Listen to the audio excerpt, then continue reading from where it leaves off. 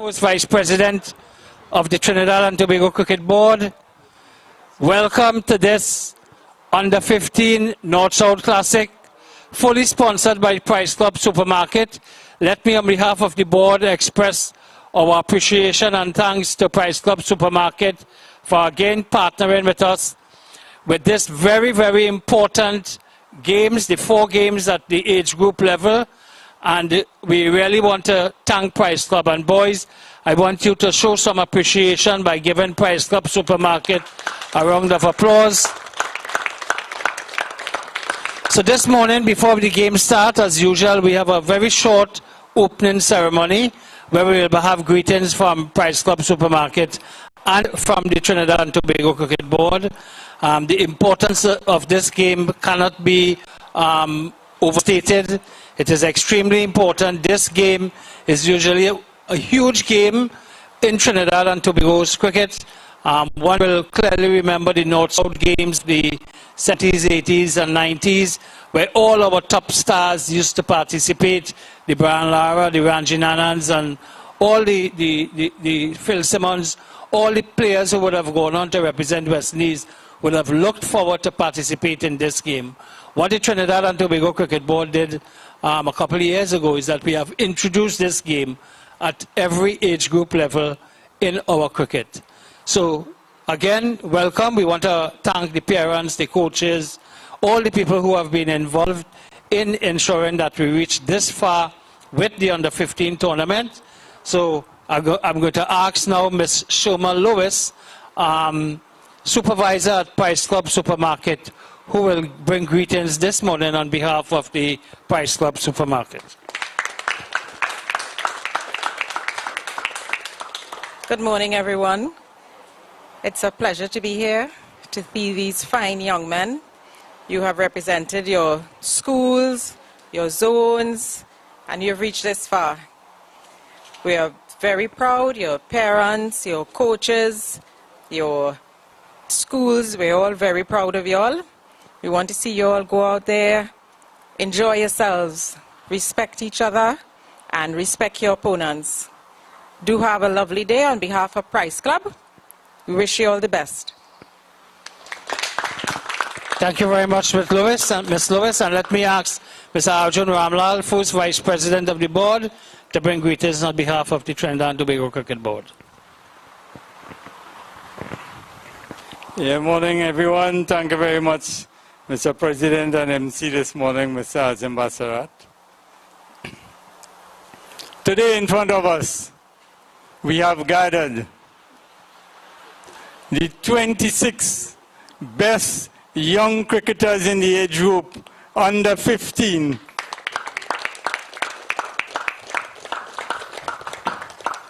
to do battle here in what we would consider to be the Queen's Park of the cricket board. That is the ground right in front of us, looking very lovely, and in the words of Calypsonian Lord Relator, lovely day for cricket.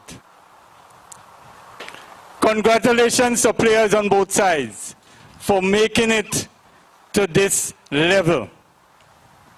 A match between Trinidadians who live north of the Caroni River and those who live south of the Caroni River.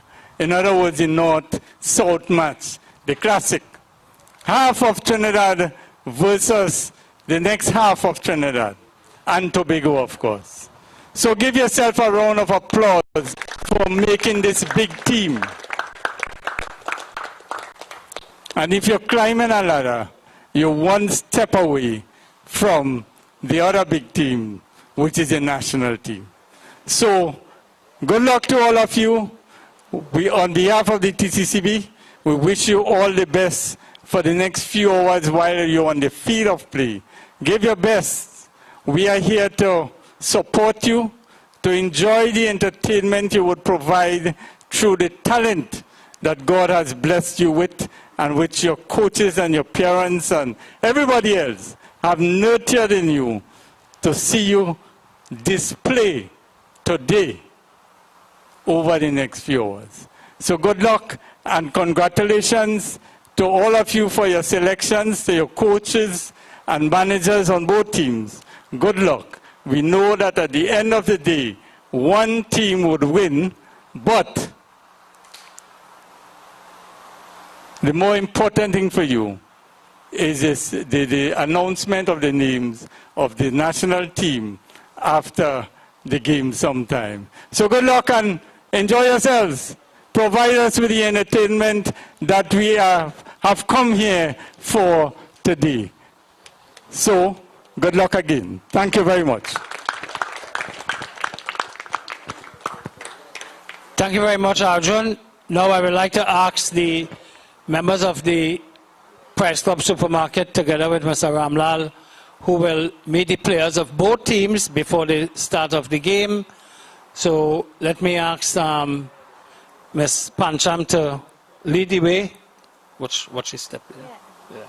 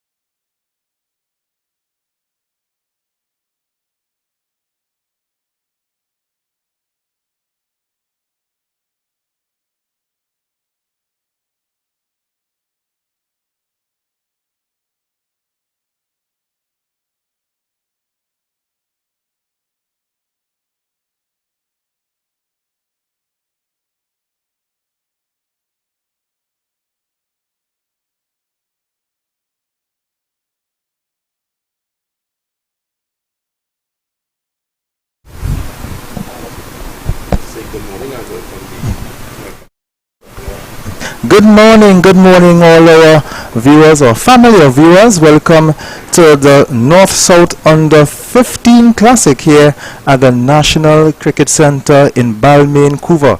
Now, we want to welcome each and every one of you, and of course, we want to welcome my fellow commentator. I am Ian Wason, and my fellow commentator. Good morning, Ian. Keshav Bahar Singh here. Definitely a pleasure to be at the National Cricket Centre again for what we look forward to seeing another North-South Classic encounter as we start here with the Under 15. So we know previously we had the North-South Senior Classic earlier this year, which was definitely well contested by both teams, and North ended up prevailing in that aspect. And we have the under-15 classic here with the under-17 and under-19 to follow. So definitely looking forward to the young cricketers exploring their talents and showcasing it out here today. Yes, of course. And as you mentioned, the senior classic that I would have played, that was used for the national selectors headed by David Furlong to pick the team, the Red Force team that are currently playing in the West Indies first class tournament. Like that, these teams as well, the under-15 team, and as you mentioned, the under-17 and under-19. Remember, they just started their interzone tournament last week. So their North-South Classic would also take place at the end of those competitions. The under-15s and the interzone competition would have ended last week. Want to congratulate Central for winning that. And so they have their under-15 North-South Classic, and also they will be looking to for places on the national team, the Red Force under-15 team, for the age group competitions that the West Indies Cricket Board, or Cricket West Indies, would host as well. Of course, and in terms of the North-South Classic over the years, we know it has certainly been one of the main fixtures used to select national teams in general, because even when they term it North-South Classic, they involve players from different aspects of the region when needed to. So, as you noted, the under-15s seem to have a good game on hand here. We note also that the under-17s and under-19 tournaments are underway. I believe South played Southeast last week in the under-19, and that was a very thrilling encounter that we also saw here at the National Cricket Centre. So, certainly looking forward to some exciting cricket today by these youngsters. As we know, many of these youngsters are involved in the Secondary Schools Cricket League as well. And I'm sure you could appreciate, Ian, the Secondary Schools Cricket League this year has been amazing.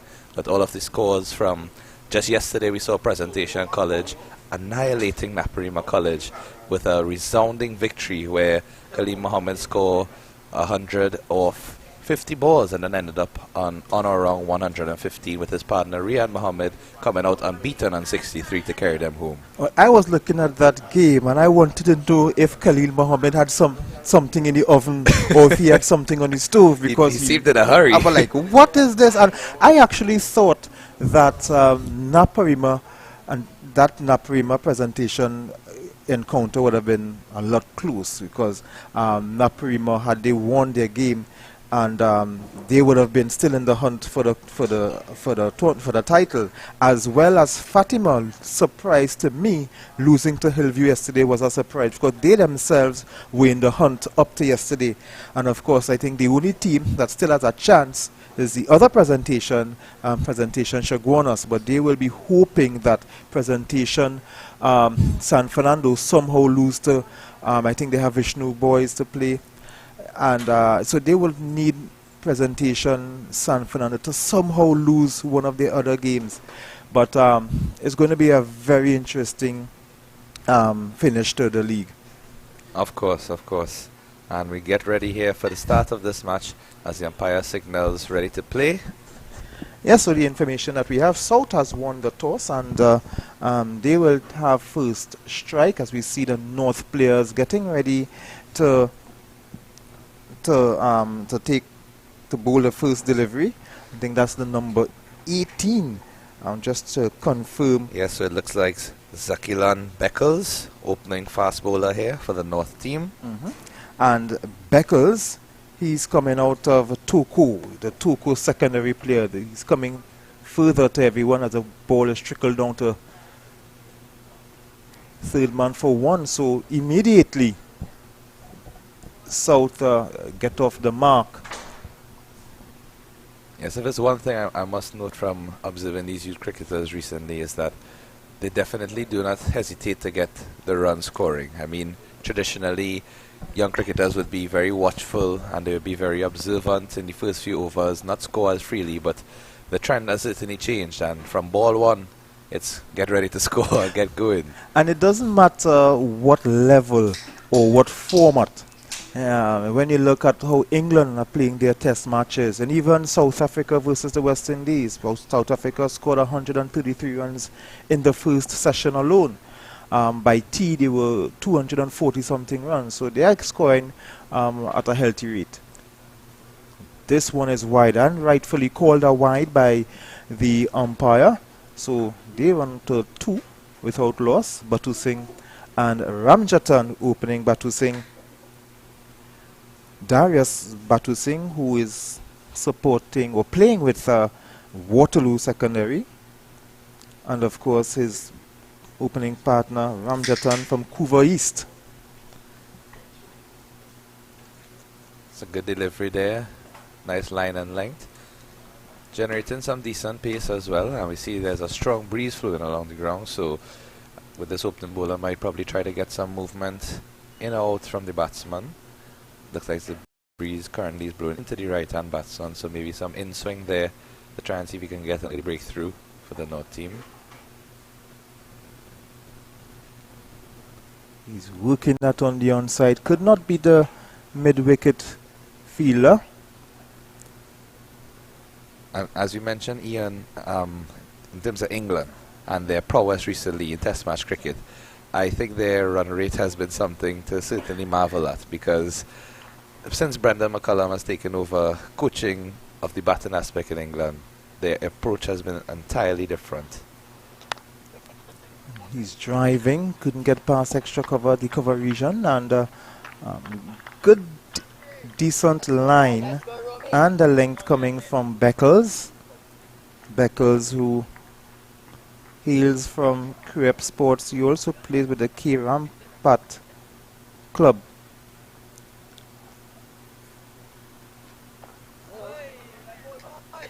This one is played on the onside to get no run. So let's go back to the England that you were talking about. And as you mentioned, McCullum, he has this approach. And this Test cricket is no longer, when it comes to, as far as they are concerned, no plain down, defensive, boring cricket. A very good ball from Beckles. He's bowling a very good over. He completes an over that to just concede 2 runs, 1 off the bat and 1 wide. Apart from that wide, he has bowled some really good deliveries. Yes, it was certainly a good first opening over. A couple of the balls just straight into the pads, but again, could be because of that strong breeze we see blowing into the right-hand batsman from that end, the Atterbolden end, as we like to refer to it. So, good opening over there, and now we have the left-handed batsman on strike to face the other opening bowler. Just wait for a second to see. It's Dominic Redhead. Dominic Redhead from St. Anthony's College. Right arm in medium. Just warming up. Just making sure his run-up is what it's supposed to be. Your run-up is so very important. If you don't have your run-up where you are comfortable and your approach to the wicket, you can run into some serious problems. You will lose your rhythm and you will not be able to bowl that line and length you need. He passes the umpire. Oh, this one is full, and the batsman just playing cautious, Batu Singh, instead of looking for maximum. Yes, he seemed to walk away as if he missed out on that delivery there. Slightly frustrated with himself, but he doesn't need to get too despondent, as it's early days in the innings, and sometimes we know those full toss deliveries can easily cause your demise as well. So yes, so good to be watchful in this, of course, early instance. If he would try this in the 24th over, then he would be pounded away. This one is better, as a better length, but the line is down the leg side and rightfully called a wide by the umpire. An aggressive offer there from Batu Singh. From that first delivery, seems like now he wants to go onto the attack. And as we saw just yesterday with Khalid Mohammed from Presentation College, nothing stops you from the first over from going high. Of right? course, Khalid was on a different level yesterday. Just playing that on the onside. Now let's go back to the full toss. A couple of weeks ago, I turned out for Glenora in the North Zone cricket, and of course my form was really bad. I haven't played cricket for a long time, and I got a full toss, and I simply played it back to the bowler. Because On the ground, I hope. on the ground, I just came to the wicket. It was my second delivery, I think. The first one I was beaten, so I was extra cautious. I saw this big juicy full toss and I just played it back to the bowler. I was glad I middled it. Of course, of course. Getting bat on ball is most important when you now go back out there to regain your composure, you know. But 2 balls after that, I was bowled for no score.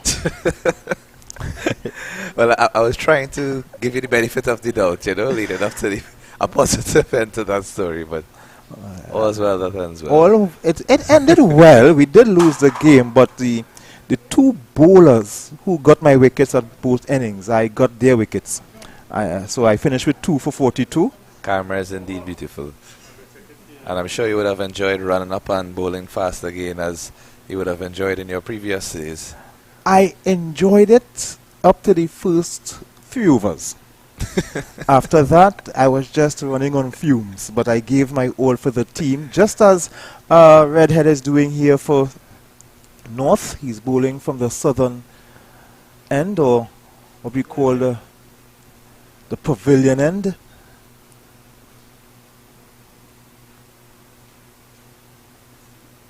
Another wide down the leg side, not picked up cleanly by the wicket keeper.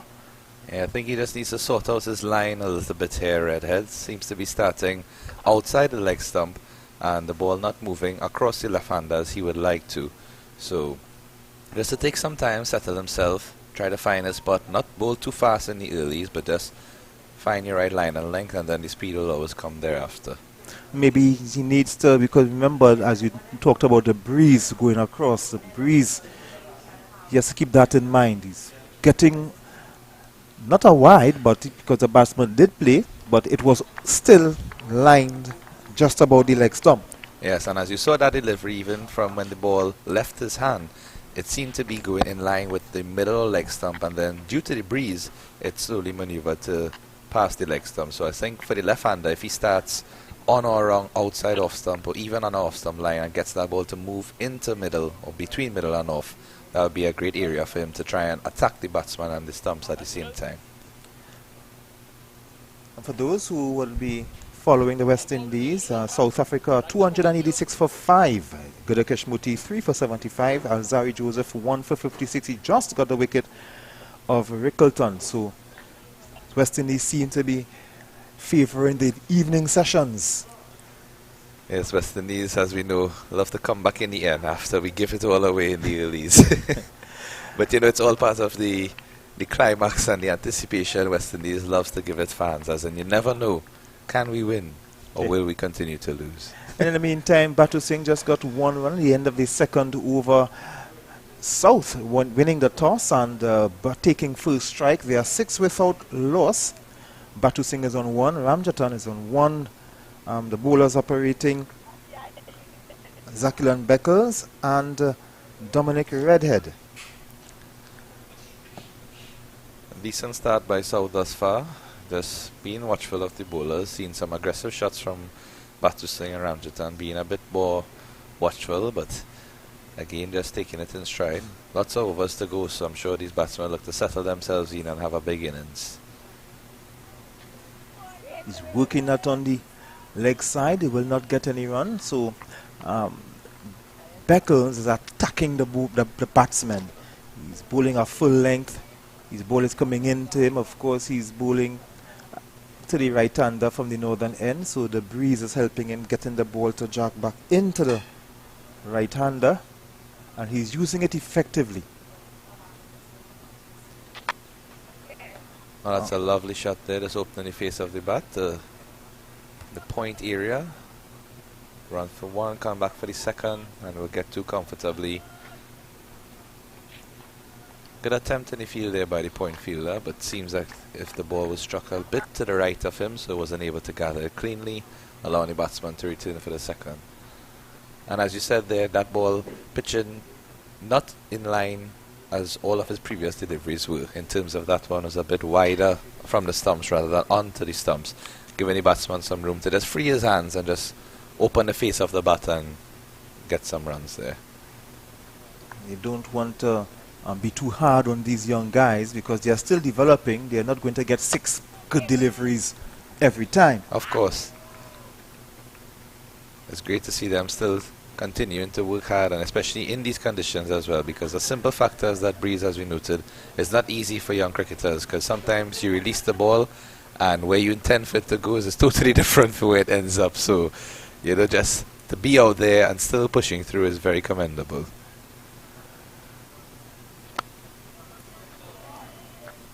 Looking to get that, couldn't get it past the protection that is out there in the cover region now.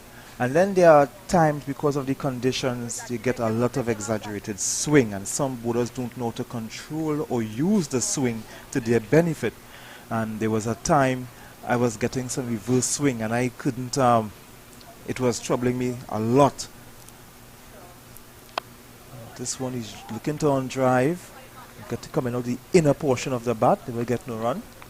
Yes, as you mentioned, swing is certainly something that is an art for a fast bowler to capitalize on, because, I mean, as we can see with Shannon Gabriel over the years for West Indies, he has always had express pace and always been one of those batsmen that could trouble you based on sheer pace alone, but we haven't seen his ability to swing the ball in or out consistently. And this is something that with experience you will be able to work on. Now, if you don't have swing, you can use other weapons in the arsenal. You can have the change of pace, change of length. You can be a bit aggressive. You can learn to bowl different deliveries if you lack that ability to swing the ball or even to move it off the seam. Yes, it's certainly one of the main tools in a fast bowler's arsenal at this point in time. Then there are some who, because of the natural way they would hold a ball or grip the ball or their wrist position, they will get a lot of swing either way. This is a decent delivery, better delivery that he line on the middle stump, batsman able to play it across, come back for 2 or 1, I should say. Yes, good single there, running between the wickets, just played to the left of the fielder, and an early call from the non-striker as you saw him running down the crease before the batsman even noticed. So that was good communication there by the opening pair. And as you mentioned, swing, we both know left-armers have this God-given ability to swing the ball, even if they intend to or not. And you know, it's something that I've always admired, watching a left-arm pacer running and just swing the ball at his will, or even without his will in some cases. One of the greatest left-arm swing bowlers I would have seen was the great Wasim Akram from Pakistan. It's a lovely shot there, opening the face. He would come back for 2.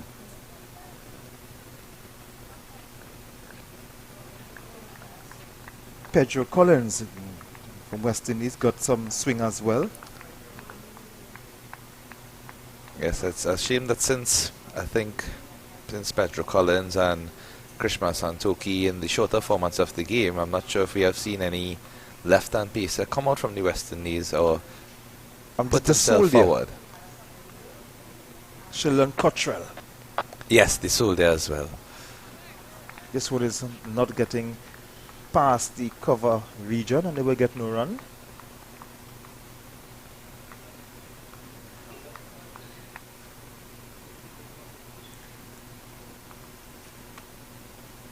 The West Indies does have a lot of left-arm spinners. Yes, certainly. And we see Gudakesh Moti finally getting his opportunity and doing well. This one is played on the onside. They will get to run. Redhead is bowling a much better second over, forcing the batsman to play come on the front foot. Yeah, I think he certainly find it easier against the right-handed batsman as well, as the left-hander got the single on around the first or second delivery, so allowing Redhead to just focus his line and length. And these are some of the things these young guys have to learn. They have to learn how to bowl to both right and left. And this one is played. This one is going to get 4 runs. Excellent shot. Just over pitched and just giving the batsman a little bit of room. Gets it down to the boundary. It's a very exquisite looking drive there from Ramjatan. Just waiting on the ball, slightly over pitch from the bowler, and freeing his hands at the last minute to get it past the fielder, running down to the boundary. Redhead should not be too discouraged by that shot. Yeah, it happens. Certainly, and when you see the batsman playing those shots, it can be an opportunity for you to pull back your length a bit, or maybe change a slower ball and get him to make a mistake. Exactly. Oh, and the umpire signals wide. And the wicketkeeper tried to distract the umpire. Something he would have learned from watching the seniors. Of course. Certainly is a good tactic. But most times the umpire prevails in the end. Of course. Very rarely we see those tricks working out in the field. Especially when the ball goes down the leg side. Love to see the umpires do that. But this was on the onside. Looking to play. Couldn't get past. Well fielded there. Looks like Juman.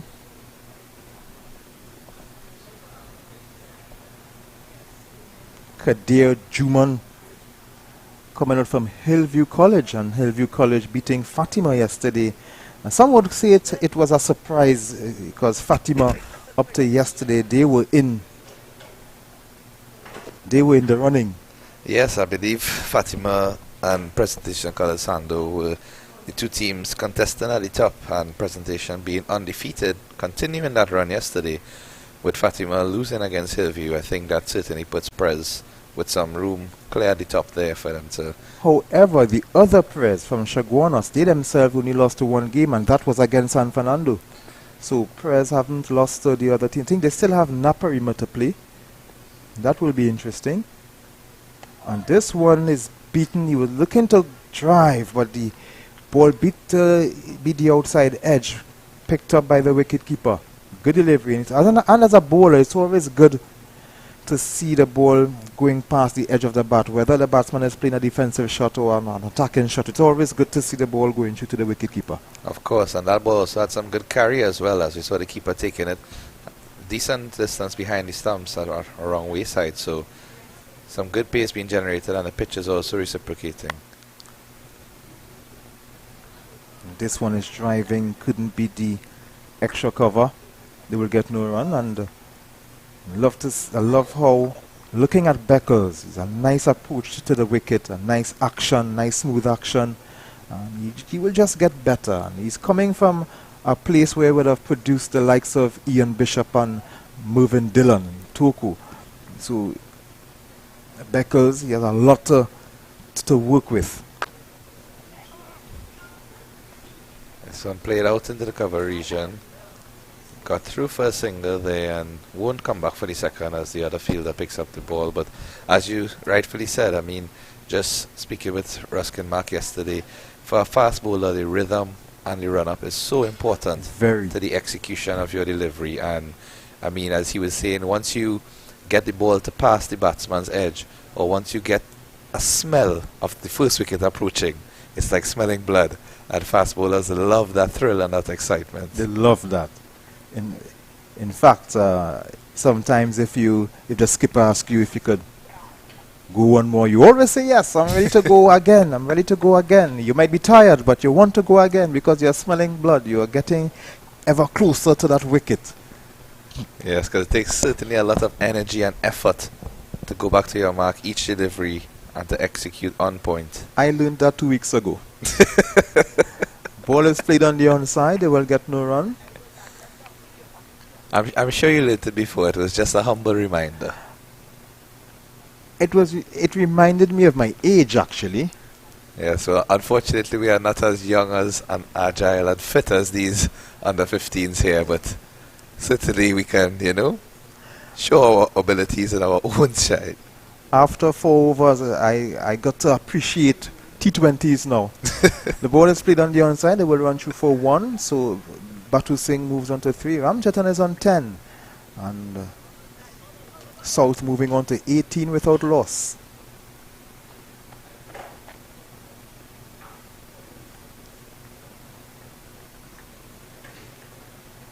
these young fielders, they are adjusting to the right-left combination quite well. It's always a bit difficult for bowlers to adjust to the right and left combination.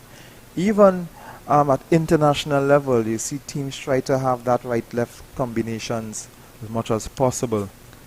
Yes, I think once you get that balance, it's certainly a great asset to have, because in the interview that Mr. Mamchan did yesterday after the game with Khalil Mohammed, he actually paid homage to his batting partner, the left-handed Riaz Mohammed, because he said the understanding between the two just made him so comfortable. As this one is stroked out into the offside here, runs along to the boundary, but the fielder will pick it up before and the batsman get through for 2. But yes, in terms of the left hand, right hand, it easily offsets the bowler in terms of having a constant line and length where you would want to target the batsman and to work on those areas, because also if your understanding is good and your running between the wickets is good, a good delivery can be turned into a single, which could still offset the rhythm of the opening bowler. Well said. And this one is driven with a bit more purpose, beats the field, it will run away to the boundary, and yes it does. So it's a good shot from Ramjatan. He moves on. The score is now 24. Overpitched by Redhead and driven all along the carpet for 4. Lovely free-flowing drive there. Again, similar to the previous over where he let his hands loose and got the drive in the point area. Now this drive going through the cover region. And again, all along the ground for 4 runs. So, nice array of shots from Ranjitan thus far. He pulls out from this one, and this is what you don't like as a bowler. When you run to the wicket and the batsman decide to pull out from that shot in the last minute, you have to walk all the way back. As a bowler, I would do it if I see the batsman is looking to come down the wicket, which I really don't like.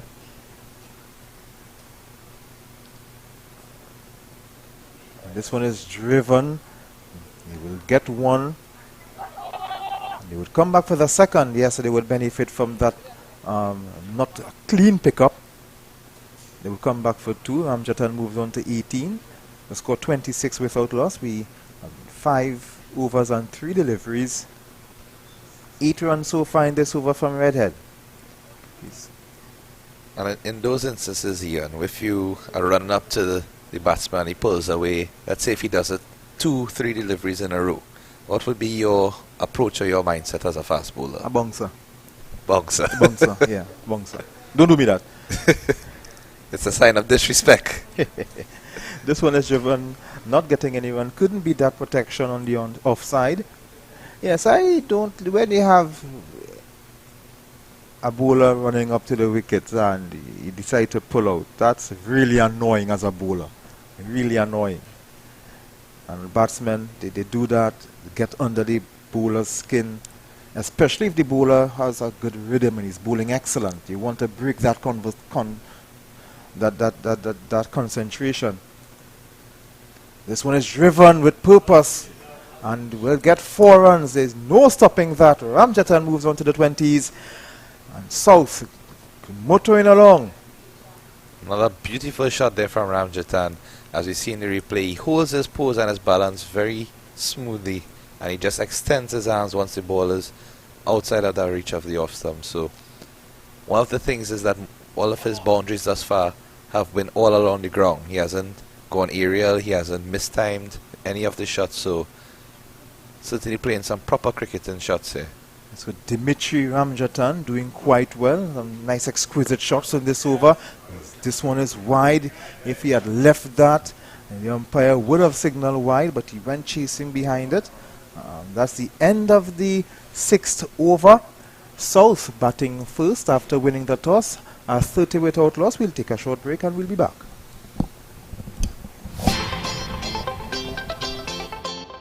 Discover patio furniture like no other at the Price Club Supermarket, Ramsaran Street, Chaguanas. Elevate your backyard, deck or patio space with top quality, modern and exclusive outdoor furniture that makes entertaining so much more relaxing. Come to the Price Club, Ramsaran Street, Chaguanas today to get the outdoor oasis you deserve.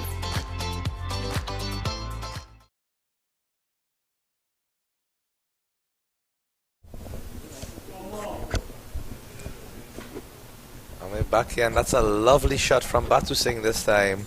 Looking to also get some figures in the boundary column here, as this one outside the off stump for the left-hander. Just opening his arms and cutting that ball to the boundary there. So good start for South here, increasing the run rate rapidly over the last couple overs, and they are now 34 without loss after 6.1 overs. Yeah, that was a good shot. And when looking at the field, this slip, third man, cover, extra cover, mid-off. The ball is played behind square on the onside. There's a fine leg, mid-wicket, mid-on. I think with the breeze blowing across, and you come into the left-hander, I would take someone from out from the onside, try to fill that gap because of the angle and the breeze to the left-hander. Not for the right-hander, but for the left-hander. Agreed, and even the fine leg, I would think more so a third man might be appropriate, as in you would intend to not stray on the batsman pads, but even if you do start your line on the pads, the ball with the breeze would still carry across to the stumps and will either end up on middle or off. So you would take out the fine leg? I would put the fine leg more to third man if Right. it is he's looking to focus his line and length outside the off stump. A good delivery, a couple of appeals. Hard and flashing at that one, picked up by the wicketkeeper, and that's a good confidence booster by the bowler.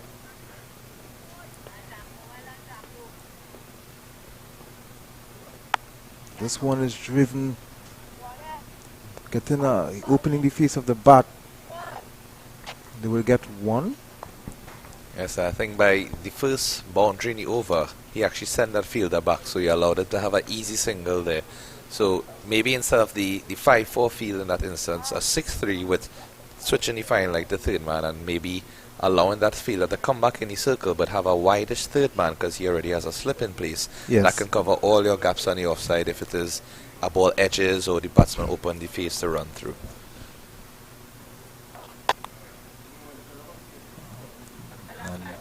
That's the end of a good over, a balanced over. Just 5 runs coming from that over after 7 overs. South winning the toss and batting first. They are 35 without loss. Beckers completing his 3rd over, just 6 runs coming out of his 3 overs. South looking to avenge North and North would have won, led by Darren Bravo in the seniors version to this game. Yes, I recall that North South Classic where North dominated the game, in fact, and I mean it was not the best showing by the South team, and as we saw based on the selections from the national team, North also took most of the picks based on their performances. This one another confidence booster by the bowler. Always good to, as a bowler, you want to see your ball, the delivery is going through to the wicketkeeper. Yes, he's getting some good carry here. I think they maybe just need to try a little bit of variation. I mean, obviously, you want to get your consistency as well, but batsmen don't seem to be too troubled thus far. Dominic Redhead from St. Anthony's College. This one is on the, he signalled no ball. Cardinal sin in this age of cricket. I'm wondering if it wasn't a no ball, it would have been a wide. Definitely would have. I think he's just in his run-up. I mean, you as a fast bowler could probably, speak better to it. But it seems like when he's approaching the wicket, there's a bit of left and right in terms of he has a little shuffle right there. Yes, I'm seeing it. It's not as smooth as you would Yes. want it to be. And I'm not sure, I mean, we all know each fast bowler as well as each batsman have their own quirks and their own means of getting the ball to the other end. But sometimes, those simple things, if a coach identifies it or can assist the young bowlers with it, can lead to a lot of improvement and probably even generating more pace and accuracy, Yes. as he wouldn't have that slight deviation right before he reaches the wicket. His approach is decent up until that point. This one is driven on the onside. They will go for one. They will not think about a second as the ball has been retrieved and back to the wicketkeeper. Just one more run to Batu Singh. Ramjatan is on 22.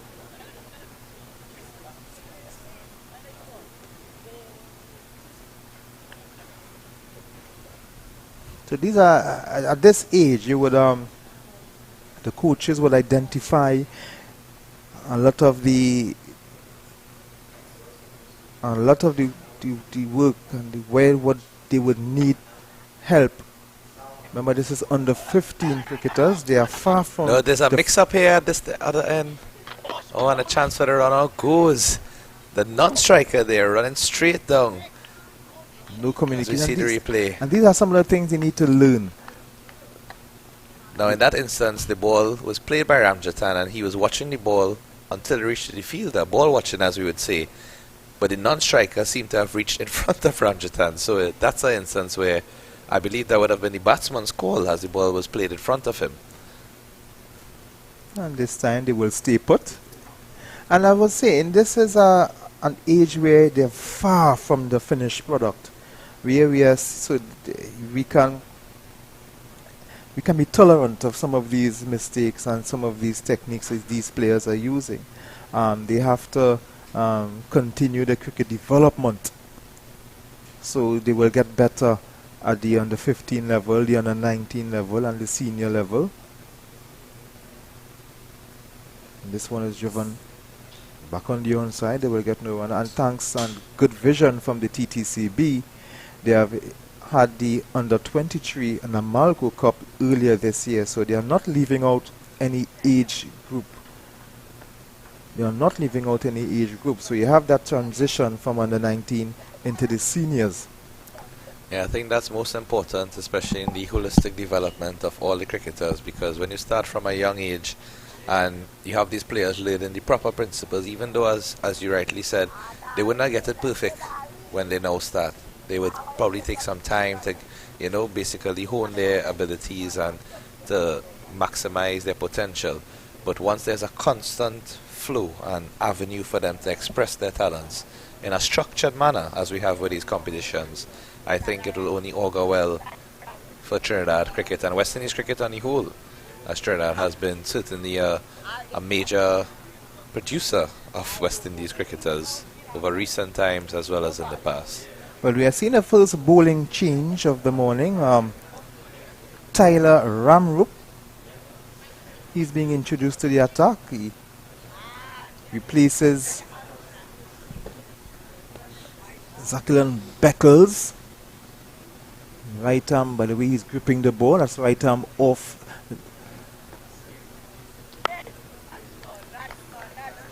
Right arm medium, looking to attack the left hander. It's coming around the wicket to Batu Singh. Ramrup coming out from Hillview College, who would have surprised Fatima just yesterday. In Fatima, this one is being driven not cleanly and picked up on the onside. They will get no run. What I've seen from the two deliveries thus far is that he's certainly getting the breeze to assist him there as he's coming around the wicket. So his natural angle would be into the left-hander, but at the last minute, the ball is just slightly deviating, as you see there again. So he's using the angles and the breeze very well. Can lead to an interesting matchup here, certainly. And of course, if I were Alejandro Casiram in full slip, I'll be getting ready for an edge coming my way. Yes, it's a waiting game in slips most of the time, but even more so in youth cricket, because I remember my days from under 13, 15, 17, 19. I think maybe one or two catches would have come to me in slip over 7 to 8 years of cricket. Oh, and that one's kind up in the air, caught a short cover there. Just as we noted, we saw him play an area shot a couple deliveries ago with that ball moving away at the last minute when it pitches, and Batu Singh playing a very similar shot, but this time straight into the hands of the fielder at that short position. So Batu Singh, Darius Batu Singh going for 9 of 23 deliveries. Let's look at the replay. This good captaincy, change of bowler, sorry. Caught in the extra cover region. Batu Singh goes for 9, and in comes Brendan Budu. So he hails from San Fernando Presentation College. So he's of the unbeaten teams in the Premiership. Yes, I believe Budu was on show yesterday as well, if I'm not mistaken, unless it was one of his relatives, but I certainly believe that there was a Budu in the Presentation senior team yesterday. So in terms of that wicket there, I think it was an excellent execution by the captain and the bowler in terms of that change, because he noticed this bowler, as we have seen from his 4 deliveries thus far, everything has been on the stumps and everything has been certainly targeted at exploiting the left-hander's weakness there in terms of his ability to play the ball a bit aerial. So it was great to see that execution there and that breakthrough for North. And that was an excellent bowling change from the captain. Bringing on Ramrup, man with a golden arm from Hillview College. He also hails from Curep Cricket Club.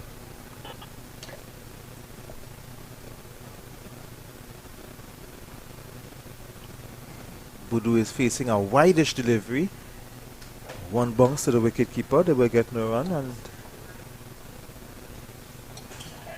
that's the end of that over.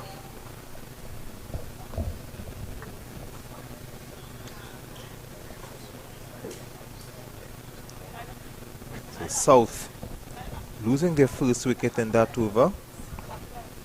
Darius Batu Singh going for 9. Brendan Budu from St. Julian Cricket Club. I think it's a really great thing to see all of these young cricketers affiliated with clubs as well, because as we know at this age it's mainly school and zone that you play with, but to also see them playing with clubs is certainly a positive sign. Yes, it's very good for, and it's for both. The clubs have their young players coming through the ranks, the development. They have, now we are seeing another bowling change. It's a double change. It's Ronaldo Fernillier, who is also coming out from the Curep Cricket Club. A lot of players in this team from the Curep Cricket Club. He is from Tunapuna Secondary. This one is over pitch. This one actually a low full toss. They will get 1, and they will just settle for that one, as I believe the Curep Cricket Club, they have their base in Curep itself with a lovely little ground. I can't remember the name of the street itself. Knowles Street. Yes, Knowles Street, yes. And there's a nice area there where the community comes out to support the cricketers, and pretty good too for cricket as well. So I think that's where Hillview play their home games as well. okay, that's good to know, because I know previously Hillview used to use Honeymoon Park. A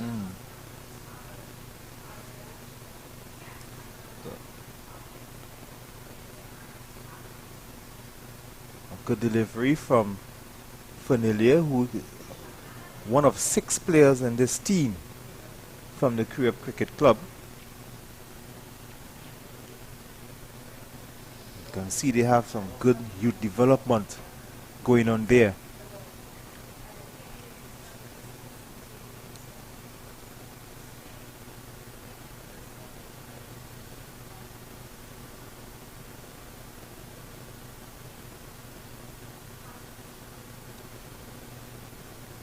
This one, Ooh, that's a pacey delivery by Fernillier, beating everyone. Batsman, keeper, slip, even a fielder down at fine leg. So that delivery was certainly an excellent Yorker, but it seemed to have been too fast and too furious for anyone to handle. Signal buys by the umpire. Very good delivery, well lined.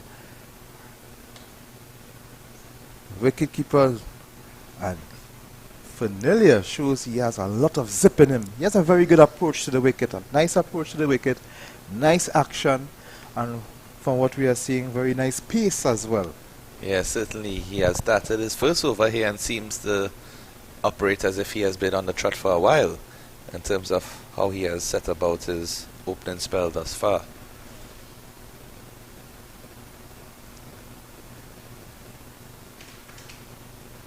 I know the last name Fonillier is familiar around cricket in terms of Kwesi Fonillier as well as a couple others who play in the North region as well, so may very well be relatives of this young Fonillier.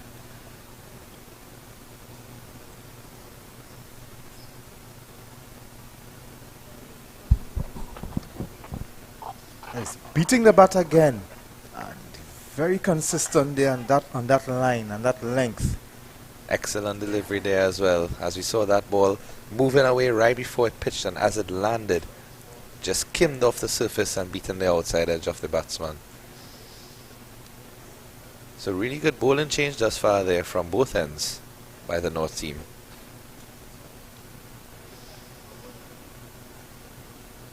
This one is driven back on the onside. They will get no run, and good attacking lengths from Fonillier. And this is something people have to understand as well. He's attacking. He's bowling a very good length, a very good line. But bowling that kind of length will open for runs. So you will be opened up for runs because the attacking length, very good length for a batsman to just come on the front foot and push and drive. And what people have to understand too, attacking bowlers will go for runs. Attacking bowlers tend to be a bit more expensive. They will take the wickets, but they will be a bit more expensive than a defensive bowler. And this is why teams need to know the bowlers and their roles. Who are the attacking bowlers? Who are the defensive bowlers? The attacking bowlers will be excused if you would go for a bit more runs than a defensive bowler. When would you bring on the attacking bowler? When you get those things sorted out, a good captain has those things sorted out, then he will be able to use his bowlers effectively. Yes, definitely agreed, as we see the umpire signaling the start of the other power play here as 10 overs have gone. South 41 for 1 after 10. Current run rate of 4.1 per over as Ramrup continues. Wicket maiden in his first over. This one a bit short outside the off stump, and Ramjitan plays it comfortably down to the boundary area for a single. But as you stated there, Ian, I believe that is an excellent point in terms of knowing when to use your bowlers and also bowling in partnerships, because rightfully you wouldn't want to have two attacking bowlers at the same time to concede too many runs. So many times you see one bowler containing an end and frustrating the batsman while the other bowler comes and might concede runs but pick up wickets at the same time. Very much so, but this is not to say that all attacking bowlers are expensive bowlers, because then you have the special bowlers like Curtly Ambrose and Glenn McGrath and these kind of bowlers who wicket takers, but at the same time they did not go for a lot of runs. So those are the special bowlers that you have. Agreed. Well, those are legends in their own right, as we know, because the main bowler that comes to mind for me there is Dwayne Bravo, who concedes some of the most runs in games but always gets wickets and always ends up at the top of the charts in most of the tournaments that he plays in, if not all.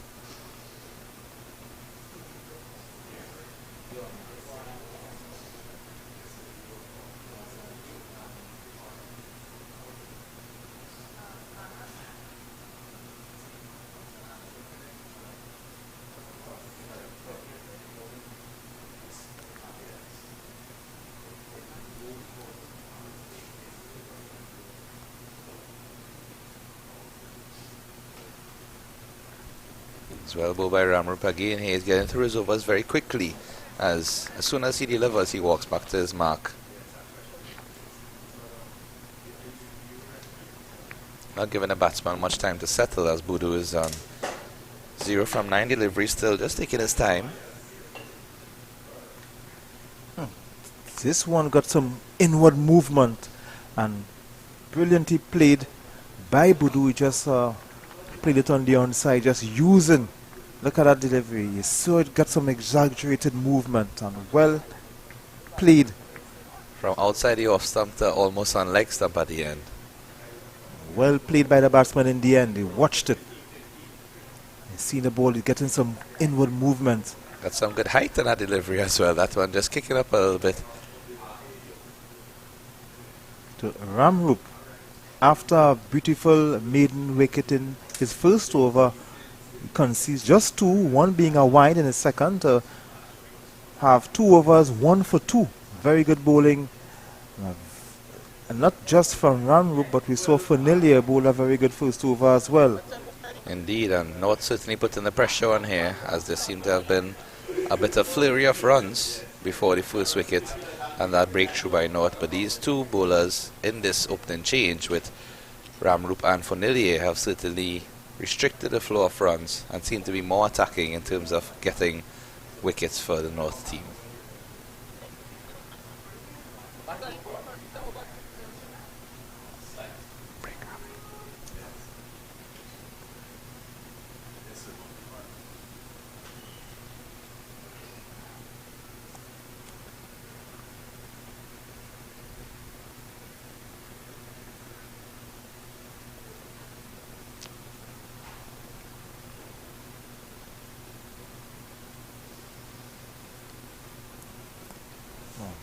Fernillier continues that attacking line and length.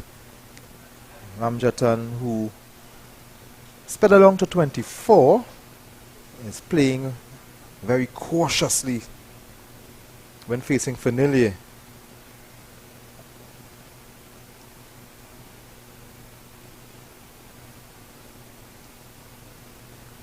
This one is played back down to the bowler. They will get no run. So Fernillier, some good pace, and definitely Fernillier is someone who you can see if he continues to get that development. And he continues to get that development with Tunapuna secondary and Curap. He can develop into a decent fast bowler. Saw something nice from Ramrup as well. This is the cream of the crop, and this age he decides not to deliver. He couldn't, perhaps he wasn't happy, so he did not deliver. So Budu, who is a skipper,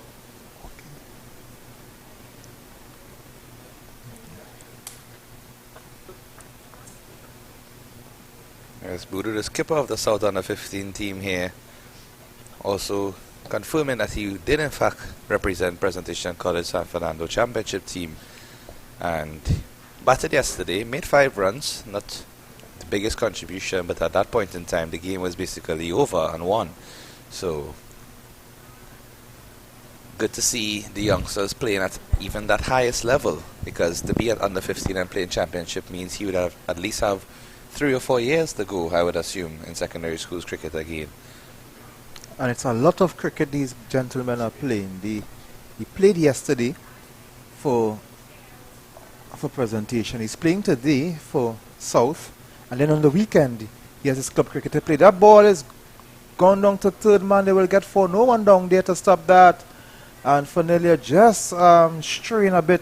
And no ball signal by the umpire as well, as that ball pitched certainly above waist height, almost head height for the batsman. Excellent shot as well by the batsman, knowing fully well where the gap was and not risking the full toss, as we know. So he took the safe route and just opened the face and ran that ball along to the boundary. And now with this free hit, he can exercise any range of shots here to try and maximize. Yes, that was an excellent shot from Ramjatan. A beamer bowled by Fernillier, a ball over the height of the waist.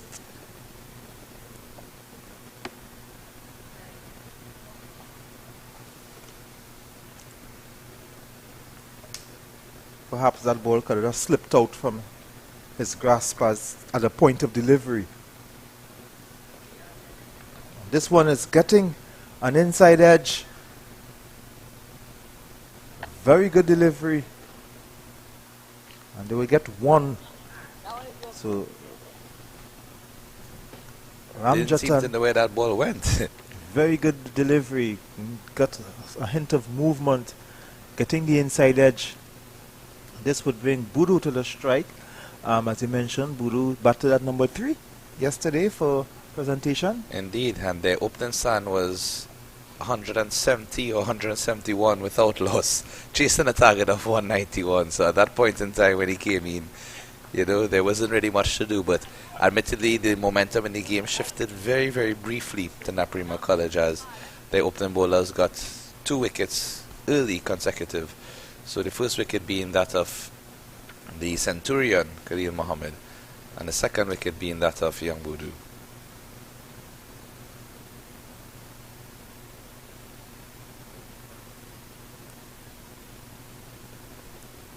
And they will get no run. That's the end of the over. That's the end of the 12th over. South winning the toss.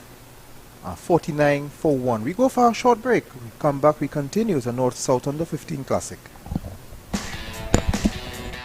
Get the largest selection of detailing products, car care maintenance, accessories, and so much more at low warehouse prices at the Price Club Supermarket, Ramsaran Street, Shogunas. Transmission and gear oils, fuel treatments, spark plugs, and everything you need to keep your vehicle in a flawless condition. The best car wax, compounds, polishes, car wash chemicals, and more. Check the Price Club Supermarket at Ramsaran Street, Shogunas today. Discover patio furniture like no other at the Price Club Supermarket, Ramsaran Street, Shogunas. Elevate your backyard, deck, or patio space with top quality, modern, and exclusive outdoor furniture that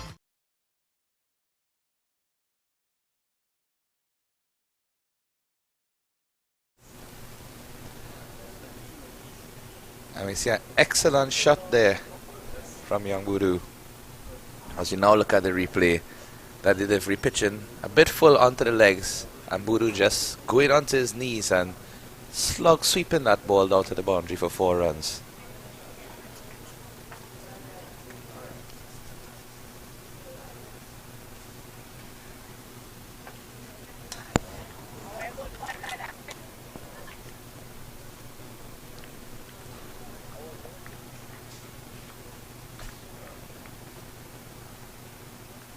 So going nicely here, 49 for 1.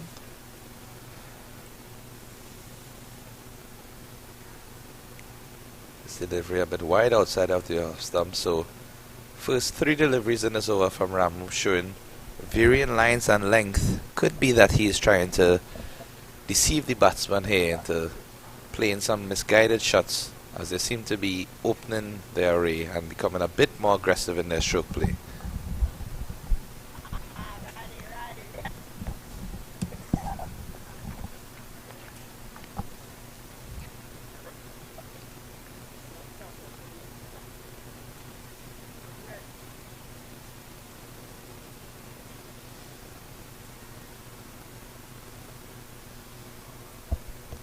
This one pitching full onto the legs and tickle down to fine leg. Will it run all the way to the boundary? Oh, it does. Valiant attempt by the fielder there, I must say. Great effort trying to dive and pull that ball back before the boundary, but the outfield is very quick here.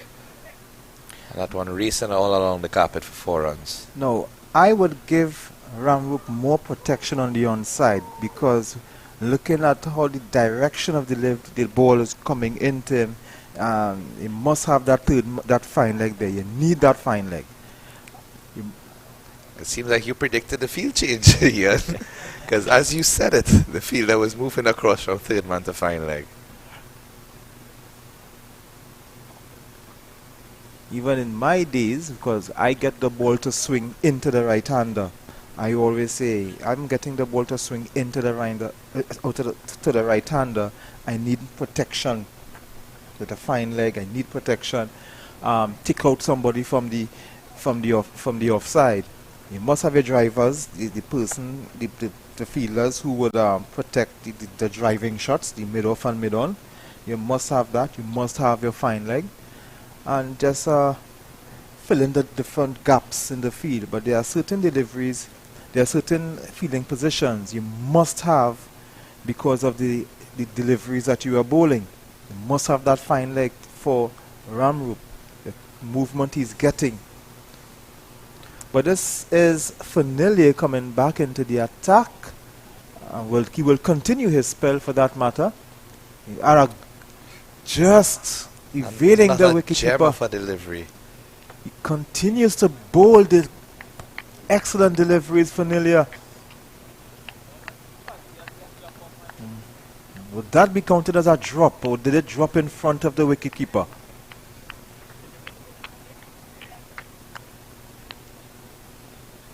It looked like Looks like a thick edge. it looked like he just got his gloves onto it, but it was very wide, and they couldn't blame the first slip. It was dropping ahead of the first slip, but it was Yes. very wide for the wicketkeeper to reach across. This one is a wide delivery, short and wide, played by the batsman, played by Bodo, but they will get no run. I think that was one of those catches that either stick or they don't, because they were played in between, as you said, just short of the first slip, but also a bit to the right of the wicketkeeper. So perhaps maybe diving one-handedly at that point in time, is either hoping that it would have stuck in the gloves. Let's look at it one more time. It definitely would have died before the first slip. It was in front of first slip. A nasty delivery from Funilia. Now this, as a fast bowler, this is the kind of deliveries I love to see. So he's showing a look at that delivery again. Some real aggression there from Funilia. What a bouncer. I'm beginning to like this guy already. I can sense the change in energy from you with that one delivery there, Ian. But I'm also concerned for the batsman, just to make sure that he's alright, because very rarely at this level would you see bouncers of that quality. I mean, you would see some wayward ones, yes, but that was very fast, very accurate, onto the body. Batsman couldn't even get out of the way easily. But in the end, it was well played too by Bodo. Certainly well handled. Another pacey delivery here. Full length going through to the keeper. Really putting in some effort here for Nilia. And that was a very good follow-up delivery as well. You have the batsman on the back foot because of that delivery. Now the other ball pitched on. Now if had that been on line, it was just outside the off stump. That's a very good follow-up delivery after a bouncer.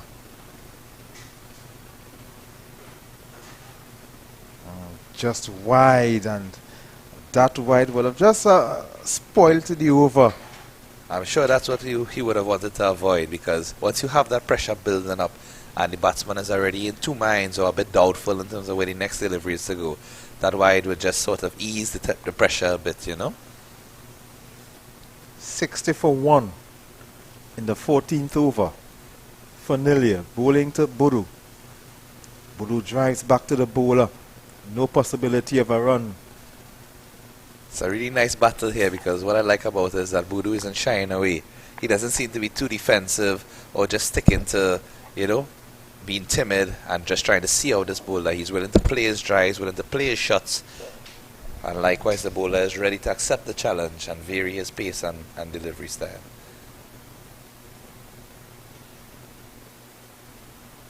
Just wide off Funilia, but it would not be the mid-off.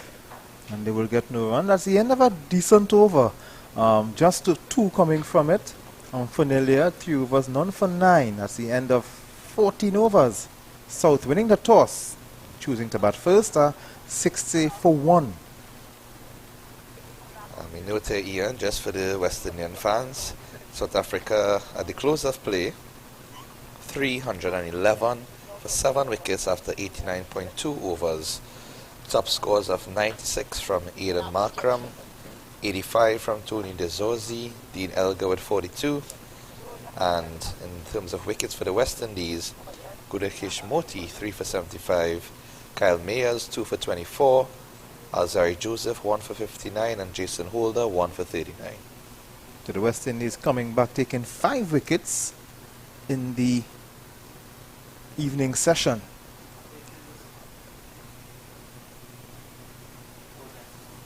Ramrup getting that ball, goes down to the leg side, picked up by the wicketkeeper. Wide signal now. Ramrup has to watch that because he's getting that exaggerated movement going in. He has to be careful for the deliveries that are going on leg side. Now, with a bowler like Ramroop getting that exaggerated movement, if he comes around the wicket, that will be a decent line too, because he will be getting the ball to come and straighten and stay on the stumps and he will have questions. He will be asking the batsmen questions of leg before wicket. He can get that angle a left arm swing bowler would get. And that would be very uncomfortable for the right-handed batsman as well, because as we saw when he got the wicket of the left-hander in his first over, that simple movement away, because the natural angle was coming in at the last moment, the ball simply angled away, which led to the ball going aerial as the batsman had to open the face of the bat. And imagine a right-hander, he would obviously have to open his stance, but that in itself might constrict your movement, so restrict where you are able to score freely on that side of the field. And I could talk from experience too, because after this delivery, I'll tell you, this one is wide. Good stop in the field there, one-handed diving by the short cover. There was one particular game, we were playing North Coast in the Savannah. I was having a lot of difficulty because I was getting exaggerated swing going down the leg side, and I decided to come around the wicket. As this ball is played on the offside, they will get no run. Good protection from that ring of fielders there in the cover region. And when I went around the wicket, I used that swing to good effect, and I finished with 7 for 26. Up to now, it's still my best. Still my career best, 7 for 26. Figures. Now he's having this problem. Now he's trying to overcompensate, and he's bowling very wide. So what Ramroop needs to do, go back to the drawing board and just to line it up. He's trying to overcompensate for the movement that he's getting. He's still getting the movement, but it's well played by the batsman. That's an excellent boundary there. And Burrow will go on. He will move on to 12 as South rushes on to 67 for 1. Look at the delivery again. Wide. He got a little bit of movement, but Burrow was able to watch it and play perfectly for 4 runs. Yeah, I think Ramroop just needs to be a bit calmer. As we noted previously, he's rushing to his deliveries and not allowing the batsman to settle, but it seems now he's not allowing himself to settle. I just need to take his time with each delivery here and focus on that same line of length he just produced in that delivery, in terms of getting the batsman to play forward and at the same time not giving him too much length or too much width on offer. And that's the end of the 15th over, 67 for 1. South winning the toss and batting first. Ramjatan is on 32 and Budu is on 12. Ramroop, that over just putting a dent into his figures. He's now moved on to 4 overs, 1 for 18. And continuing in the attack from the southern end, Ronaldo Fanilia from QF Sports, QF Cricket Club. And Tunapuna Secondary.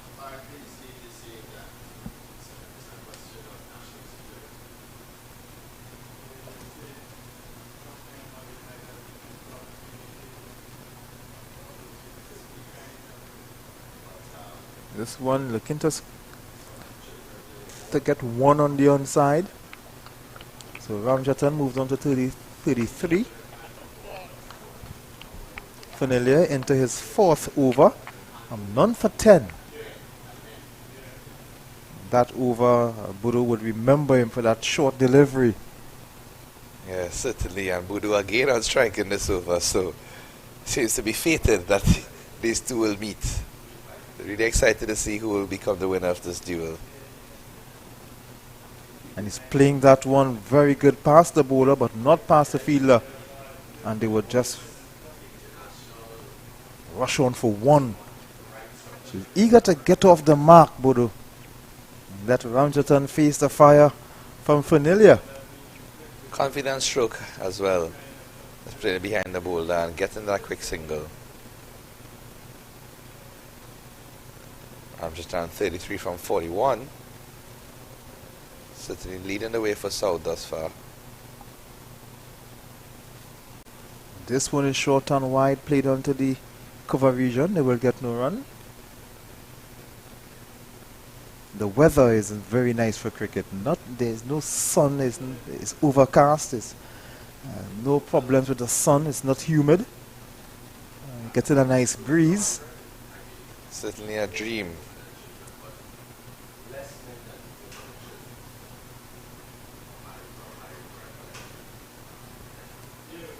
An appeal, a question asked by the wicket keeper and the bowler to the umpire, and they will get no run. Another good delivery from Fanile, who's bowling a consistent length, that full length.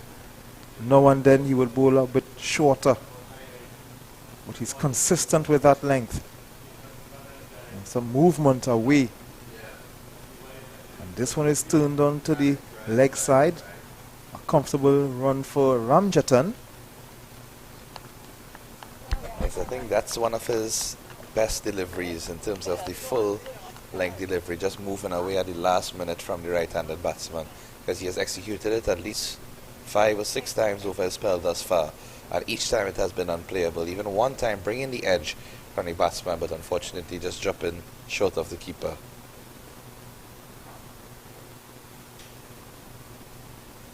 And this one is driven, beats the fielder, and it will go down to the boundary. Will go into the boundary for 4. Yes, it does. So Bodo getting 4 off for Familiar, which would be very good for his confidence. Indeed, a bit over pitch there by Familiar, but not the Yorker line that he was looking for. And Bodo with a very nice check drive through the offside, beating the field, getting that 4.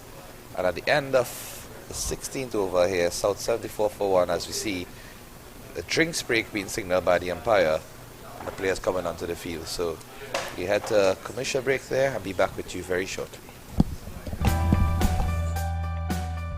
Make your house the perfect home. Kitchen and dining, bathroom supplies, cleaning supplies, laundry, storage and organization, and the list goes on. Visit the Price Club Supermarket, Ramsaran Street, Chaguanas for top quality and unique products for every room. Shop at Price Club Supermarket, Ramsaran Street, Chaguanas for all your household needs.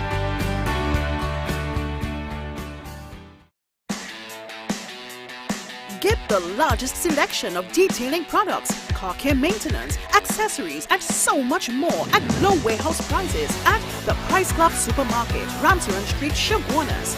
Transmission and gear oils, fuel treatments, spark plugs, and everything you need to keep your vehicle in a flawless condition.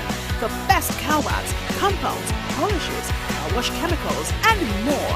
Check the Price Club Supermarket at Ramsaran Street, Chaguanas today. Discover patio furniture like no other at the Price Club Supermarket, Ramsaran Street, Chaguanas. Elevate your backyard, deck or patio space with top quality, modern and exclusive outdoor furniture that makes entertaining so much more relaxing. Come to the Price Club, Ramsaran Street, Chaguanas today to get the outdoor oasis you deserve.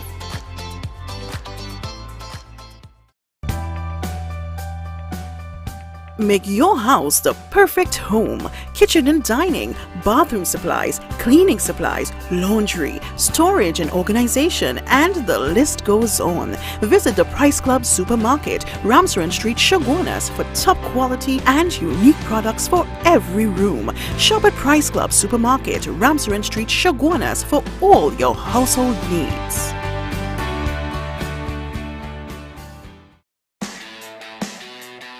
Get the largest selection of detailing products, car care maintenance, accessories, and so much more at low warehouse prices at the Price Club Supermarket, Ramsaran Street, Chaguanas.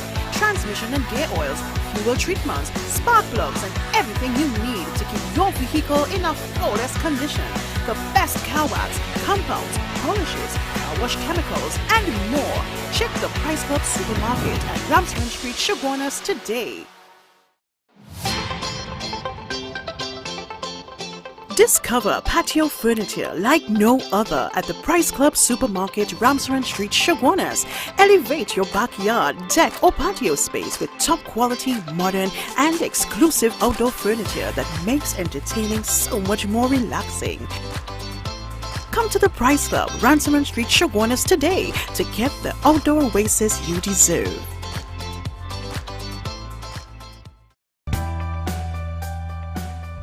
Make your house the perfect home. Kitchen and dining, bathroom supplies, cleaning supplies, laundry, storage and organization, and the list goes on. Visit the Price Club Supermarket, Ramsaran Street, Chaguanas for top quality and unique products for every room. Shop at Price Club Supermarket, Ramsaran Street, Chaguanas for all your household needs.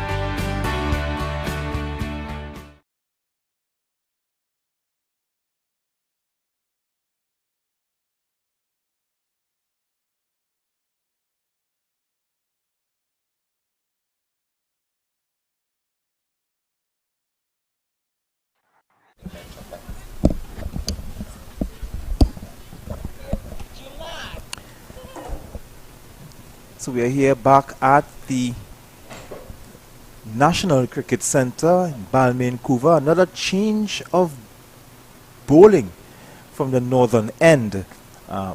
Juman is replacing, Kadir Juman is replacing Tyler Ramrup, the only wicket taker so far. This is ball that coming into Ramjatan. So Kadir Juman coming out, another Hillview student replacing another Hillview replacing Hillview. Left arm finger spin. This is back down to the bowler. Yeah, it's good to see first introduction of spin here after the 16th over. Generally around the time you would see spin in this 50 over format after the water break, or even sometimes right before. Giving the ball a lot of air. Again, this is something that you would tolerate at these younger levels. I actually think it's good to see that, because many of the younger cricketers sometimes tend to just dart the ball in and don't give it much flight or allow the ball to actually spin and turn. So once you master the ability to flight the ball, anything else can come thereafter. I recall one of my first coaches in spin, Boya Sahadio, from right across the highway here in Presal, legendary coach in Presal over the years, and he would have worked with spinners such as Yannick Otley, Brian Charles, many of those who came out from Presal and playing in the national setup right now. And he always maintained that flighting the ball is your biggest weapon as a spinner. Similarly, as with fast bowlers, your natural pace is one of your main assets. The spinner has to be able to master slowing down the ball and deceiving the batsman in that flight. Really is a skillful technique to get. In the meantime, Ramjatan moved on to 36 after that delivery, trying to get past the point, but he couldn't get past him that time. And that's the end of the first over for Juman. Kadir Juman, 1 over, just for 2 runs. And let's see if it will be another double change, or if Fanele will continue. I know Ramrup struggled in his last over.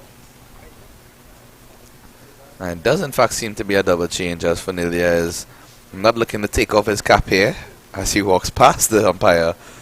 And will it be another spinner? It's a Captain Yassadeen coming out from St. Mary's College. And he also plays his cricket with EYM in the North Zone. Well, they used to be from the North Zone, from El Socorro. One of the teams I would love to play against when they were playing in North Zone before they got promoted. Love to go and play, I think, in Bongji Road. Yeah, it certainly is a very, very picturesque ground. Yeah. A lovely setting. And the bad thing about it is getting hit for 6 across to the school. You have to go by the security, ask to get entrance and look for that ball. Never a good experience.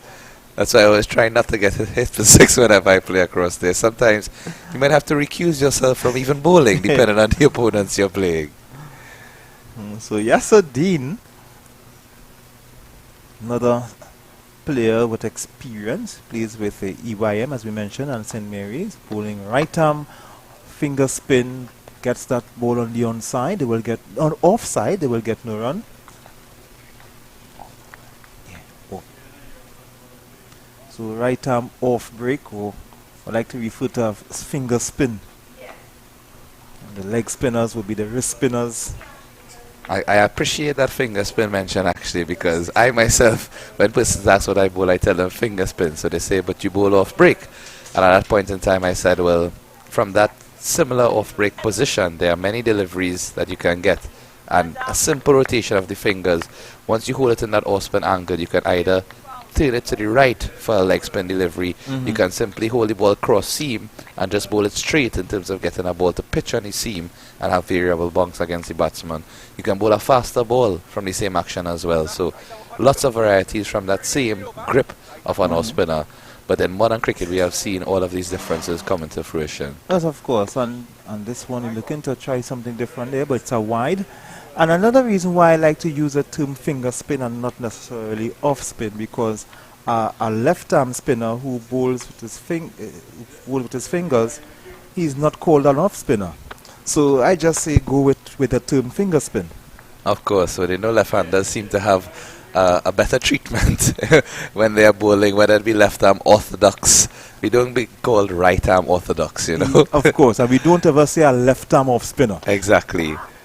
Or a right arm Chinaman googly, No, or left arm leg spinner. So, I mean, simple intricacies in the cricketing language, but I believe finger spin is a very appropriate term for modern cricket as well. Yes, that cricket has evolved over the years.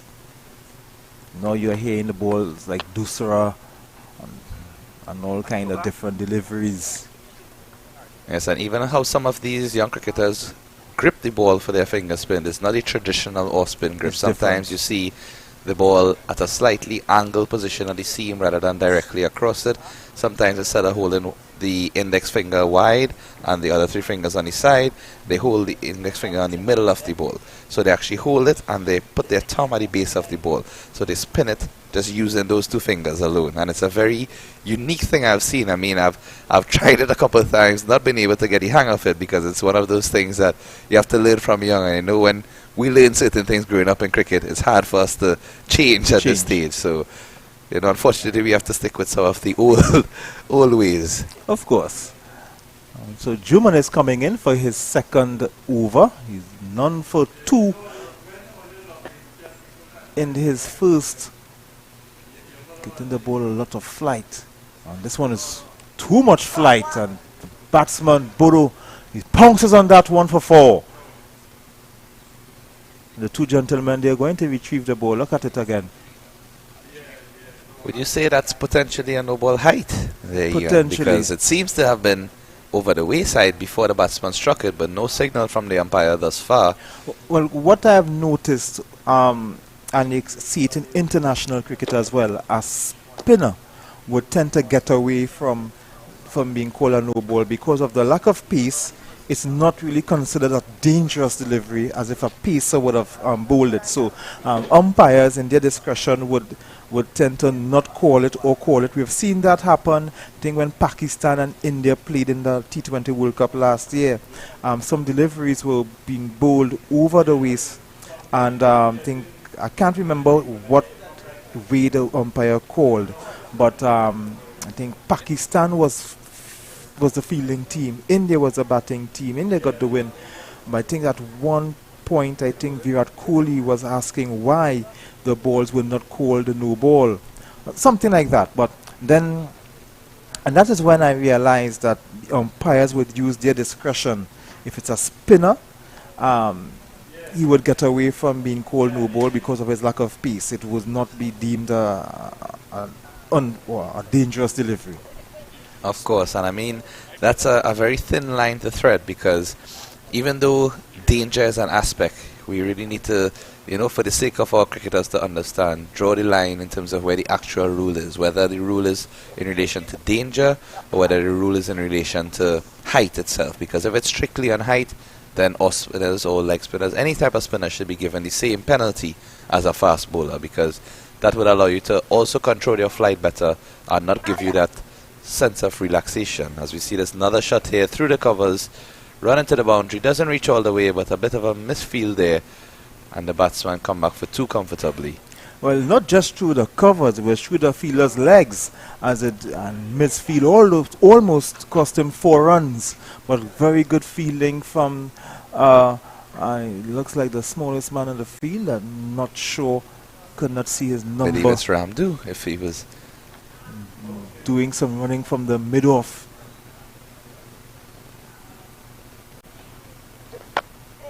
This one is played behind square.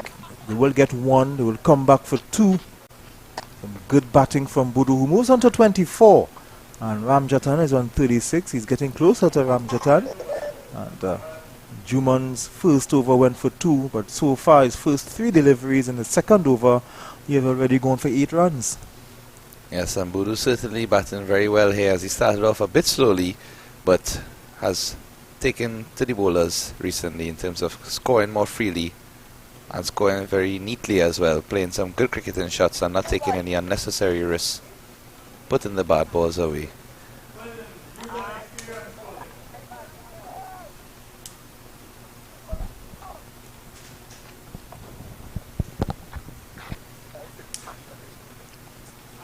So Ramjatan will be on strike. Juman would want to pitch the balls. He will not be able to turn the ball in any direction if they are not pitched.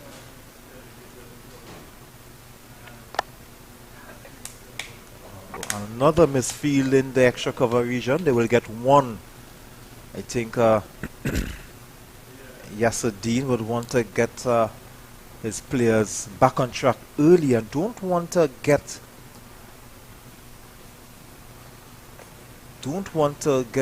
the fielders too comfortable. They're starting to make mistakes in the field. That's one push for no single there, but I think, as you mentioned, the field in terms of his placement as well as he finishes that delivery. He has 2 men outside on the boundary, both on the leg side. One is a wide long on, as well as one that seems to be on the deep mid-wicket boundary. But majority of his deliveries have been pitched on the offside, and it doesn't seem to be any protection on the cover or square region on the offside. So, it all depends on what the game plan is, where he intends to bowl, where he intends to let the batsman put the delivery, because if you have 2 men on the leg side early in your spell, it seems like you are either catering for an aggressive batsman or you're catering for bad deliveries. So I think there needs to be just a bit of recalibration in terms of where he places the fielders based on where he pitches the deliveries. And of course too, having said that, you also have to take in consideration what direction the spin is, because he's a left arm finger spinner, so you have to take into consideration as Ramjatan will play that down to long on for 1 of the bowling of Yasser Chandeen. Exactly, and as you say that, a left arm spinner turning the ball away from 2 right-handed batsmen, you would think that the offside would be more protected, correct, because you will get the ball, the ball will be moving in the same direction as what a leg spinner. As the ball is played down, therefore, down to the 3rd man region, the fielder could not stop it, and Buru gets 4 runs off the bowling of Dean. He moves on to the 30s. He's on 31, 93 for 1. Yes, that one seems to be an edge that went past the keep in between the keeper and the slip. The first slip from that replay seems to be a bit wide, in fact, for an off spinner, and maybe not as close as he should be, given that the pace of the off spinner and the wicket itself is not carrying the ball through that much. So he's a right arm off spinner to a right-handed batsman, and we are seeing just the man at square, mid-wicket, and long off. That's a protection for him.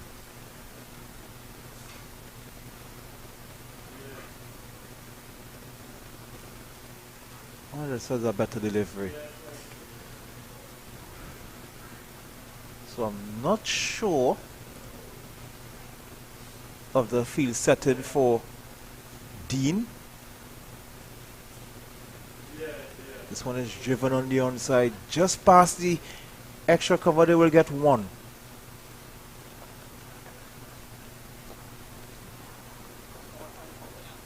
Dean will have to bowl outside in line of the off stump because of the field that he has.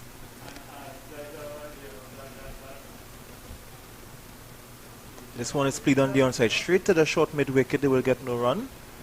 Yes, and as we've seen with the field set by the captain Dean here, no one is outside on the boundary except for the long on fielder who's not even right out, maybe about 3/4 distance. So he's backing himself to keep the deliveries tight and not give away anything loose. He's certainly bowling to his field, although he's a off spinner and he will be spinning the delivery into the right hander. He's bowling to his predominantly offside field. Indeed, and you would think that the field that the left armer has might have been more suited to the right arm off spinner, where two persons on the leg side. So let's see if there's any change in this over here coming up from Juvan, or whether the field will remain the same. As you see, the fielder heading back out to the long on area as well as back out to the mid-wicket area. So no change immediately, but maybe some consideration should be given to the offside field just to have protection on the boundary in case anything passes the inner circle.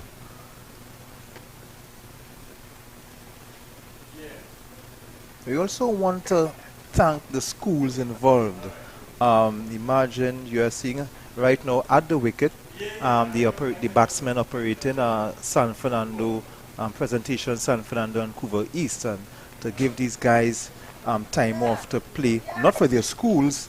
And the ball is played for 4. I don't think he can get it, or he can just about. Oh, and I think did save it, very close. And they will come back for 3. Yeah, that's a very deft shot play there. Good shot, and this is how close it went to the boundary. He tried at the first, he missed the first attempt, missed it the first time, the first grass. He went back again, and it seemed to touch the rope there from our replay. It seemed to have touched the rope. It seemed to have touched the rope, but given the benefit of the doubt by benefit of the doubt. Good to see the umpires giving the youngsters that little bit of advantage there. But it's also, I want to say, very good from the cameraman. Yes, excellent work in fact. Very good work from Mr. Bonio, who is behind that camera, getting that shot perfectly. Getting that shot like if he was a batsman. Yes, indeed. It's a shame the umpire didn't call upstairs for us to give them the verdict or whether it was 4 or not. Of course, yes. We would have been able to. I think Joel there he looks like a capable third umpire. Of course. There were already signals up here in the booth. And this one is getting some space through the extra cover region, and they would also be very close to the boundary. And this time, it looks a bit cleaner. Certainly, and again we see in this over shots being played on the offside, through the gaps, passing the inner circle, but no protection either by the cover region, by the square or point region, the third man region. Even if he pitches straightish and the batsman decides to go over the top in the long off area, there's no protection there. So now, to have fields like that, you have to trust your experienced bowlers. They know that to bowl at those fields. To have these young guys at the beginning of their careers, just under 15, you want to give them the protection, as much as protection as possible. At a senior level, under 19 or even the seniors, they could afford to do that. But at this level, you want to give the fielders a chance. You want to give the bowlers a lot of protection. But Yasser Dean will continue from the southern end. He has 2 overs, 8 runs. And South batting at 100 for 1 after 21 overs. So this is the start of the 22nd over. This one going to the wicketkeeper. notably there hasn't been much turn off the pitch, would you say, Ian, in terms of the off spinner or the left arm orthodox. Not much purchase been seen at this point in time to say it's really troubling the batsman. So I think it's more an idea of using their flight or using the pace of the delivery to deceive them in terms of getting wickets if there's no spin on offer. This one is a bit wider and shot from the batsman goes to the third man. It again very close to the boundary, but it would come back for the second. They move on to 102 for 1. So Budu, Ramjatan moves on to the 40s. Budu is on 37, getting very close to him now. Yes, in fact, he has overtaken in terms of his strike rate, 37 from 46 and Ramjatan 41 from 60 here. So North needs a wicket. I believe Ramjatan has taken a role of just getting the singles and rotating a strike to give Budu the focus, because majority of the shots and the boundaries we have seen recently have come from Budu. Don't want these batsmen to get too comfortable. And we see some support there from Nikhil Jalim, the presentation coloured San Fernando player, encouraging his schoolmate Brendan Budu, captain from South, playing a very good innings. And again, congrats to presentation on their victory yesterday. I'm sure they'll still be reeling in that, especially with the rivalry against Naparima College. My former school, of course, so you know it hurt a bit extra, but at the same point in time, it was marvelous to see that display. And I mean, that 100 was one of the best I've seen in secondary school. Even as Ruskin Mark, in all his experience, noted, he said it was one of the best 100s he saw by any young cricketer for a while. I call it a disrespectful 100 because the kind of shots I was seeing yesterday, it was really breathtaking. It was a very good 100. I covered that from the office and looking at it right on our stream at the 360s, Cricket 360, 360 TV. I followed that and I was like, whoa, this guy really left something on the stove, and he needed to get back home, and because the rate he was going was like, whoa. No, honestly, and even from being there as well, you know, with his mom cheering him on along the way, I think sometimes she was the loudest supporter of the field, you know, even before he reached the 50 or the 100. And you could have seen the motivation and the inspiration, that the support from his family, his schoolmates, his friends, and even those on the ground who were neutral.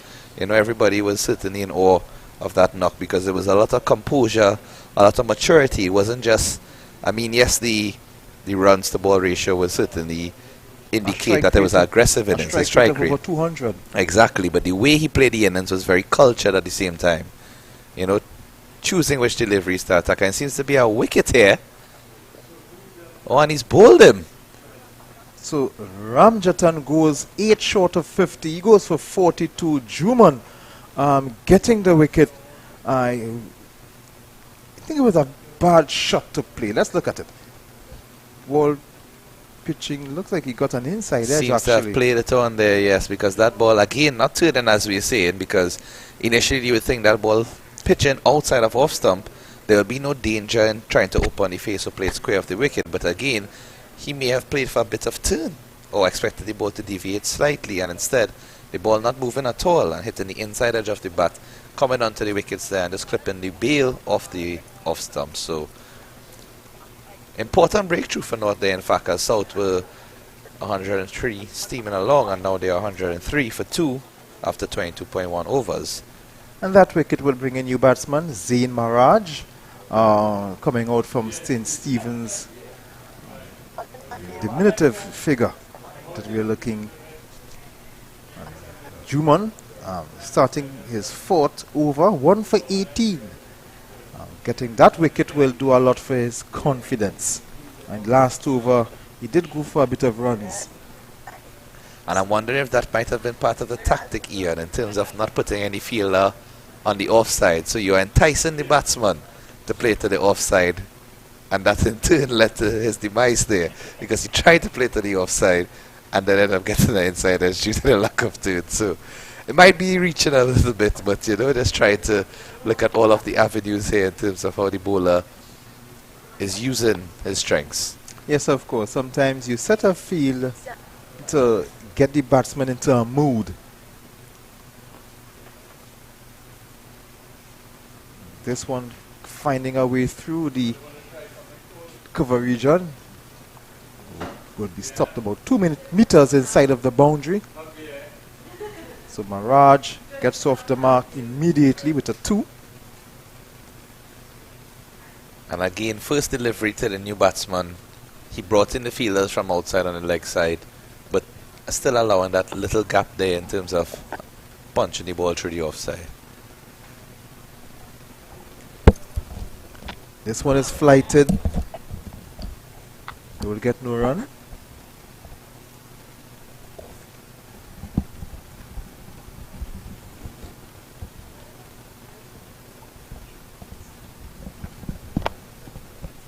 This one is played in front of him. They will get no run. And Maraj just being cautious.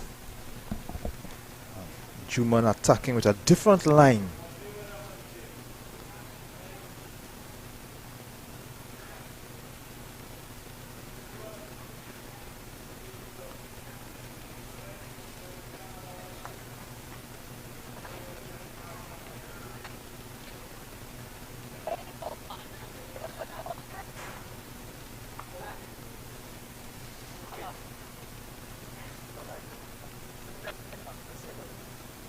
One more delivery for this over as Budu comes back on strike. Captain signaling for the long on to go back as the fielder comes in here.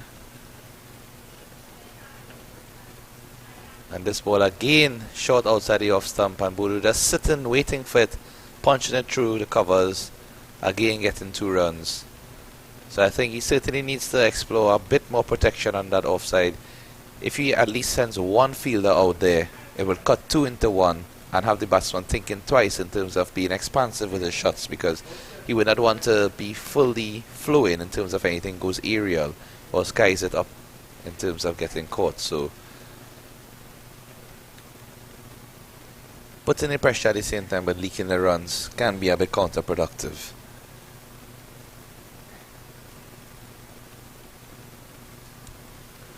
So we're almost halfway through this inning. South are 108 for 2, winning the toss and deciding to bat. 23 overs gone.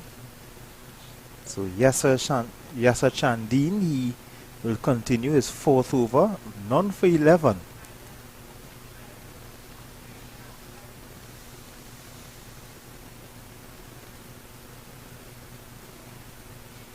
This one is driven along the carpet. They will get no run. Stopped in the extra cover.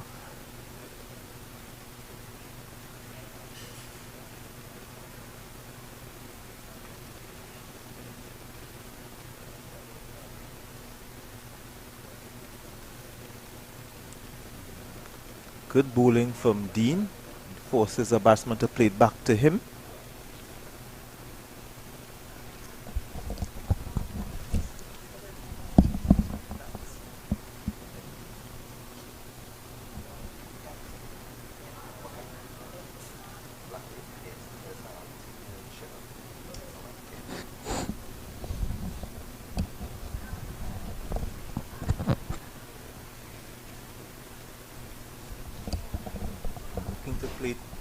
Looking to play it on the onside, but Yasser will scurry to his right.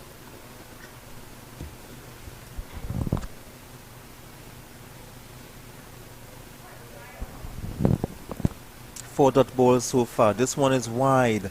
Not called by the umpire, but picked up by the wicket-keeper.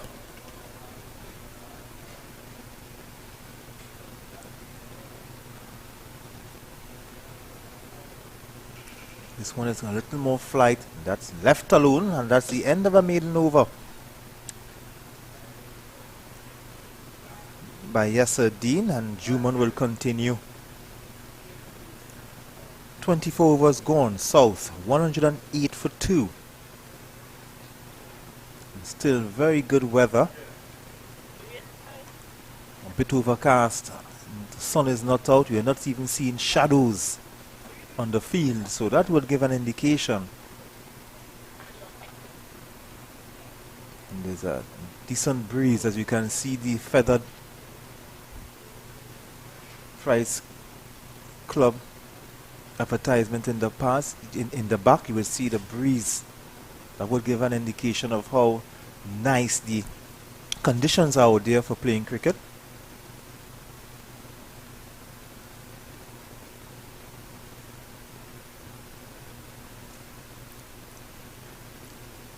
pushing on the onside. They would bet against, they would go against taking that run.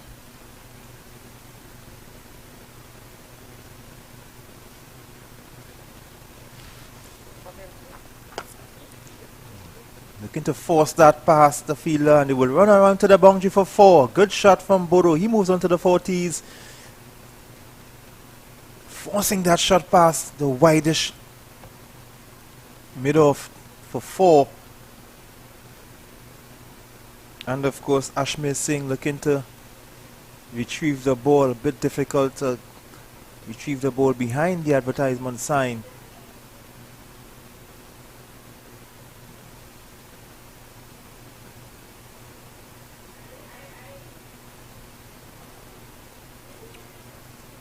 The ball is back into the hands of Juman. Good shot from Bodo. Driving that on the back foot. So this is Juman. He would go again from the northern end. Playing that defensive in front of him. Picked up by the bowler.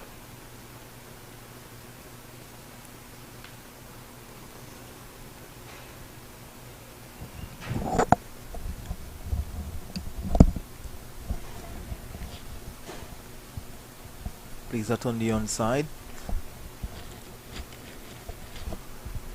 Again, they will get no run despite that 4. It was actually a very good shot. So 3 dot balls coming from this over. Not a bad over from Juman. Kadir Juman. Oh, this one is flighted way too much and gone for 4. Swung away by Bodo, who moves on to 47. Swung through to the mid-wicket boundary for 4. So a delivery that was way too flighted. Yes, I think definitely a bit too much flight on that, as you said, Ian. He seems to have been flighting the deliveries too much in each over, in fact, because sometimes he allows the batsman to come on the front foot and either play easily through the offside. And I think this is one of the first times we have seen the batsman go to the leg side where the fielder is actually set. So he's varying between either dropping a bit too short and allowing the batsman to punch through the covers, or a bit too full on some occasion and allowing them to drive. Yes, as you were saying before, flighting the ball is okay, but that was way too much flight. Indeed, it's very difficult sometimes to maintain holding the ball in that right arc, because you know there's always that spot of uncertainty for a spinner whether to come forward or go backward, and it's the flight that really determines that. You know, sometimes you see the ball coming towards you and you'd want to go forward, but based on how the ball is approaching in the air, you might at the last moment decide to stay back or even just stay forward and play the ball on its merits. So I think we see Gudakesh Moti doing an excellent job thus far for West Indies in terms of how he executes his left-arm orthodox spin, because he pushes the ball through with a bit of pace, but at the same time holds it back in the air with the flight. So he allows the batsman to be second-guessing most times when they would want to play a delivery. Rather than being free-flowing with his stroke, they might have to check the shot, which would sometimes lead to indecision or balls becoming aerial or skied up and allowing fielders to get chances for catches. So the ball has just been retrieved. It took a while before they could have found that delivery. We saw the gentleman with a box of balls. He was coming onto the field to replace that ball, but just when he was coming out on the field, he reached midway on the pitch. They alerted them that they found the ball, so the umpire would just give Juman the ball. One more delivery for his 5th over. He's 1 for 31.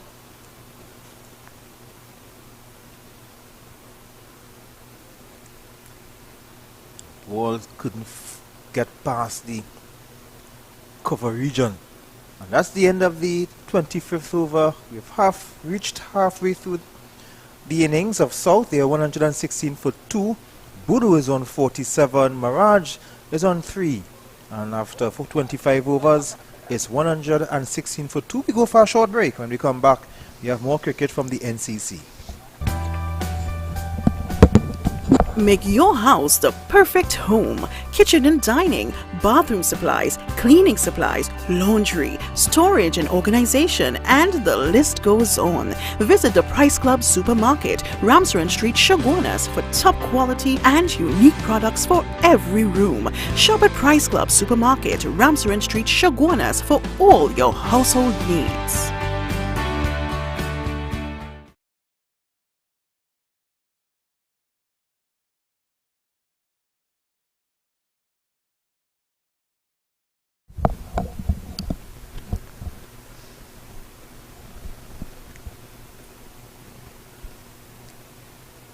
South nicely poised here at the halfway stage of the innings. 25 overs gone, 116 for the loss of 2 wickets. Skipper Boodoo on 47 not out from 56 deliveries, and Mirage on 3 from 10. As you have the North skipper Chandine here returning to the attack with his finger spin.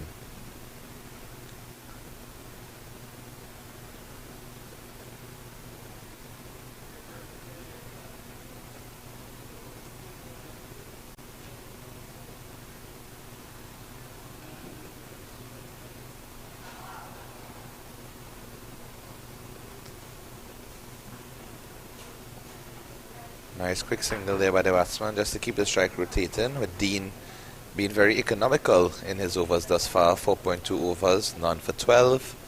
Economy of just under 3 an over.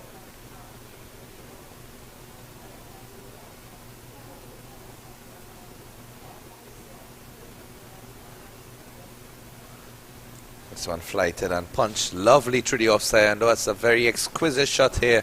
Runs all the way to the boundary for 4 runs. So that's an excellent shot there by Boodoo, and he brings up his half century with that. Being well applauded by his teammates and prompted to raise his bat there, congratulated by his partner in the middle. But what an excellent way to bring up his 50 with a smooth cover drive, and that was really reminiscent of his entire innings thus far, Ian, because we have seen him play on a whole array of shots, and a lot of them have been textbook cricketing shots. And to bring up his 50 in just 57 deliveries off that drive certainly shows that this young man has a long way to go. And you could understand why Presentation College San Fernando unbeaten. He comes out of that. Really, I mean, if he's playing under 15 still and showing his quality at this age, it only augurs well for them in the future. I mean, Presando seems to have established their team in a way that they are not only playing for this season but also for the other seasons to come. So we would have just seen a change of a wicket keeper. Just want to explain that at the end of the over.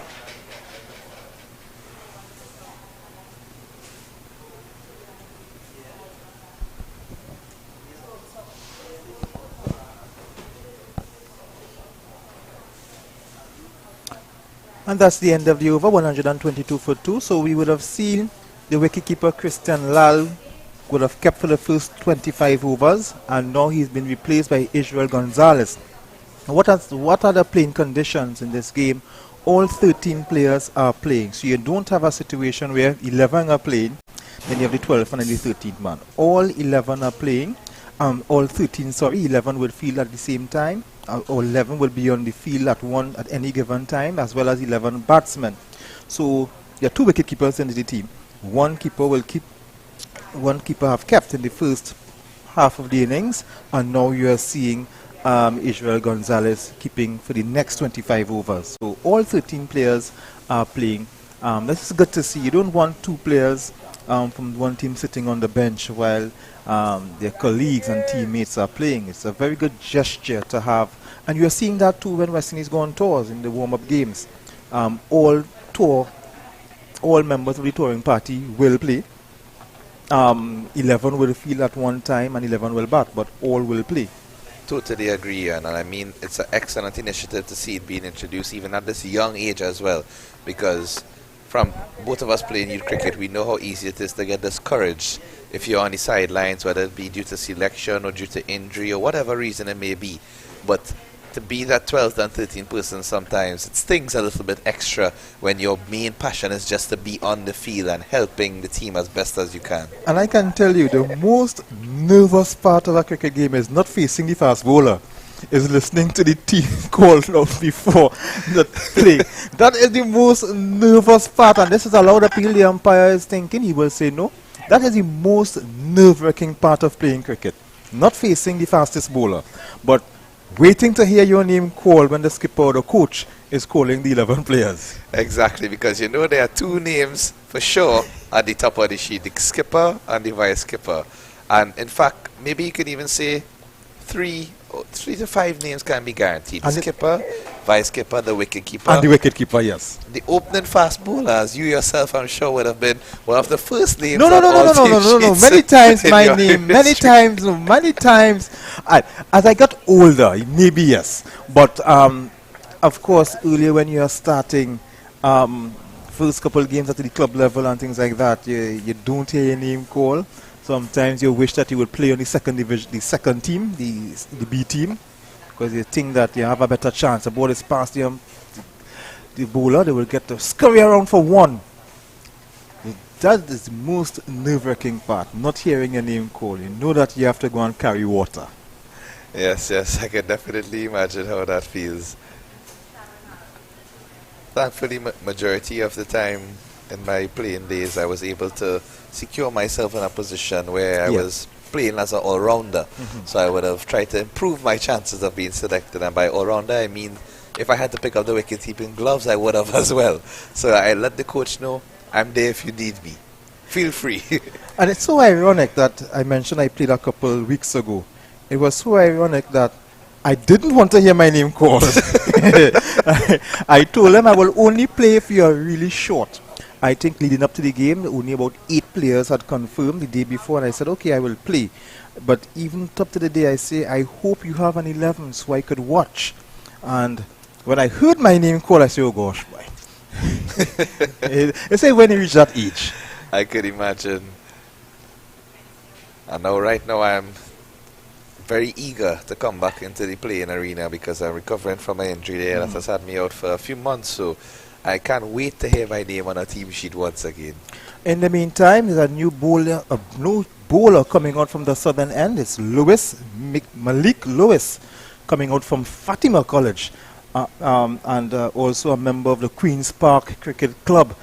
Malik Lewis would have been, not sure if he would have played yesterday when Fatima would have lost to Hillview College. The ball is played back to him.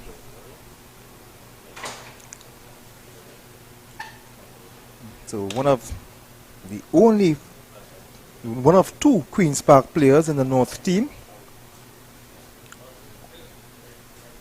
And this one is pulled away, but just getting past the fielder. They will come back for 2. Just a bit too short there from Lewis.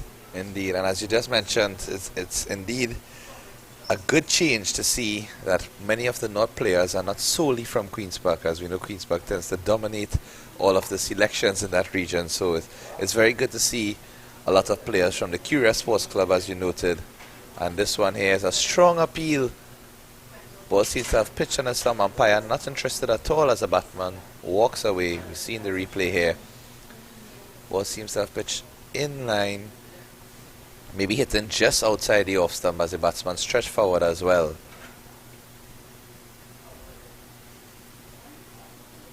This one short.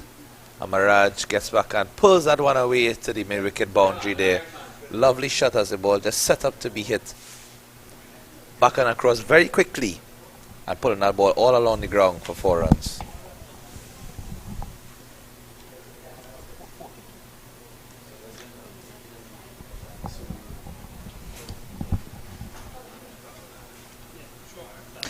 Good shot there from Maraj, who moves on to 11. Loud appeal, the umpire shakes his head. He says, no, not out.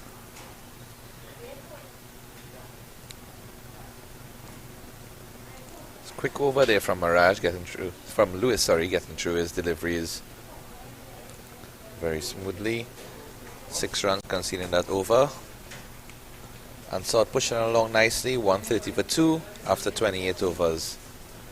What do you think should be the target score here, Ian, at this, just past the midway stage? Well, they have, what is very important, they have 8 wickets in hand, so they have the luxury now to push on to 22 overs. If they can push on at 6 runs per over, that would get them about 132 runs.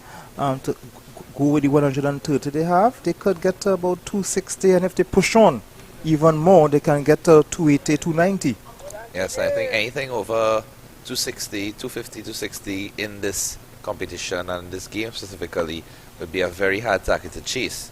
Because, you know, it seems daunting, as they always say. Once you have runs on the board, runs on the board. And it's very easy to defend when you come in and you have a good target set up, especially with confidence from your innings.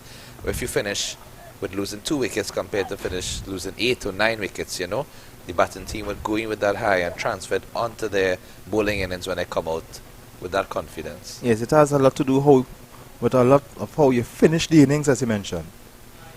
Finishing the innings on a high. Truman continuing here.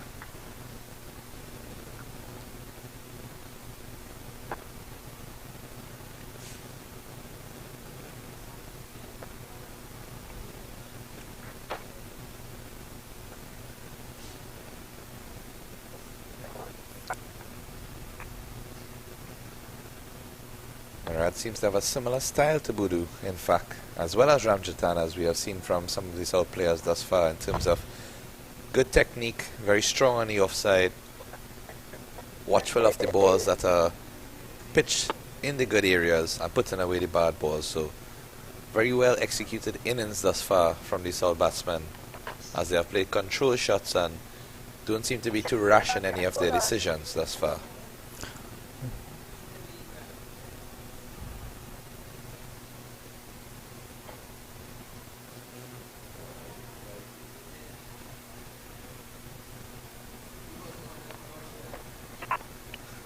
This ball short and outside the off. Now cut away here.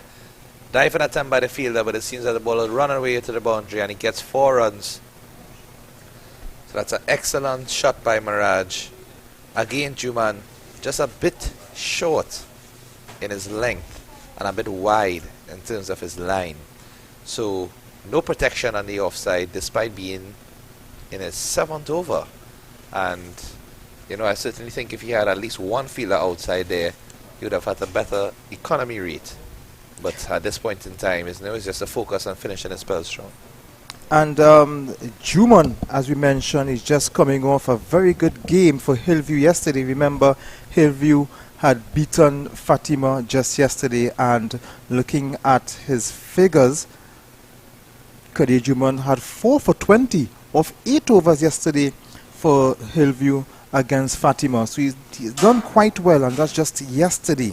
He scored 6 runs. And looking also at Malik Lewis, who is also on show in the attack right now. He, with the ball, although on a losing team, he bowled 5 overs, none for 21 yesterday. So it's good, as you mentioned, these guys under 15, but they are playing the school's premiership division. So it shows how good their development, and would also show that the schools, in this instance Fatima and Hillview, we've seen Budu, who is also in the team. He would have also played yesterday for presentation, and you can see that they have, and this shot is in the air, one bounce into the boundary for 4. So Budu, who we just mentioned playing for presentation yesterday, he moves on to 58 with a brilliant shot. Yeah, that's a lovely shot there. Almost straight back, but just a bit to the long on side, and that fielder not getting a chance to come around due to the amount of power played in the shot here. Budu certainly looking a bit more aggressive at this stage. Slight misfield there, and they push through for a quick single, and they get it because the throw is over the keeper's head and in fact reaches to the fielder that was backing up instead of the keeper himself. And we talk about these players sacrificing, and don't think we understand how much players have to put out and sacrifice, and the support from the schools, because yesterday these guys would have missed a day of school to play the school competition. and now today some of them are here playing again. So these guys are going to Fatima College. These colleges, presentation and those things will have a lot of emphasis on their studies. So of course there's a program for these gentlemen to make up their school work and not fall behind their peers in school, because these guys know all too well that not every one of them will go on to make a Trinidad team or West Indies team, but they must have that education. And this one is played on the onside, may not get to the boundary, or it could. Well, good work from the fielder there, and they will just get two. Well fielded, they show the dedication in getting to the ball. Yeah, batsman seems a bit frustrated that he missed out there. And But at the end of 30 overs here, 143 for 2, and we'll take a quick break and return.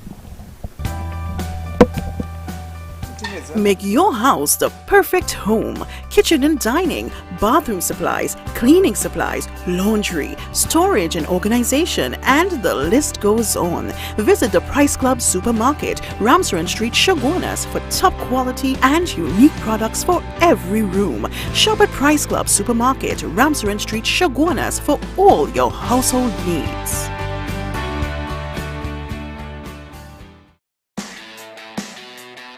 Get the largest selection of detailing products, car care maintenance, accessories, and so much more at low warehouse prices at the Price Club Supermarket, Ramsaran Street, Shogunas. Transmission and gear oils, fuel treatments, spark plugs, and everything you need to keep your vehicle in a flawless condition. The best car wax, compounds, polishes, car wash chemicals, and more. Check the Price Club Supermarket at Ramsaran Street, Shogunas today. Discover patio furniture like no other at the Price Club Supermarket, Ramsaran Street, Shogunas. Elevate your back.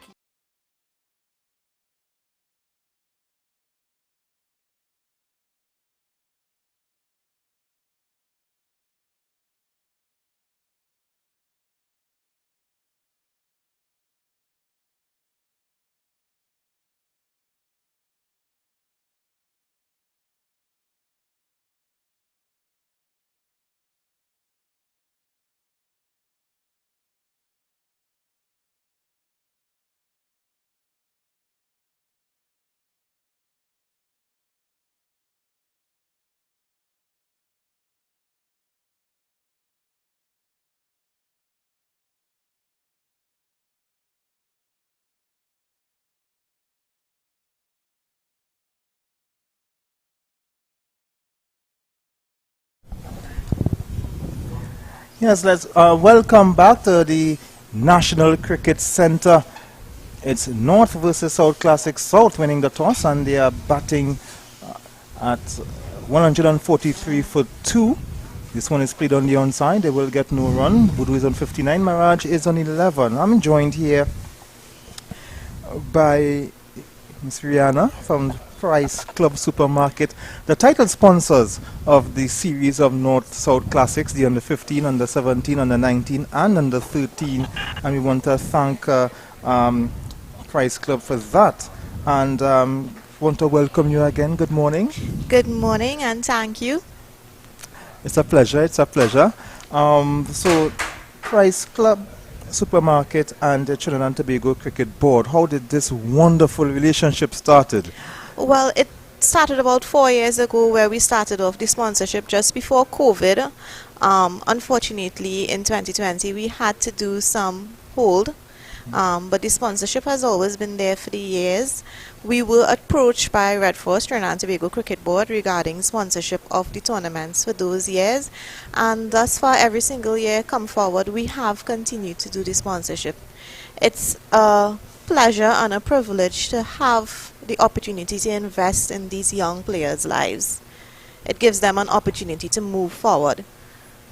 And you said something there, these young people's lives, because at the launch a few days ago, Mr. Shamshad Ali, he made that very important point where he called on cooperation and Trinidad and Tobago. He actually called out his colleagues.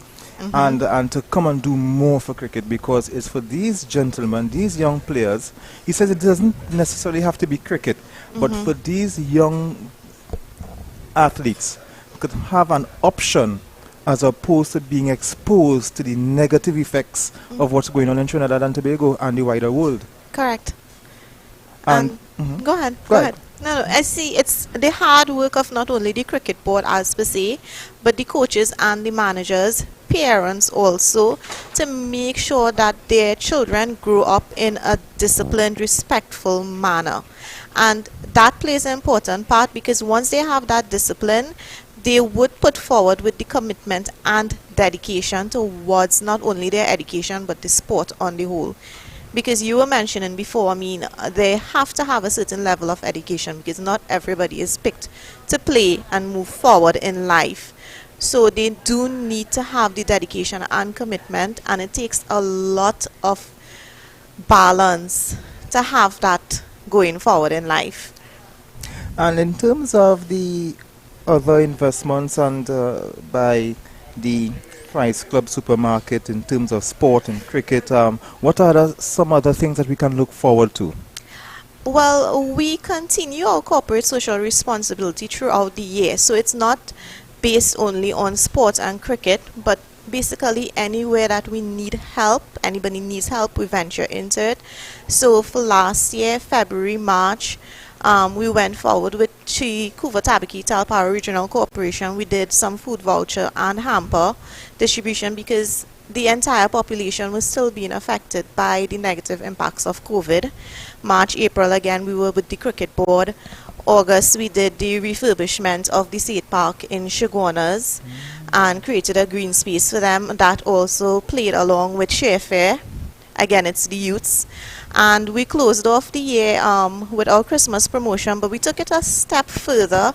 Other than customers entering the promotion to win food vouchers and gas vouchers, we actually went out to Beetham gas station and the Charlieville service station, and anybody who was there at that point in time within a period of an hour got their gas tanks filled for free. And that's Beetham in Port. Yeah. It's very good to see So that you would have moved out. Yes, out we from did. We don't like to keep ourselves within the community. We always go out, because it's not only the central people that would need assistance, but everybody else, the wider population, by extension, the whole country needs assistance. So someone calls on us for some help, or we see the need for it somewhere, we go for it. That's so nice to hear. And Joel, the man behind the controls, he was saying that he shops at Price Club. Well, I'm based in Port of Spain. I live in Port of Spain, so I'm now being encouraged to come down and pick up a shopping cart and come to Price Club. What can I get there? I'll tell you, pick up the largest shopping cart when you come in, Okay. to begin with, because to begin with depends on the time you're coming in. So we have the patio cafe upon entrance. You want to get your coffee, you get your pastries, or a sandwich to munch on, because I can guarantee you shopping at the Price Club is not going to take you 1 hour.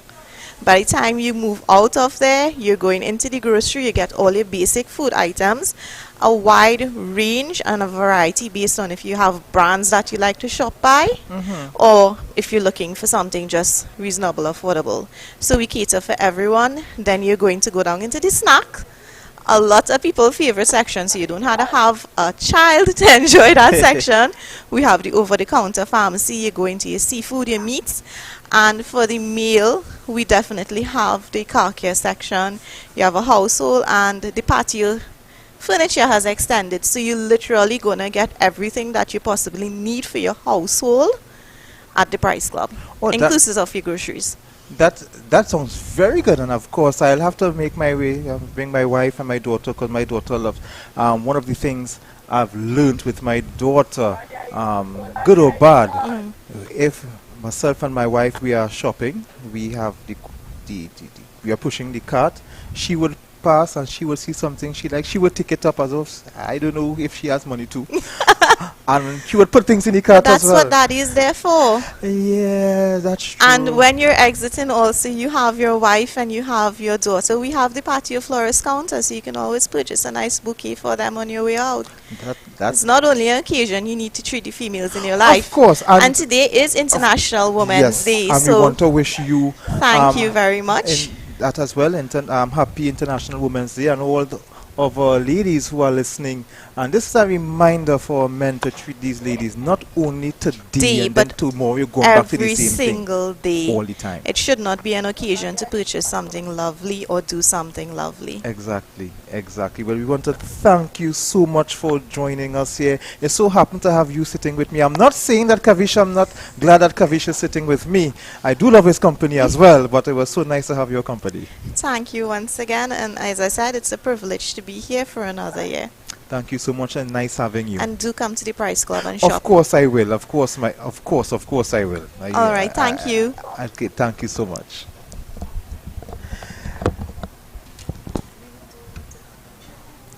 South have moved on to 158 for 2. We've just heard from the lovely Rihanna from the Price Club supermarket. In the meantime, a third four in this over, as we see Ethan Ramsunda. He would have replaced Kadir Juman, so it's another Hillview player. Another Hillview player replacing Hillview player. That's 3 consecutive Hillview players bowling from the northern end. Another 4. Look at that, past the bowler. The bowler's reach. So 16 runs in his first over, Ramsunda. Not getting the treatment that he would have liked. Certainly his second over, not getting the treatment he would have liked. Certainly not the treatment that he would have got if he would have travelled to and shop at Price Club. You'll be treated a lot better than the treatment that Ramsunda is getting here.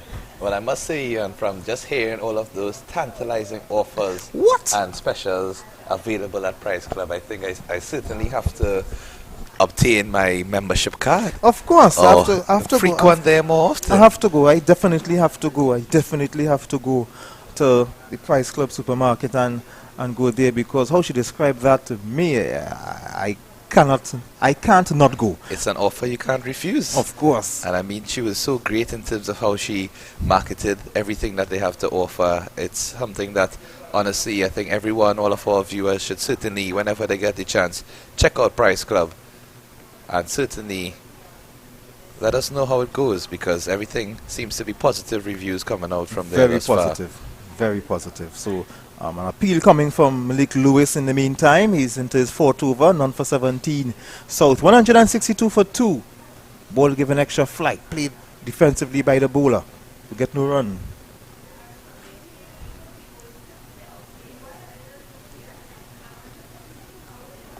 So the last 3 bowlers from the northern end were all Hillview players: Ethan Ramsunda, Kadir Jumand and Tyler Ramroop.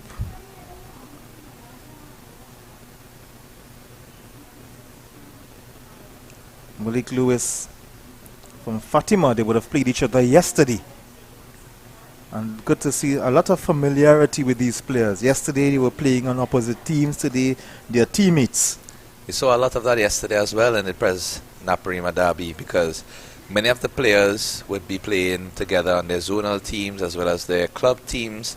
And even when the 100 was scored by the presentation opening batsman as well as the 50 from the other batsman, both Mohammeds, they were congratulated by their Naparima teammates from their zonal and from their club teams.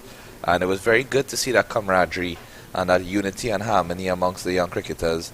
You know, even though some of the players were a bit dejected in terms of having to lose that match and again with that added rivalry, still friendship prevailed overall, as they know they have to work together when they play together for the national team, which is the ultimate goal. Yes, of course. Ball is played on the offside. They will get 1. They will think about a second, and yes, they do. They will come back for the second. So Budu is on 63 now. Maraj is on 36. 166 for 2. At the end of 34 overs. the South going along quite nicely. We'll just go for a short break. We'll take a short break because the players are going to take a drinks break. So we'll be back after this drinks break. Make your house the perfect home. Kitchen and dining, bathroom supplies, cleaning supplies, laundry, storage and organization, and the list goes on. Visit the Price Club Supermarket, Ramsaren Street, Chaguanas for top quality and unique products for every room. Shop at Price Club Supermarket, Ramsaren Street, Chaguanas for all your household needs.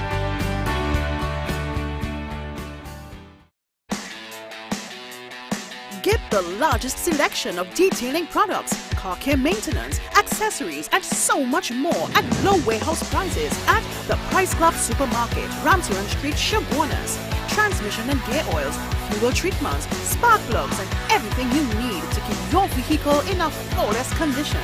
The best car wax, compounds, polishes, car wash chemicals, and more. Check the Price Club Supermarket at Ramsaren Street, Chaguanas today. Discover patio furniture like no other at the Price Club Supermarket, Ramsaren Street, Chaguanas. Elevate your backyard, deck or patio space with top quality, modern and exclusive outdoor furniture that makes entertaining so much more relaxing. Come to the Price Club, Ramsaren Street, Chaguanas today to get the outdoor oasis you deserve.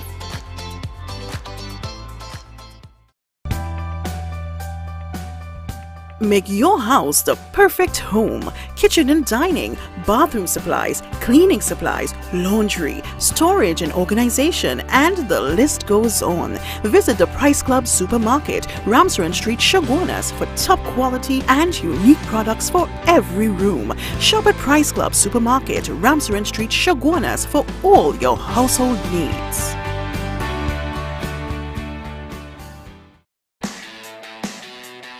Get the largest selection of detailing products, car care maintenance, accessories, and so much more at low warehouse prices at the Price Club Supermarket, Ramsaren Street, Chaguanas.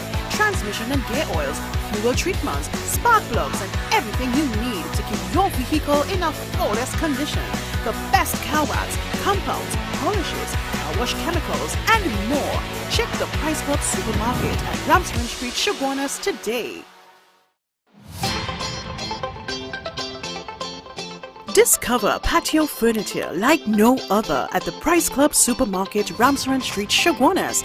Elevate your backyard, deck or patio space with top quality, modern and exclusive outdoor furniture that makes entertaining so much more relaxing. Come to the Price Club, Ramsaren Street, Chaguanas today to get the outdoor oasis you deserve.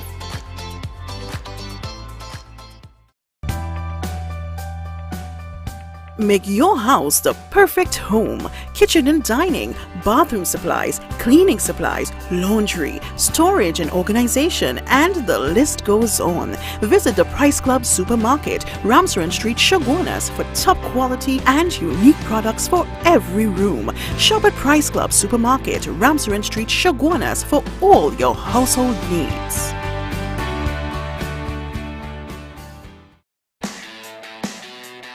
Get the largest selection of detailing products, car care maintenance, accessories, and so much more at low warehouse prices at the Price Club Supermarket, Ramsaren Street, Chaguanas. Transmission and gear oils, fuel treatments, spark plugs, and everything you need to keep your vehicle in a flawless condition. The best car wax, compounds, polishes, car wash chemicals, and more. Check the Price Club Supermarket at Ramsaren Street, Chaguanas today. Items in my seat, and I pay over $100.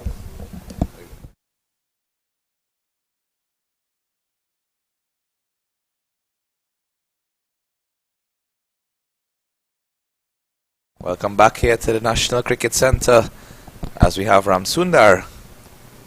Oh, a change of bowler, it seems. Redhead returns. The opening bowler, Dominic Redhead. But he's coming from the opposite end. Indeed, yes. He started from the pavilion end and now he's coming from the outer Bolden end. So, trying a change.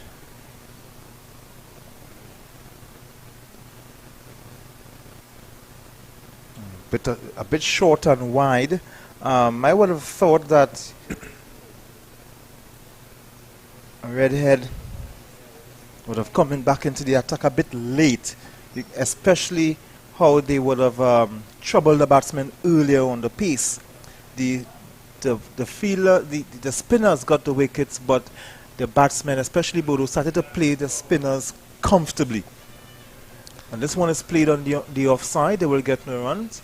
And so I would love to see Fanilia come back on as well. He had troubled the batsmen a lot. And Ramrup got some good movement as well. So I would love to see these bowlers get back into the attack. Yes, I think Fanilia with his extra pace and his Yorker type deliveries was certainly very good in his opening spell. I would like to see him return here.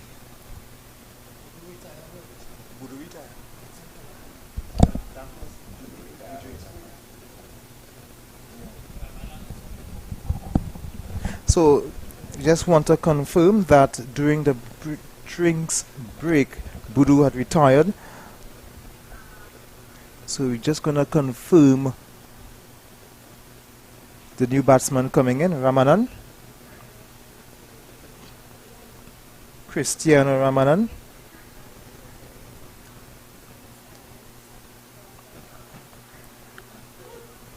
Cristiano Ramanan coming out from Presentation Shagwanas, another school who's doing quite well in the Premiership. They're second on the table behind Presentation Shagwanas. They've only lost one match so far, and that was against the Presentation San Fernando. So Shagwanas are just second. So indeed, so Ramnanan from Pres Shagwanas coming in to replace Buru from Pres Sando, and he faces his first delivery here from Redhead. This one outside the off stump, full of length, and is driven nicely along the ground to the extra cover region. Picks up one, comes back hurriedly for the two. Both batsmen pushing for the first one hard and getting two quite easily. And in terms of Budu retiring, not too sure if it's an injury or whether it's simply to allow the other batsmen to get a chance, because I believe that's more likely the reason, as Budu didn't seem to have any difficulties while he was batting out there.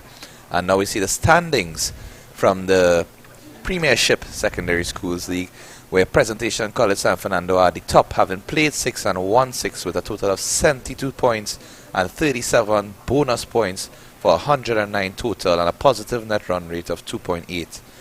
Pressure Gonas in second, as you rightly said, Ian, only losing one game there. So Presentation San Fernando are not yet assured of the title because Presentation Shagwanas are right behind them.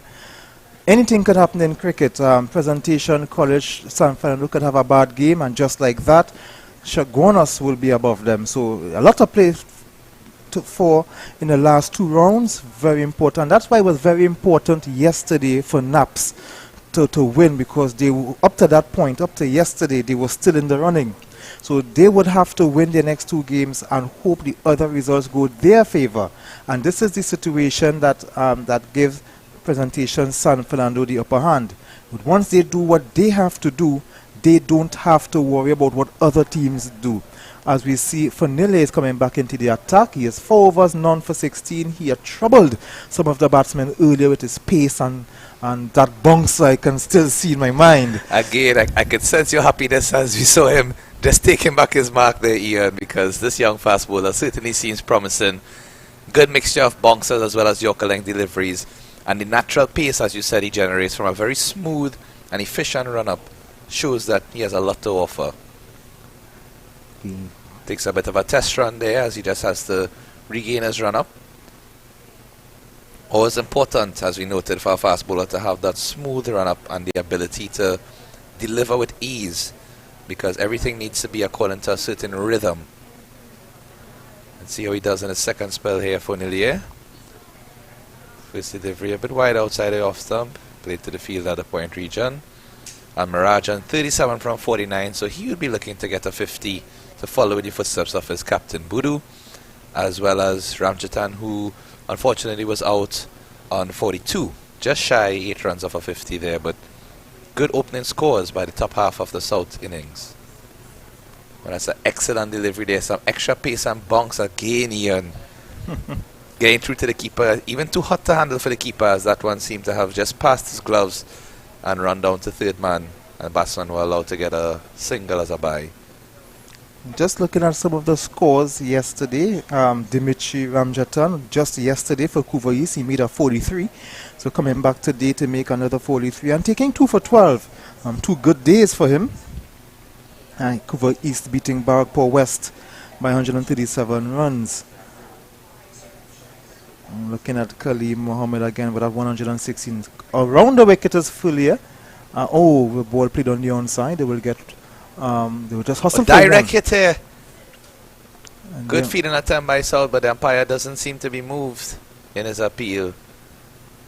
Good pickup and throw there from the fielder, hitting the stumps directly. And the ball ricocheting to the other side of the field. And thankfully there was good backing up. As we see in the replay here, lovely pickup and throw. Hitting that stump directly. Umpire didn't seem interested, and he would have the best view of that square leg crease, so Vanilla runs in again. Play into the onside for a quick single. Looks like South is seeking to get singles every ball here as they approach the end of the innings and probably want to set that target of on or around 250, 260 that we mentioned earlier.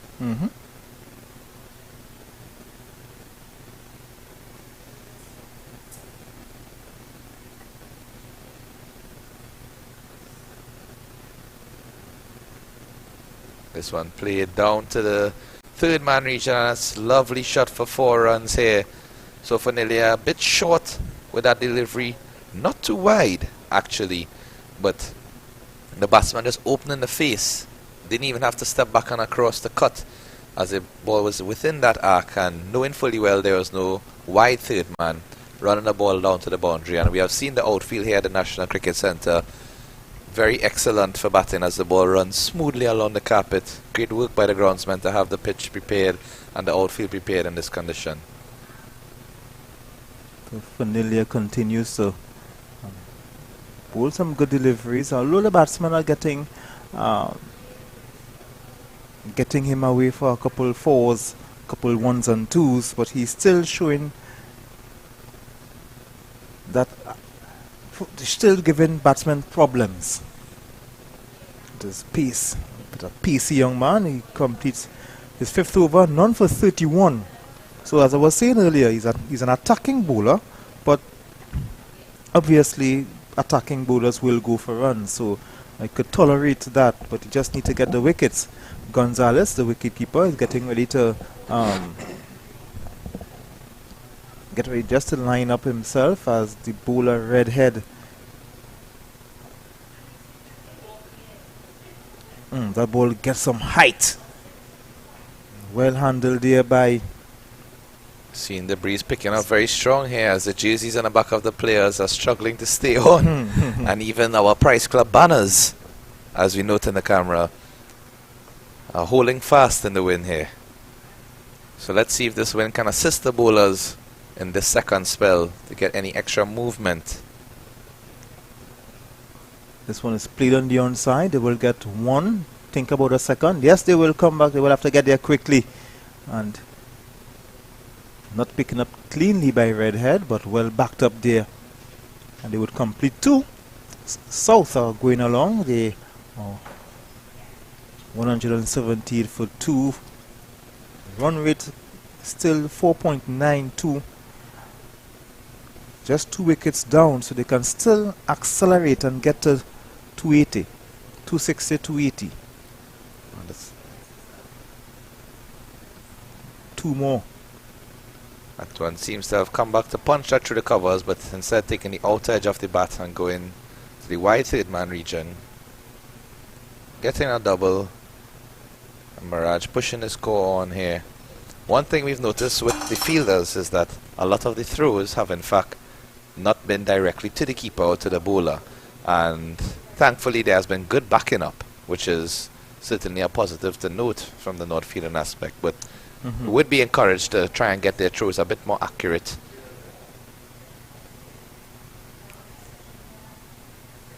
It's a bit of a deceptive ball there, seems to have been coming full and at the last minute dying before it reached the batsman, so did well to simply play that as an on drive down to the long on area, getting a single Mirage pushing on to 43 from 54, bringing back Ramanan on strike.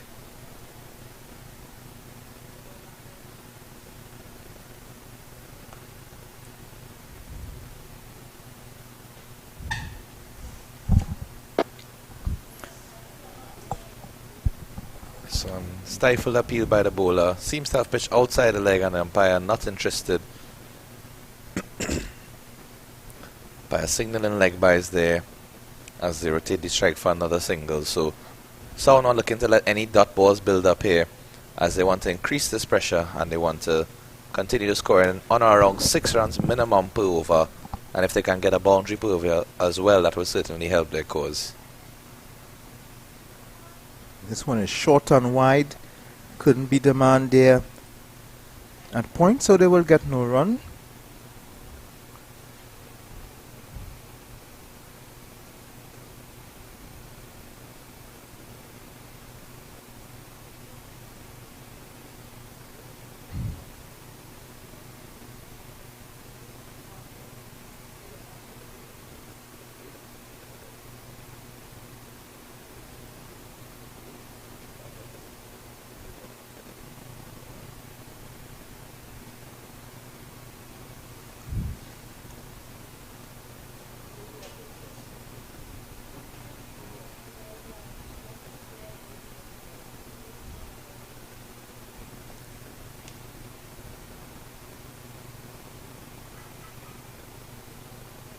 The south going along 182 for 2, but we are seeing a build-up of clouds. But it's to the west. And this one is played on the onside a bit cheekily. They will get 1. So the clouds that we are seeing has no bearing to what, no bearing to the NCC, because the breeze is going that direction. So the build-up of grey clouds already past us. What we have to do is look to the east, and we're not seeing that build-up of grey clouds. So it's a very nice covering of clouds. So these batsmen is played uppishly in the air, but they will get 1.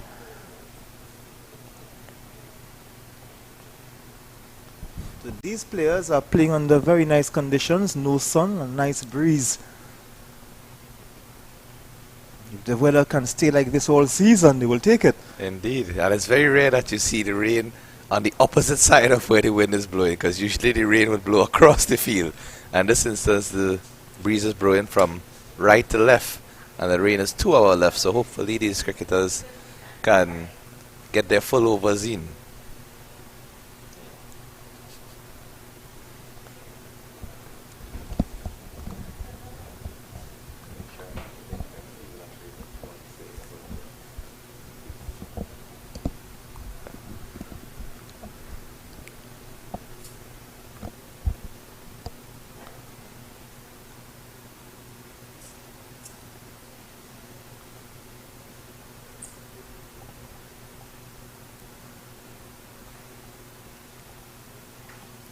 It's 185 for 2. Familiar would want to get a wicket next to his name.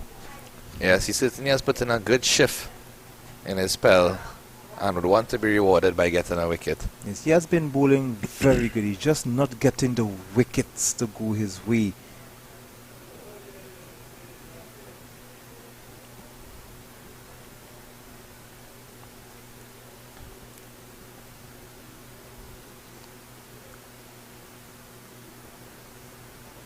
This one is driven, couldn't get past the extra cover. So some good talent that we have coming out from these clubs, these players, these schools. Sorry that we couldn't see a Glenora player on this team. I want to say good morning to Zachary Mohammed, who plays with Shaguana's presentation. And this one is down the leg side, but it's wide. So Funila just losing his line a bit. Zachary Mohammed doing quite well for Glenora in the North Zone, but also doing well for Presentation Shaguanas is the backup wicketkeeper to the first team. Indeed, and Glenora is a good club for him to certainly get a lot of experience. The ball is played by Mirage. He goes on to 44, comes up to got 2, so he moves from 44 to 46. And if you continue to play with the likes of Dio Patrick, the father of Matthew Patrick, who is a former Trinidad and Tobago and West Indies under 19 team, Jesse Roland, an experienced fast bowler. He's a bit coming on age now, so he's not as fast as he was 10 years ago. But Stefan Bissoon, a spinner who is injured right now. Indeed, I'd like to also just make mention of a couple of my colleagues from the Trinidad and Tobago's lawyers team as well, who are currently playing with Glenora. Mr. Aaron Chinibas, who scored 77 not out in one of the Glenora games to rein them home without being bowled out, as well as Shashi Sicharan and Christopher Tam, all of them assisting Glenora this season. And this was either left alone from Ramadan or a very tired shot. It cannot be a tired shot, he's only there for 9 deliveries. So it's a good leave alone from Ramadan. And Redhead is bowling over the wicket to the left-hander, so he's getting the ball to move across him, using the breeze as well. Oh, as I say that, he goes down the leg side. A wide delivery. Good work from Gonzalez to scuttle across to get that.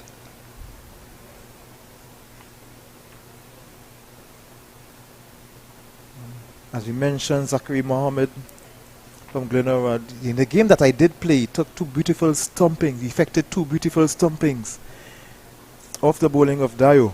Dio got a 5er in that game. Wow. Just wow. You know, as you mentioned, flight earlier, and Dio getting a 5er. There's only one way I can see it happening. By flighting delivery. Correct, and as they say, being drowned in honey.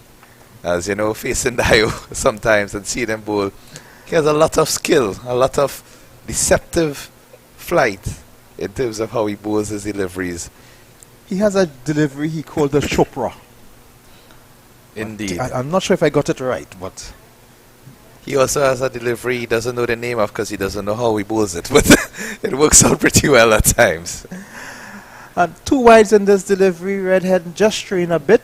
I would love to see Tyler Ramroop coming back from that top end.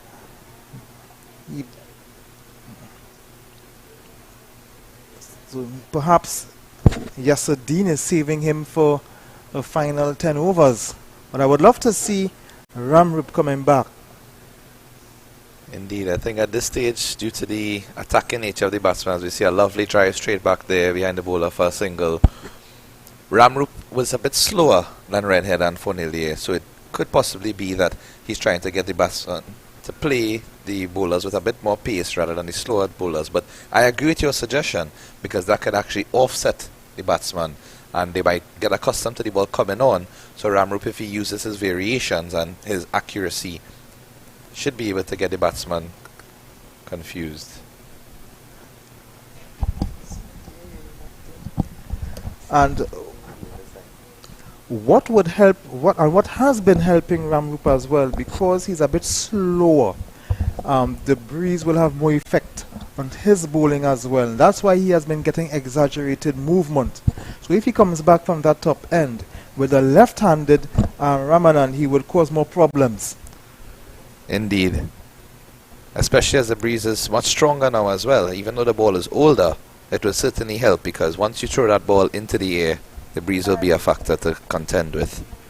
So I'm positive that Ramroop will definitely beat Ramadan's bat a few times, and I will put in the slip as well.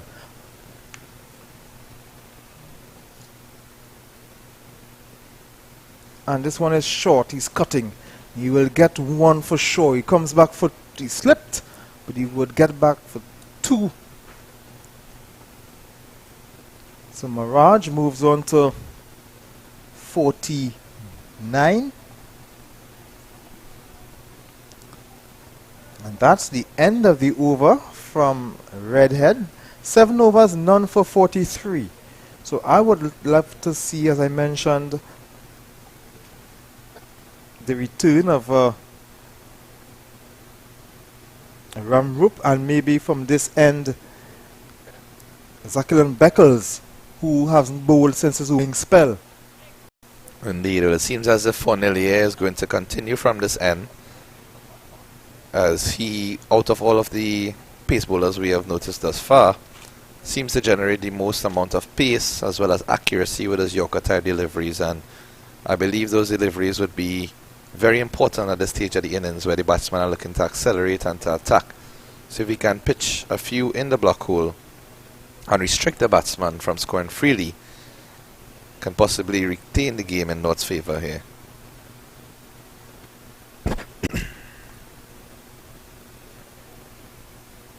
Starts off with a wide delivery there.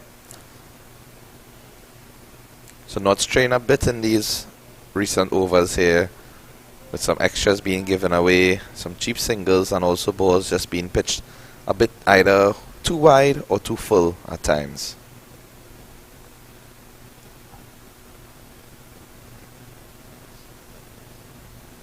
Another wide delivery. So Fournier is just struggling in his second spell. I think Yasuddin would need to rotate. I'm not sure if it took too long to bring them back on. They would blood get cold, or these young guys need to work on their fitness levels. But he's indeed struggling, just like Redhead on the top end. He has been struggling as well, not getting good second spells. This one is a good delivery. Driven, not getting any run. It seems like the change of angle has helped him there, because came around the wicket for the first two deliveries, pitching wide, and then switching back to over the wicket to the left-hander and get a bit more accuracy with that delivery. So he'll try to get a ball probably angling across the left-hander or coming into him using the breeze from this angle. If he can start the ball pitching on or wrong off stump and get it to move into that middle area with the same Yorker length, that would be ideal for Fournier to focus at this point in time. In terms of his field setting, he has a wideish third man, deep extra cover on the boundary, and long off and long on around 3/4.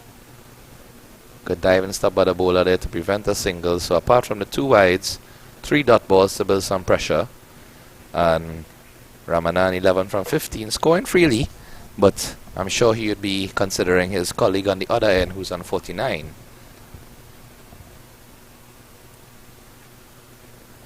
So Fournier going over the wicket to the left-hander. Ball played back down the pitch.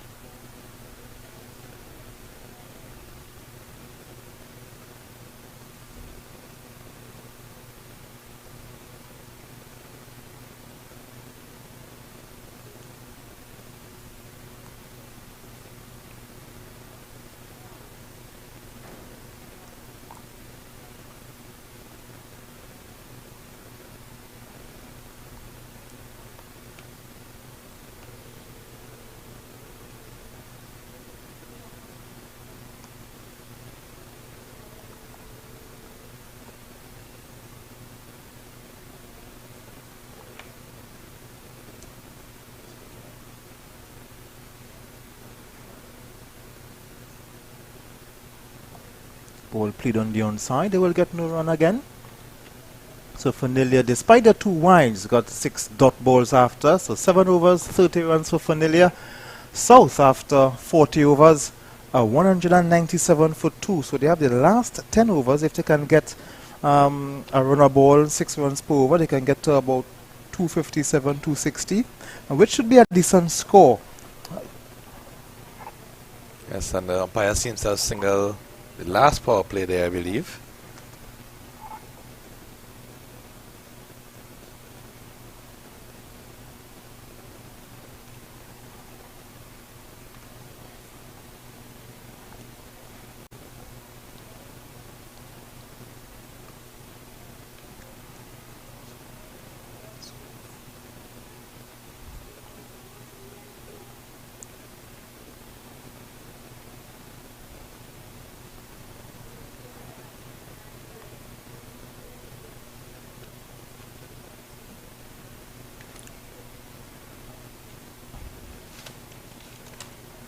So Redhead in the attack still. He given another over, showing Yasadine trusting and showing faith in his bowlers. But I wonder when we'll see the return of Ramrup and Beckles.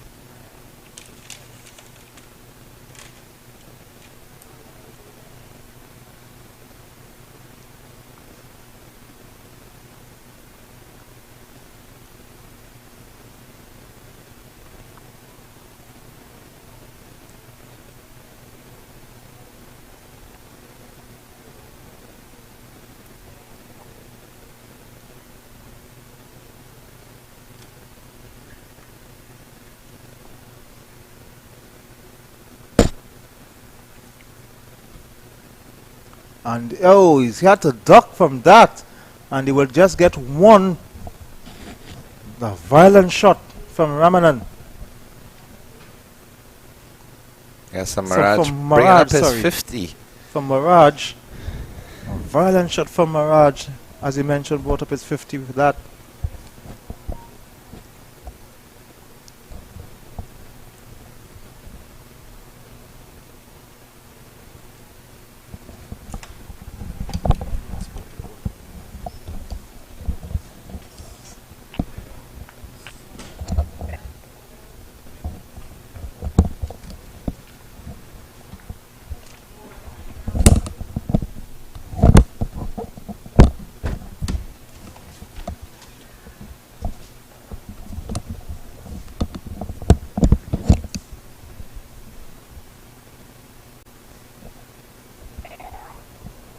Nicely stroked by Ramanan there. Onto the long off area for a single. So again, South just keeping the scoreboard ticking here. 4 runs in this over thus far with 1 delivery remaining. We haven't seen much boundaries recently though. I think the boundaries have dried up a bit, apart from a couple edges that we saw running down to third man in the previous overs. Mainly dealing in singles and extras at this point in time, as the North bowlers are straying a bit just in terms of their line. As Ian noted earlier, it could very well be due to a bit of fatigue. These players have been playing a lot of cricket in terms of their secondary school commitments, their zonal commitments, their club commitments, training on evenings, and also still having to deal with schoolwork, which is probably the most daunting task out of all.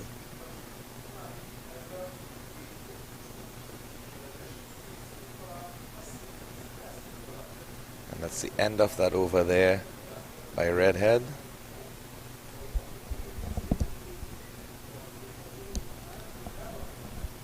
And Murad seems to be running off the field as he is retiring after getting to his 50 there.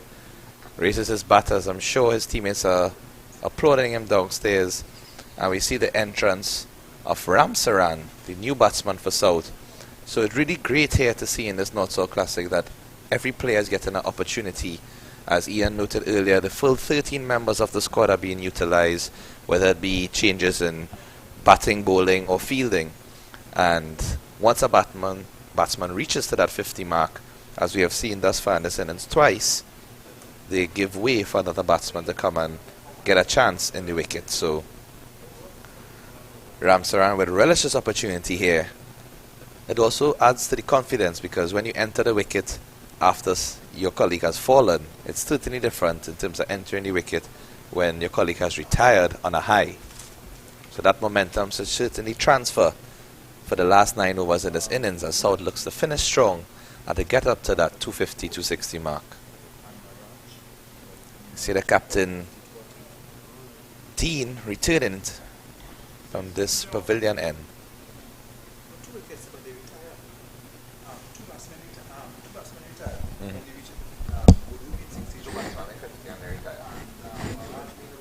No, that's because they make it, they give another people a chance to bat. I don't know. I think it's more.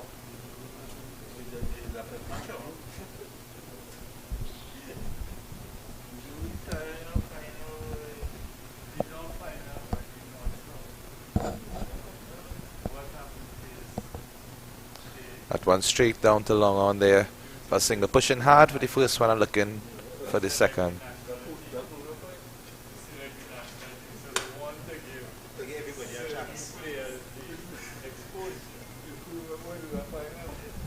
And one of the reasons here for this interchanging of batsmen is because of the criteria to select the national team, where the selectors want to see everyone getting an opportunity to do something. And granted, as we know, if a batsman makes a 50, there's nothing wrong in allowing another batsman to come in at that stage, because the batsman has reached a milestone in cricket that we consider 50 to be halfway to 100, and also a very good mark for a young batsman to make that and still be not out.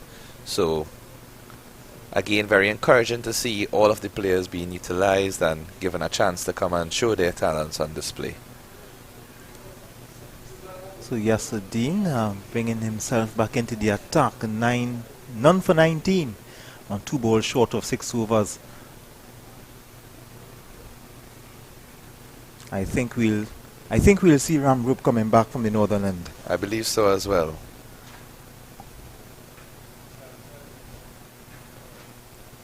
Redhead didn't fare too well in his previous overs. Couple extras and couple loose deliveries. This one is hoisted over the extra cover region. Fielder coming off the boundary to pick it up, and the batsman come back for 2.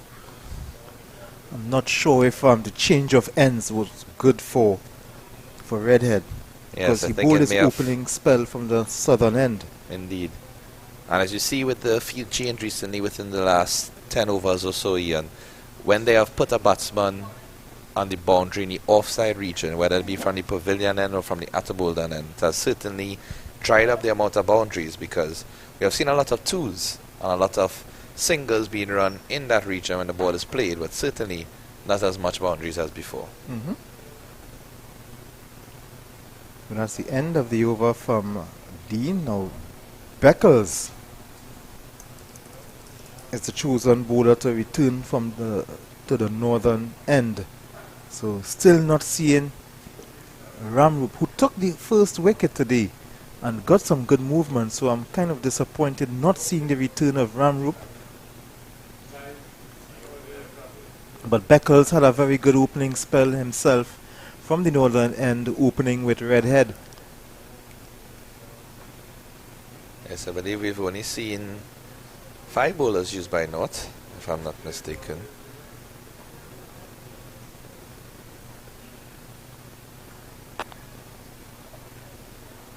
So Beckles haven't bowled since his opening spell. None for 7 of his 4 overs. Now he returns, bowling with some decent pace as well. Good action, good approach to the wicket, and he returns from the same end he was bowling from.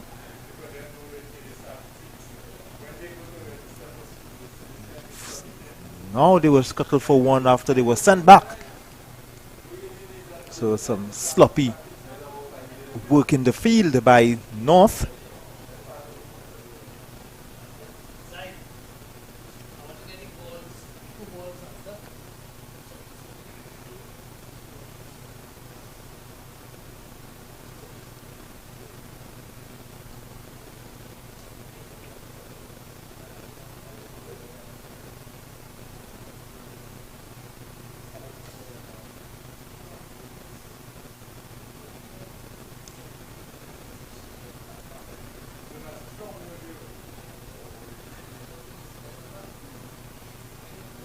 Driving on drive, getting the inside portion of the bat. They will get 1. So Ramsaran and Ramanan continuing where Maraj would have left off.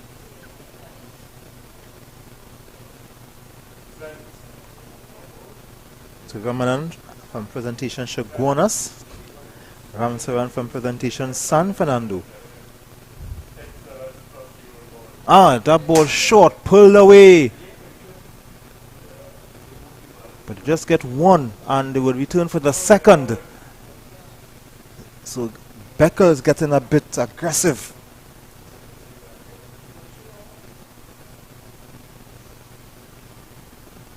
Ramanan just pulling that behind square. these guys are showcasing their talent, batting, bowling and fielding. Beckles forcing Ramanan just to get the ball on the onside.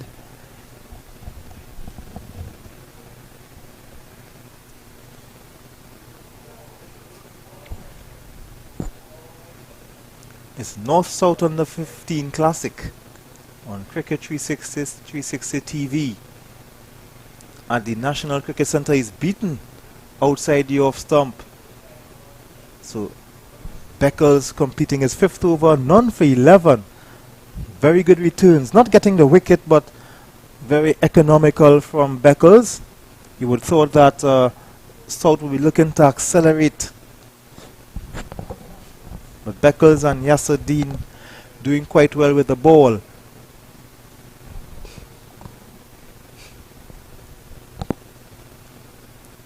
The guys are just wetting their throats, as they say. There's a lot of singles and doubles being run recently, so the batsman just getting a little refresher here before the last flurry of 7 overs. As we noted, the weather will certainly assist them, because you could imagine if it was hot sun blazing out their ear, how these youngsters would have been feeling. It would have been problematic.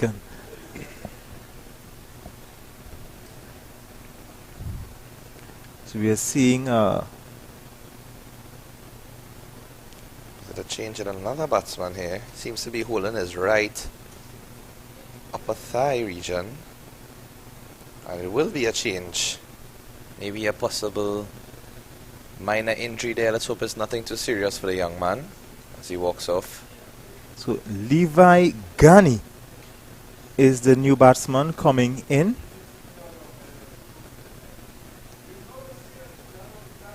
Levi Ghani.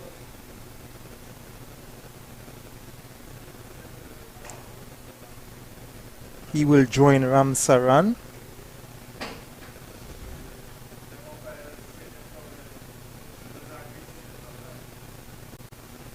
As Ramanan is the guy, is a batsman that left the field. So Ghani, who hails from Presentation San Fernando, so he joins his school teammate as well. So both San Fernando Presentation batsmen are the wicket. The ball is going down leg side and they will not get away from that. Yasser bowls are wide. I must say I'm disappointed in not seeing another spell from Ramrup. Yes, agreed. I thought he would have come back from the other end at least to continue from his initial good opening spell. Not that Beckles is a bad choice. Of course not. But just to keep the variety of bowlers. I mean, we never know if we might see a change. Then again, there's a lot of overs remaining for Chandine. So, only 7 overs, well 6.5 overs remaining in the innings at this point. So, interesting to see how the captain rotates the remainder of his bowlers here and whether he wants to finish with fully pace or with a mixture of pace and spin at either end. I'm not sure if Tyler Ramrup has any niggles that he has to deal with.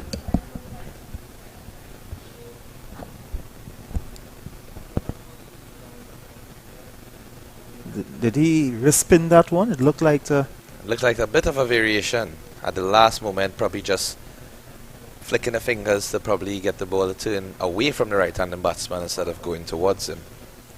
But a nice tight spell from Chandine at the end. He has actually maintained a pretty good economy throughout, just under 4 runs and over.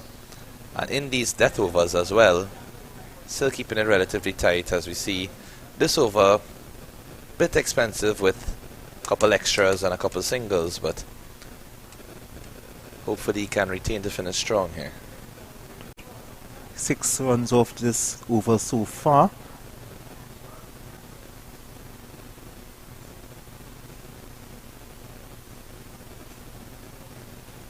He's having some problems with the wides. 2 wides in this over. He would have bowled.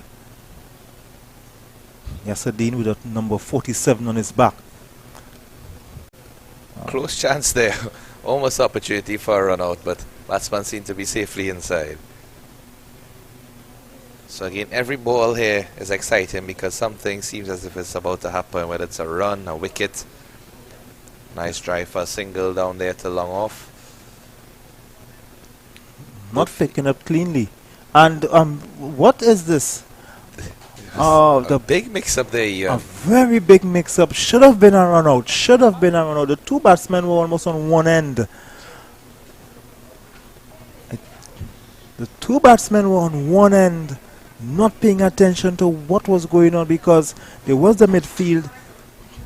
Ghani saw the midfield. He took the opportunity to run for the second, but Ramsaran was ball watching at the time. But I think the second run off the midfield was on.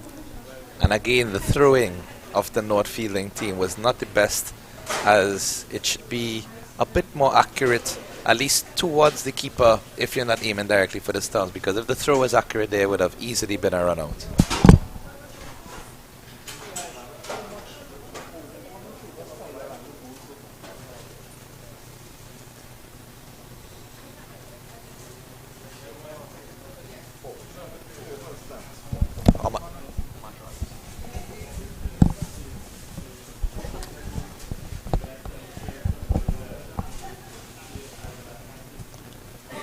So we're in the 45th over, and the Beckles and none for 11 still have the batsmen playing defensively, which is good bowling to have batsmen playing like that at this stage of the game. So Beckles a good choice, but Tyler Ram only 4 overs he would have bowled so far.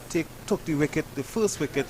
I thought that should have come back for a second spell, but the ball is whipped out on the onside to a wideish fine leg position, what we call a long leg. They will get one, they'll come back for the second. The throw is not a good one, but they will not think about a third.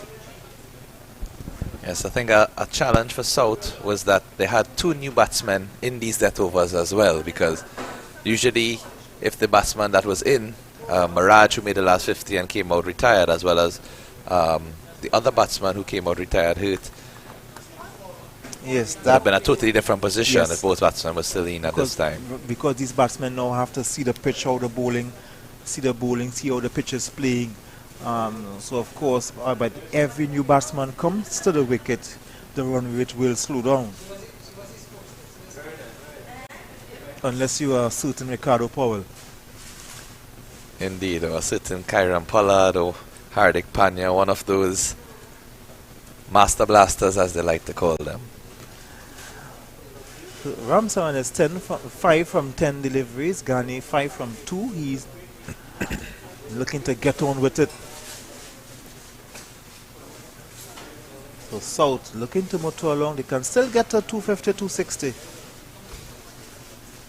Beaten. Good delivery from Beckles.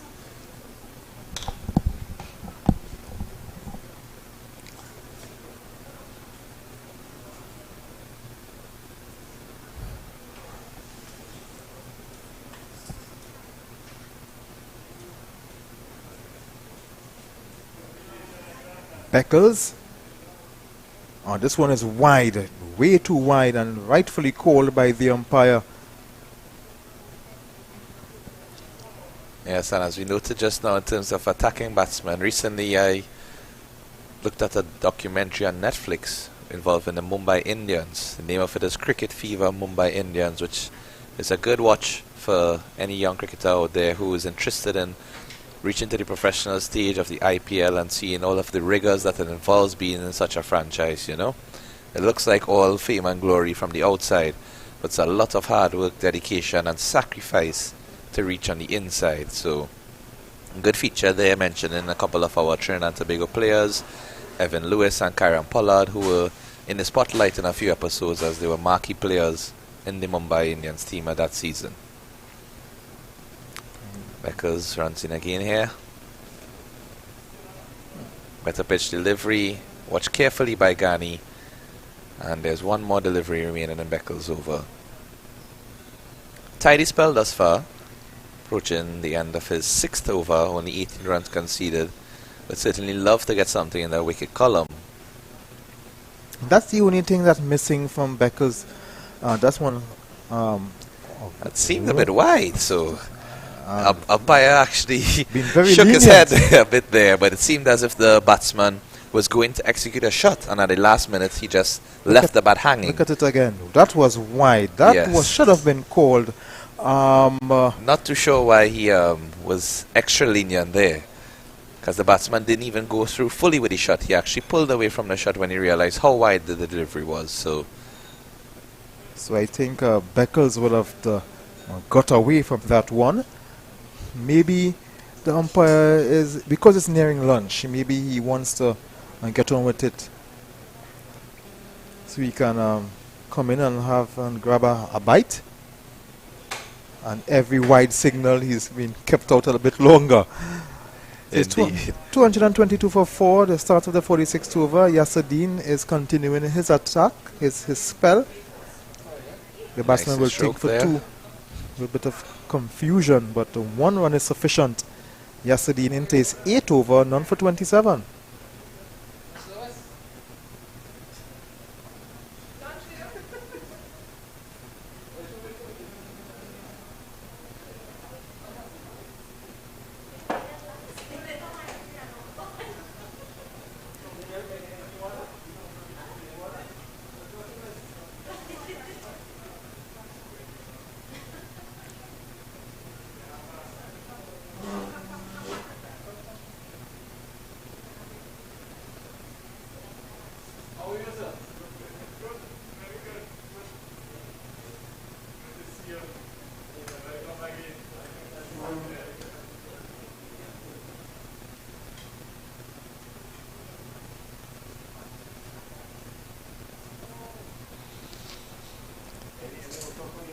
nice tidy over from Dean so far. Again, just couple runs. It's just the extras he would look to monitor.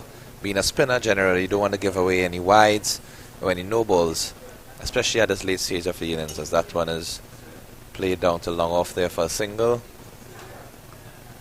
So just under 5 overs remaining in the innings. South 227 for 2. Question is, can they still reach up to that 260 target? It is possible indeed, once the batsman get a couple boundaries here to just accelerate the run rate.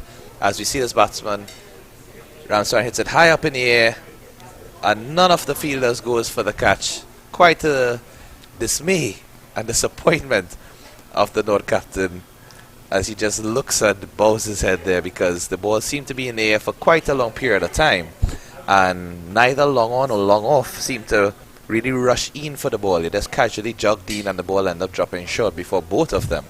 And sometimes that happens when no one calls for the ball. The long off thinking, he's watching in his peripheral vision, the other fielder is coming, and both fielders are doing that. This one is driven, and it will go to the boundary for 4. Well driven by Ghani. He has a license that he would have renewed recently for that. That's an excellent shot there from Ghani, especially recovering from that delivery before, where he's carried it in the air and got 2. This one all along the ground, just wide of the long off fielder for 4 runs. So that boundary, just as we mentioned it, Ian, South will be looking to get a couple boundaries, at least 1 per over now, to try and get up to that 260 mark. And Ghani doing a good job here of accelerating. This one just flicked into the leg side. Again coming back for 2. A very strong return. It's good accurate throw there, but great running and placement by the batsman, because to place that ball in the gap between those fielders and get 2 comfortably was indeed good planning.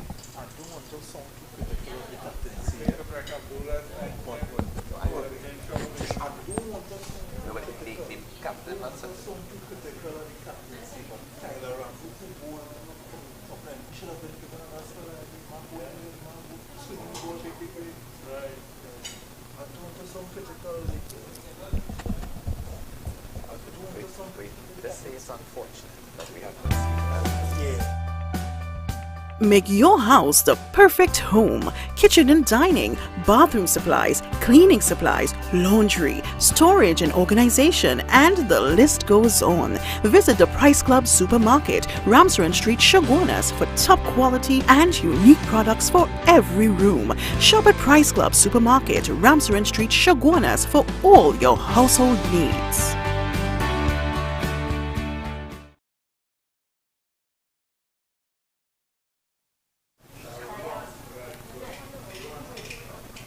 Good athletic effort there from Beckles, feeling off his own bowling to try and restrict the batsman as we are down to the last final overs of the South innings. South looking to accelerate, not looking to contain. As always, a very interesting period of the innings. Nice Yorker line delivery there as well. A bit of a misfield. Batsman looking to go for the single but deciding against it as the bowler recovers well. So very good urgency and effort shown by Beckles here to follow up his own bowling. Get back to his mark, ball in hand. Looks like a picture of concentration at this point where he just wants to focus on getting that ball wicket to wicket. Trying to either keep the runs down or get the wickets going. This one's straining to the leg side a little bit. Nicely flicked. Field has to come all the way off the boundary, which allows the batsman to come back for 2 runs. Ramsaran moves on to 10 from 16. Ghani 12 from 10. Both new batsmen doing a good job thus far, as they would have come in after the 40th over due to the 2 previous South batsmen retiring hurt.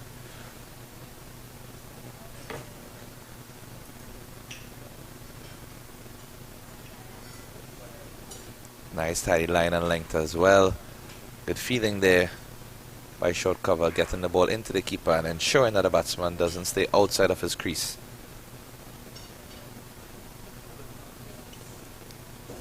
Current field set, long off, long on.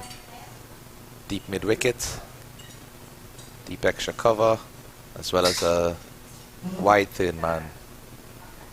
And this ball is played down to that wide third man. Comes off the boundary. Batsman again looking for 2 and get it comfortably.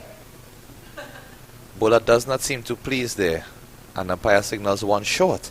So it actually works out in the bowler's favour, but the bowler, after putting so much effort to feel off his own bowling, I think he would have appreciated if the third man would have attacked the ball a bit quicker there and probably got it in so that the batsman wouldn't have had the opportunity to come back for 2. But eventually running 1 short, so only 1 run conceded at that point.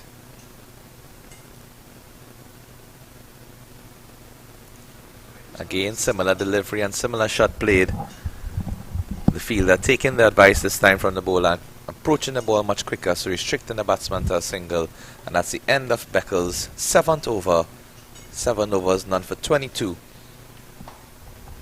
And it'll be interesting to see if Chandine again continues here, whether we might see the reintroduction of Ramrup in these last couple of overs. It looks like Dean is going to continue to finish his spell.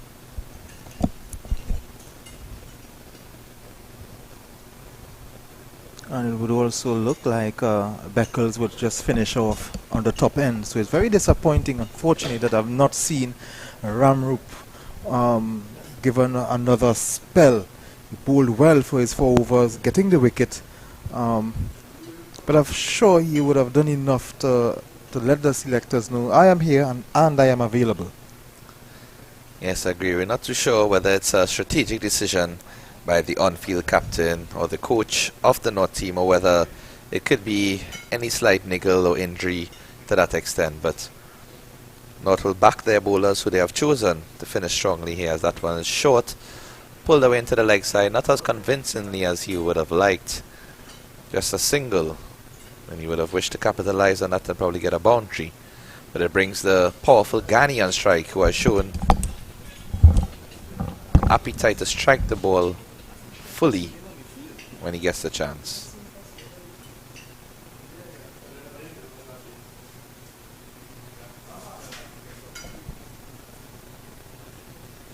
This one short outside the off stump, pulled away but pulled straight to the fielder.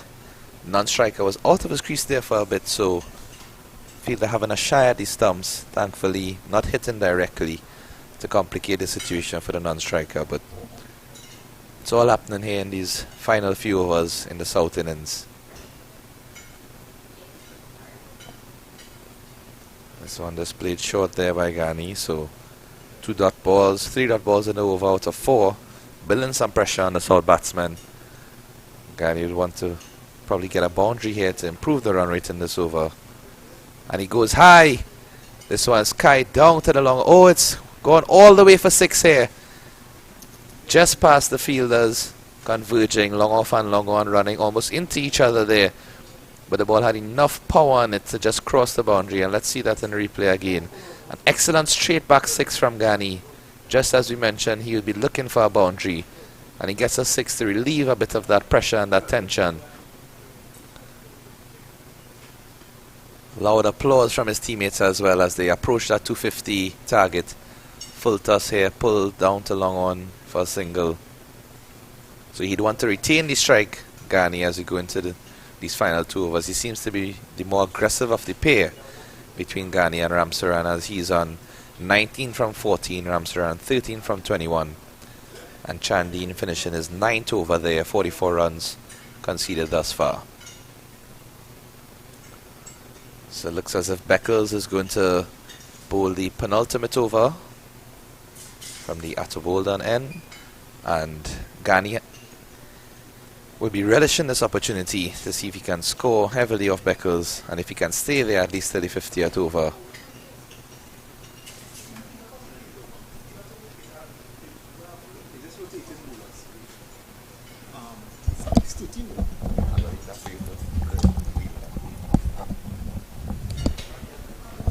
Yeah, so Beckles will continue, and he will just finish off from the top end. Tyler Ramrup, who bowled 4 overs, got a wicket. He's not on the field actually, as Michael Williams, the coach, the manager, sorry, and Vinod Maharaj, the coach, explained that they're just rotating the players. So he would have done his work, and he's only 13. And that's excellent to see a player of such a young age playing in an age group that's above him and showing his worth already. And again, good rotation by the manager and the coaches of the teams to allow everyone to get an opportunity.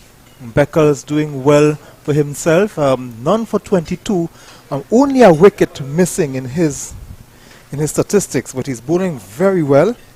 Yeah, I think that's an excellent economy rate there for opening bowler to come back and to continue at the stage of the innings. That's on or around 3 runs and over. And given that the current run rate is about 5.1, so he has maintained under the current run rate throughout the innings. It's a very nice action. Beckles. Very smooth, and also his line and length, as we have seen from this second spell, very consistent. A lot of his deliveries have been right in that area, or the corridor of uncertainty outside the off stump, where the batsman is unsure whether to play aggressive or to just come back and defend. Well, Toko, I will give you the story after that. The ball is played on the onside. They will get 1 for sure, but they will not think about a second. Now, Toko, that area always produces good bowlers. We mentioned Mervyn Dillon before. We mentioned Ian Bishop. And I remembered in my playing days for Malik Secondary, went and played Toko. I can remember our opening batsman, Mr. Solomon. That's a nice short ball. Loud appeal, but nothing from the umpire. The appeal came from the wicketkeeper. He signaled 1 for the over, and that is what you would love to see as a commentator. Yeah. Well, I'm wondering, Ian, if that ball should have actually been signaled a wide, because as you see in the replay, it ended up past the leg stump and there was no contact from the batsman. So, again, the umpire on that end showing a bit of leniency for these young cricketers, probably just encouraging them to applaud the fact that he tried a short ball at that stage. And that's the end of the 49th over, 248 for 2. And I remember that game in Toko. That's some decent fast bowlers. And one I can remember, his name was Best. And we were in the pavilion, and I was hoping that I was batting number 8 or something like that. And I was hoping that it doesn't come to me, because the pace and bunks these guys were extracting. And I remember our opening batsman, when he was out, he came back to the pavilion with a smile. I'm like, why are you smiling? Because I don't have to be out there. So Toko always have a knack for some fast bowlers. And you know, it's strange that you say that. I recall playing against Toko as well in my final year for Naparima College in the Premiership Division. And the captain was the one and only Kishon Walcott. Oh, I kid you not. Kishon Walcott was a fast bowler. Kishon Walcott was a fast bowler. Oh, and he's bowling Bowling. there. Oh, that's why he can throw a javelin. He's an excellent all-round athlete, I must say. And I'll get back to that story in a second, but excellent delivery from Chandin here. Finally getting the wicket that he desired. And a bit of turn on that occasion. You know, Yes. we have not seen that whole morning, in fact. But that one flighted nicely and seems to have just gripped as it hit the pitch, taking off the base of the off stump. And gets rid of the aggressive Ghani. So, good start to the final over here as it brings in a new batsman. But yes, as I was saying in relation to Kishore Walcott, so that game, it was very interesting because Napri Makaraj at that time, we did not have a home ground. So we Right. had to use Clark Road as our home ground. Right. And we went to Clark Road.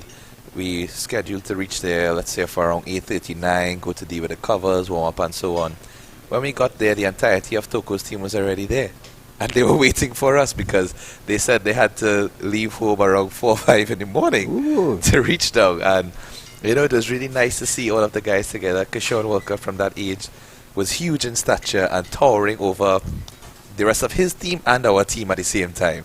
And I remember when he came out to bat, he made a 15, probably about 30 balls, hitting the ball to all parts of the ground. And Toko, unfortunately, were bowled out for around 80. So he was the main player for them. But, you know, it was a great memory for me to recall playing against him and that. And I actually got his wicket caught on bowler. Okay. So Congratulations. it was a pleasure indeed. And congratulations for playing with an Olympian.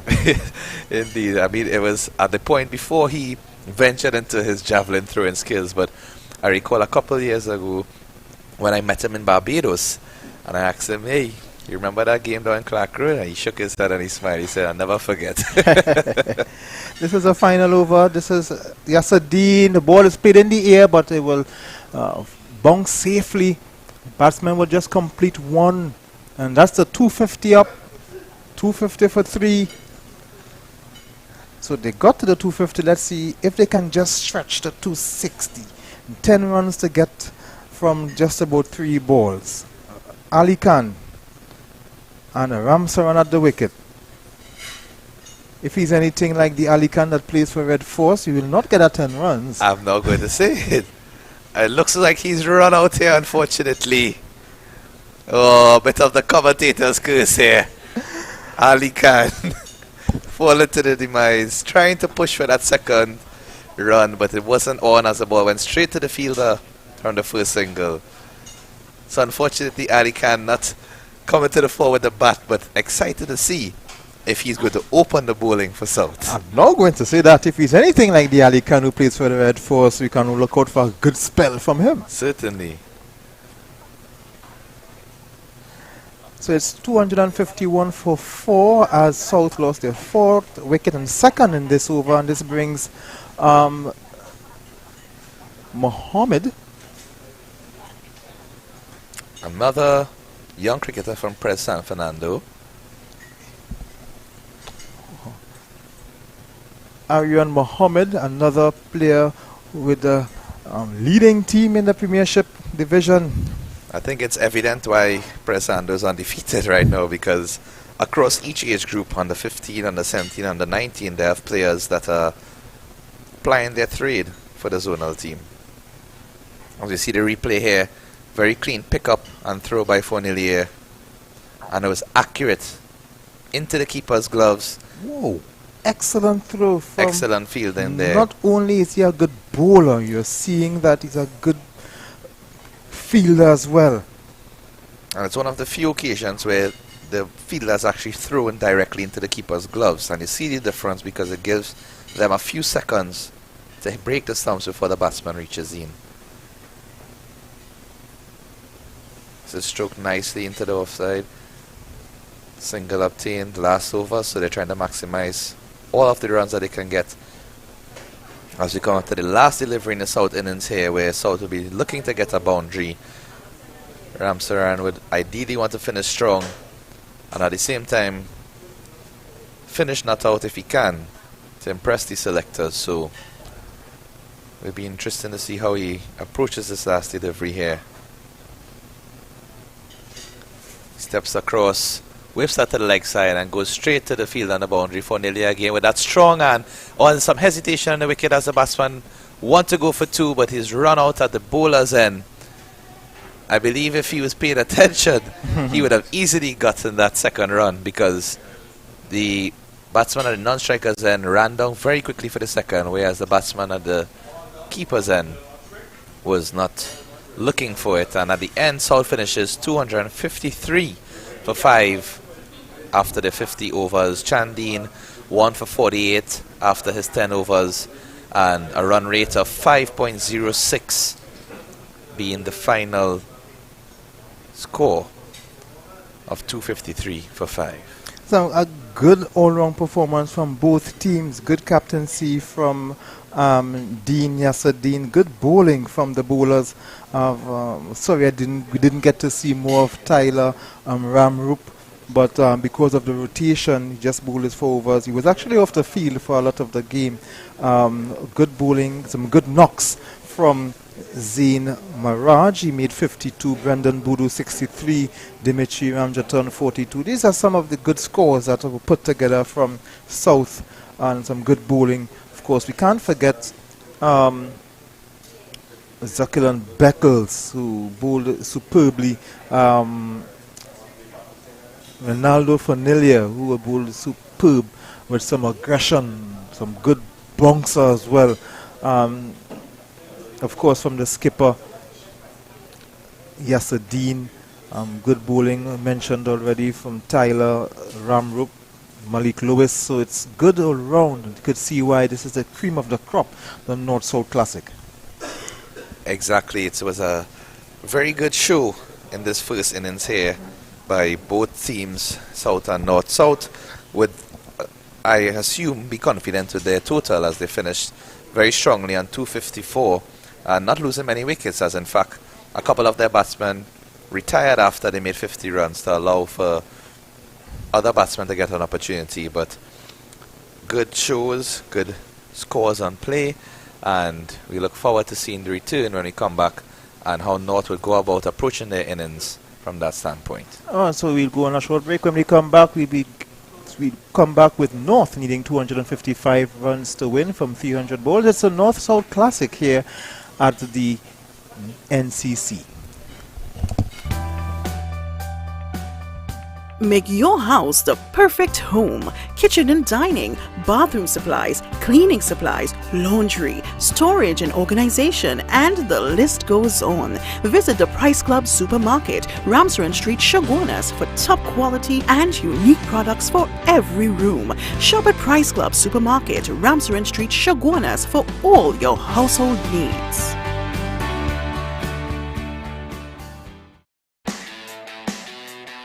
Get the largest selection of detailing products, car care maintenance, accessories, and so much more at low warehouse prices at the Price Club Supermarket, Ramsaren Street, Chaguanas. Transmission and gear oils, fuel treatments, spark plugs, and everything you need to keep your vehicle in a flawless condition. The best car wax, compounds, polishes, car wash chemicals, and more. Check the Price Club Supermarket at Ramsaren Street, Chaguanas today. Discover patio furniture like no other at the Price Club Supermarket, Ramsaren Street, Chaguanas. Elevate your backyard, deck, or patio space with top quality, modern, and exclusive outdoor furniture that makes entertaining so much more relaxing. Come to the Price Club, Ramsaren Street, Chaguanas today to get the outdoor oasis you deserve.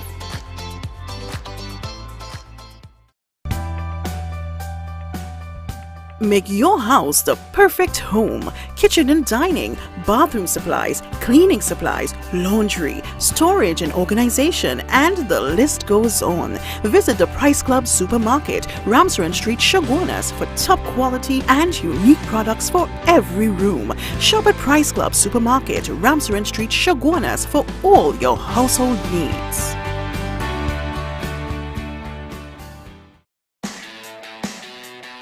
Get the largest selection of detailing products, car care maintenance, accessories, and so much more at low warehouse prices at the Price Club Supermarket, Ramsaren Street, Chaguanas.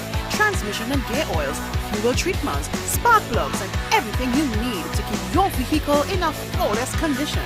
The best car wax, compounds, polishes, car car wash chemicals, and more. Check the Price Club Supermarket at Ramsden Street, Chaguanas today. Discover patio furniture like no other at the Price Club Supermarket, Ramsden Street, Chaguanas. Elevate your backyard, deck or patio space with top quality, modern and exclusive outdoor furniture that makes entertaining so much more relaxing. Come to the Price Club, Ramsden Street, Chaguanas today to get the outdoor oasis you deserve.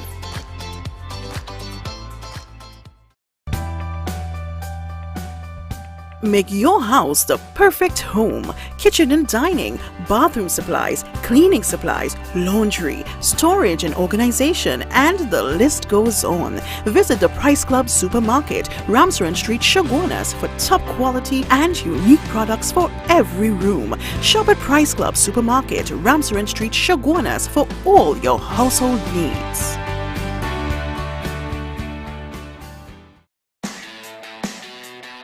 Get the largest selection of detailing products, car care maintenance, accessories, and so much more at low warehouse prices at the Price Club Supermarket, Ramsden Street, Chaguanas. Transmission and gear oils, fuel treatments, spark plugs, and everything you need to keep your vehicle in a flawless condition.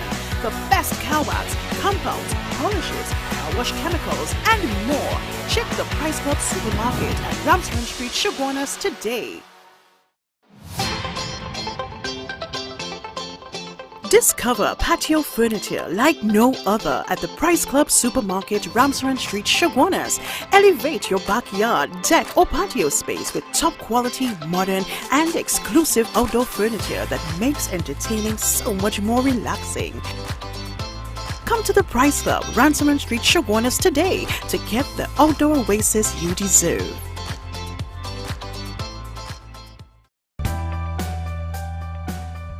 Make your house the perfect home. Kitchen and dining, bathroom supplies, cleaning supplies, laundry, storage and organization, and the list goes on. Visit the Price Club Supermarket, Ramsden Street, Chaguanas for top quality and unique products for every room. Shop at Price Club Supermarket, Ramsden Street, Chaguanas for all your household needs.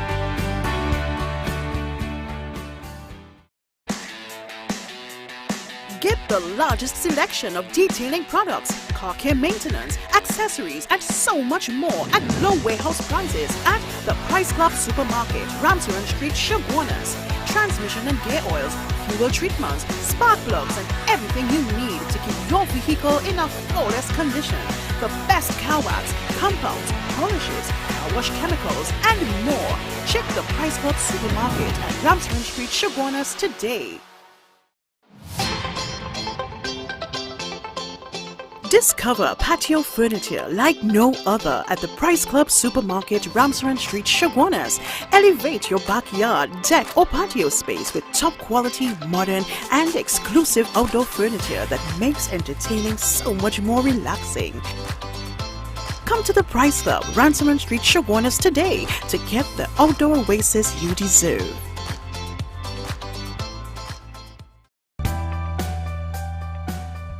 Make your house the perfect home. Kitchen and dining, bathroom supplies, cleaning supplies, laundry, storage and organization, and the list goes on. Visit the Price Club Supermarket, Ramsden Street, Chaguanas for top quality and unique products for every room. Shop at Price Club Supermarket, Ramsden Street, Chaguanas for all your household needs.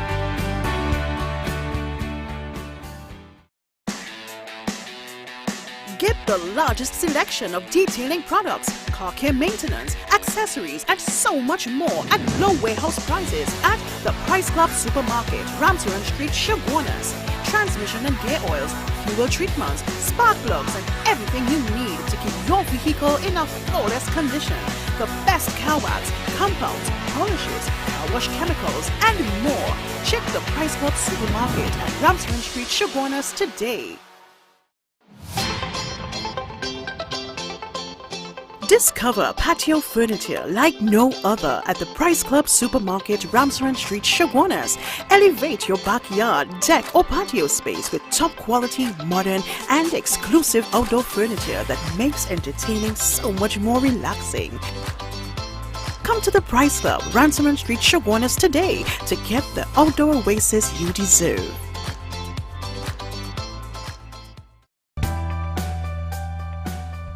Make your house the perfect home. Kitchen and dining, bathroom supplies, cleaning supplies, laundry, storage and organization, and the list goes on. Visit the Price Club Supermarket, Ramsaran Street, Chaguanas for top quality and unique products for every room. Shop at Price Club Supermarket, Ramsaran Street, Chaguanas for all your household needs.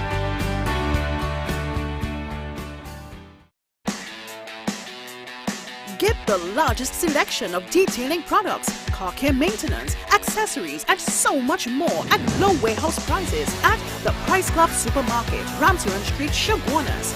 Transmission and gear oils, fuel treatments, spark plugs, and everything you need to keep your vehicle in a flawless condition. The best car wax, compounds, polishes, car wash chemicals, and more. Check the Price Club Supermarket at Ramsaran Street, Chaguanas today. Discover patio furniture like no other at the Price Club Supermarket, Ramsaran Street, Chaguanas. Elevate your backyard, deck or patio space with top quality, modern and exclusive outdoor furniture that makes entertaining so much more relaxing. Come to the Price Club, Ramsaran Street, Chaguanas today to get the outdoor oasis you deserve.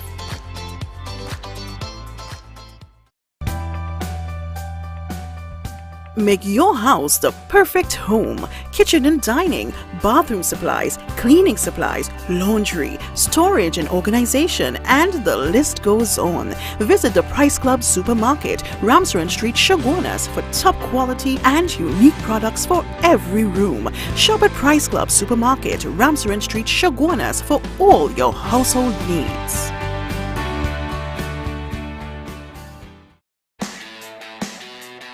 Get the largest selection of detailing products, car care maintenance, accessories, and so much more at low warehouse prices at the Price Club Supermarket, Ramsaran Street, Chaguanas. Transmission and gear oils, fuel treatments, spark plugs, and everything you need to keep your vehicle in a flawless condition. The best car wax, compounds, polishes, car wash chemicals, and more. Check the Price Club Supermarket at Ramsaran Street, Chaguanas today. Discover patio furniture like no other at the Price Club Supermarket, Ramsaran Street, Chaguanas. Elevate your backyard, deck or patio space with top quality, modern and exclusive outdoor furniture that makes entertaining so much more relaxing. Come to the Price Club, Ramsaran Street, Chaguanas today to get the outdoor oasis you deserve.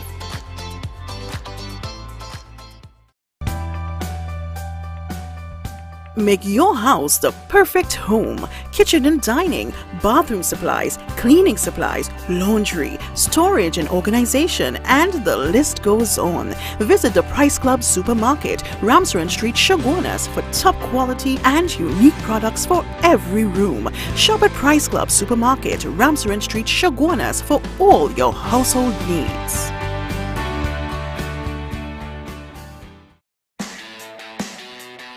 Get the largest selection of detailing products, car care maintenance, accessories, and so much more at low warehouse prices at the Price Club Supermarket, Ramsaran Street, Chaguanas. Transmission and gear oils, fuel treatments, spark plugs, and everything you need to keep your vehicle in a flawless condition. The best car wax, compounds, polishes, car wash chemicals, and more. Check the Price Club Supermarket at Ramsaran Street, Chaguanas today. Discover patio furniture like no other at the Price Club Supermarket, Ramsaran Street, Chaguanas.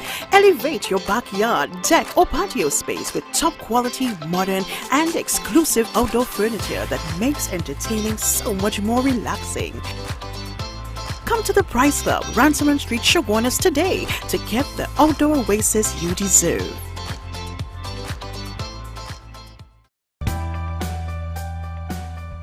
Make your house the perfect home. Kitchen and dining, bathroom supplies, cleaning supplies, laundry, storage and organization, and the list goes on. Visit the Price Club Supermarket, Ramsaren Street, Chaguanas for top quality and unique products for every room. Shop at Price Club Supermarket, Ramsaren Street, Chaguanas for all your household needs.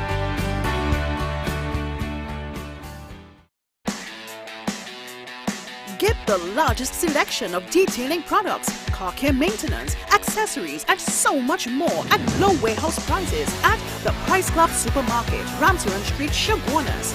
Transmission and gear oils, fuel treatments, spark plugs, and everything you need to keep your vehicle in a flawless condition.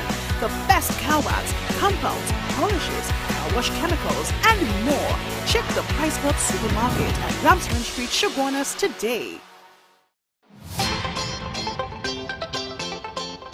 Discover patio furniture like no other at the Price Club Supermarket, Ramsaren Street, Chaguanas.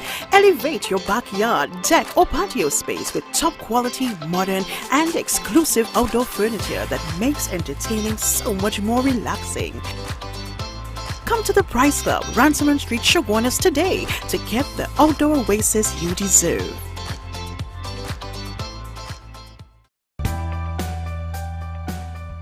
Make your house the perfect home. Kitchen and dining, bathroom supplies, cleaning supplies, laundry, storage and organization, and the list goes on. Visit the Price Club Supermarket, Ramsaren Street, Chaguanas for top quality and unique products for every room. Shop at Price Club Supermarket, Ramsaren Street, Chaguanas for all your household needs.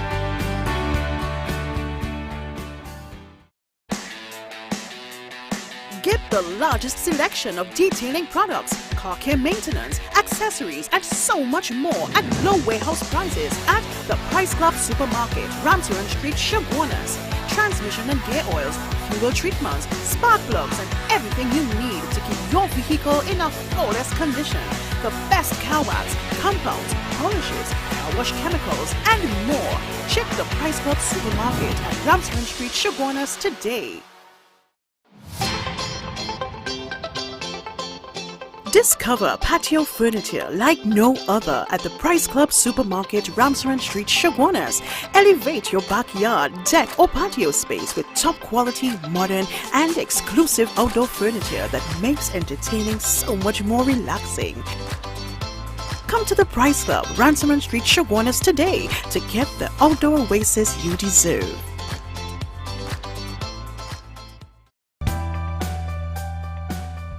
Make your house the perfect home. Kitchen and dining, bathroom supplies, cleaning supplies, laundry, storage and organization, and the list goes on. Visit the Price Club Supermarket, Ramsaren Street, Chaguanas for top quality and unique products for every room. Shop at Price Club Supermarket, Ramsaren Street, Chaguanas for all your household needs.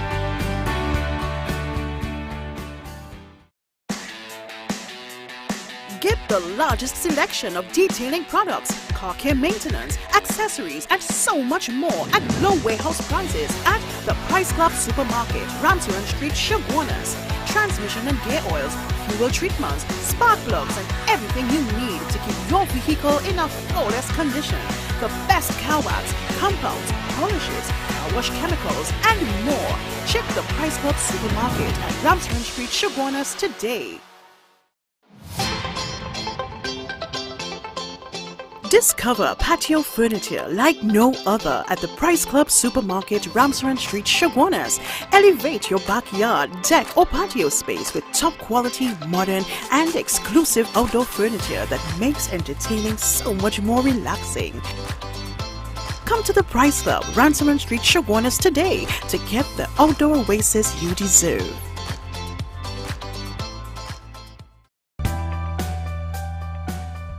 Make your house the perfect home. Kitchen and dining, bathroom supplies, cleaning supplies, laundry, storage and organization, and the list goes on. Visit the Price Club Supermarket, Ramsaren Street, Chaguanas for top quality and unique products for every room. Shop at Price Club Supermarket, Ramsaren Street, Chaguanas for all your household needs.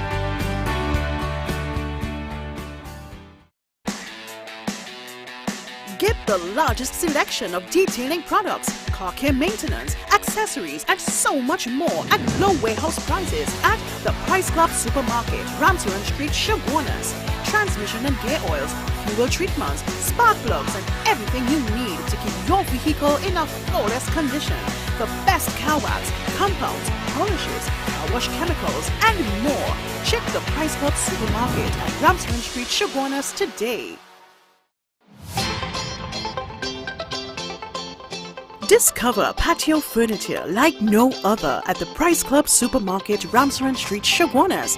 Elevate your backyard, deck, or patio space with top quality, modern, and exclusive outdoor furniture that makes entertaining so much more relaxing. Come to the Price Club, Ramsden Street, Shogunas today to get the outdoor oasis you deserve.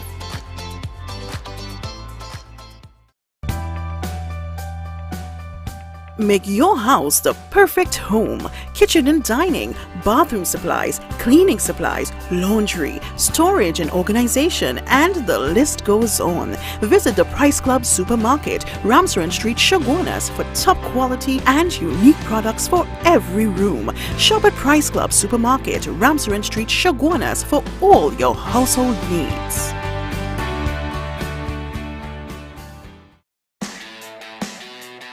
Get the largest selection of detailing products, car care maintenance, accessories, and so much more at low warehouse prices at the Price Club Supermarket, Ramsden Street, Shogunas. Transmission and gear oils, fuel treatments, spark plugs, and everything you need to keep your vehicle in a flawless condition. The best car wax, compounds, polishes, car wash chemicals, and more. Check the Price Club Supermarket at Ramsden Street, Shogunas today. Discover patio furniture like no other at the Price Club Supermarket, Ramsden Street, Shogunas. Elevate your backyard, deck, or patio space with top quality, modern, and exclusive outdoor furniture that makes entertaining so much more relaxing. Come to the Price Club, Ramsden Street, Shogunas today to get the outdoor oasis you deserve.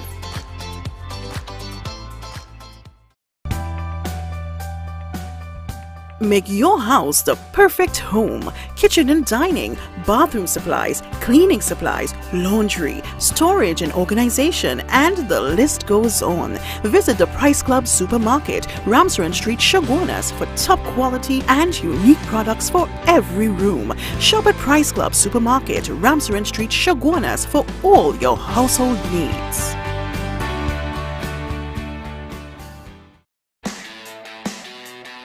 Get the largest selection of detailing products, car care maintenance, accessories, and so much more at low warehouse prices at the Price Club Supermarket, Ramsden Street, Shogunas. Transmission and gear oils, fuel treatments, spark plugs, and everything you need to keep your vehicle in a flawless condition. The best car wax, compounds, polishes, car wash chemicals, and more. Check the Price Club Supermarket at Ramsden Street, Shogunas today. Discover patio furniture like no other at the Price Club Supermarket, Ramsden Street, Shogunas. Elevate your backyard, deck, or patio space with top quality, modern, and exclusive outdoor furniture that makes entertaining so much more relaxing. Come to the Price Club, Ramsden Street, Shogunas today to get the outdoor oasis you deserve.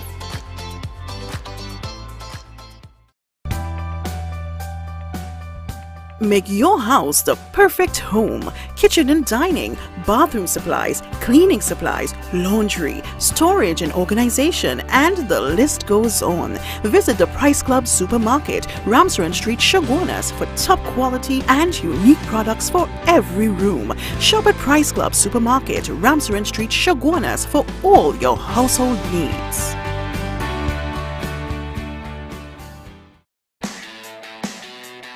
Get the largest selection of detailing products, car care maintenance, accessories, and so much more at low warehouse prices at the Price Club Supermarket, Ramsden Street, Shogunas.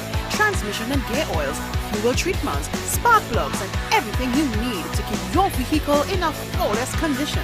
The best car wax, compounds, polishes, car wash chemicals, and more. Check the Price Club Supermarket at Ramsden Street, Chaguanas today. Discover patio furniture like no other at the Price Club Supermarket, Ramsden Street, Chaguanas.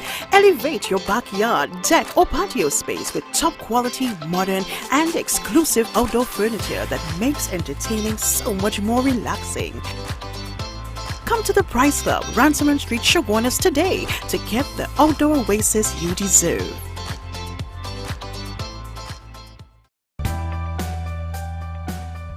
Make your house the perfect home. Kitchen and dining, bathroom supplies, cleaning supplies, laundry, storage and organization, and the list goes on. Visit the Price Club Supermarket, Ramsden Street, Chaguanas for top quality and unique products for every room. Shop at Price Club Supermarket, Ramsden Street, Chaguanas for all your household needs.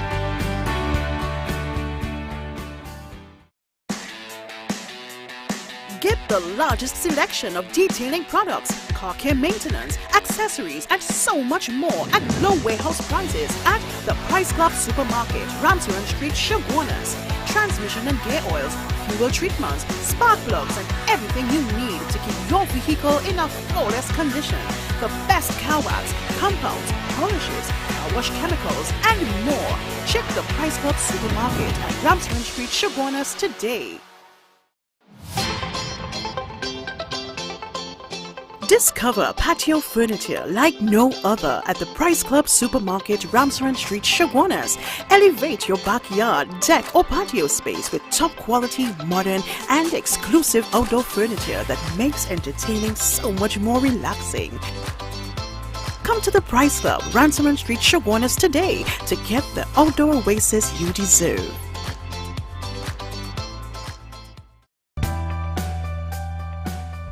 Make your house the perfect home. Kitchen and dining, bathroom supplies, cleaning supplies, laundry, storage and organization, and the list goes on. Visit the Price Club Supermarket, Ramsden Street, Chaguanas for top quality and unique products for every room. Shop at Price Club Supermarket, Ramsden Street, Chaguanas for all your household needs.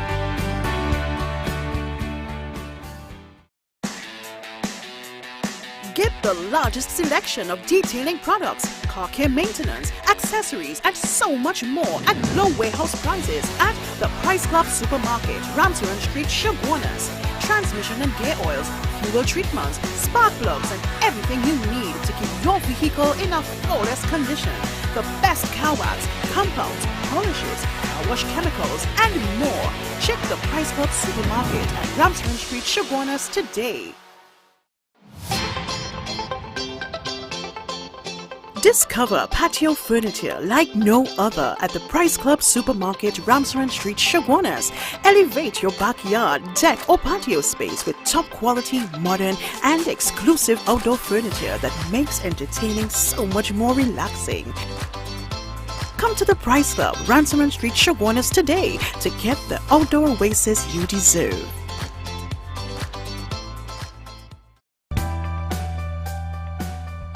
Make your house the perfect home. Kitchen and dining, bathroom supplies, cleaning supplies, laundry, storage and organization, and the list goes on. Visit the Price Club Supermarket, Ramsden Street, Chaguanas for top quality and unique products for every room. Shop at Price Club Supermarket, Ramsden Street, Chaguanas for all your household needs.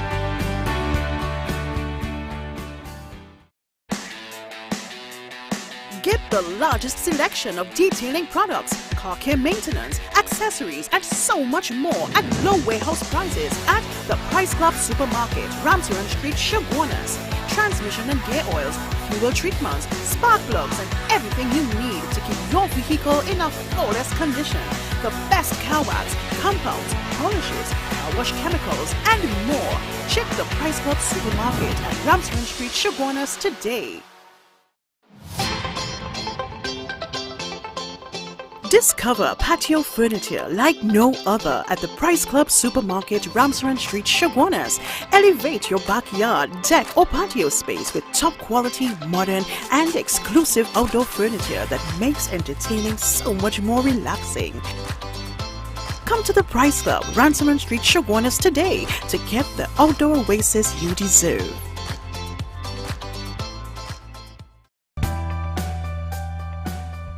Make your house the perfect home. Kitchen and dining, bathroom supplies, cleaning supplies, laundry, storage and organization, and the list goes on. Visit the Price Club Supermarket, Ramsaran Street, Chaguanas for top quality and unique products for every room. Shop at Price Club Supermarket, Ramsaran Street, Chaguanas for all your household needs.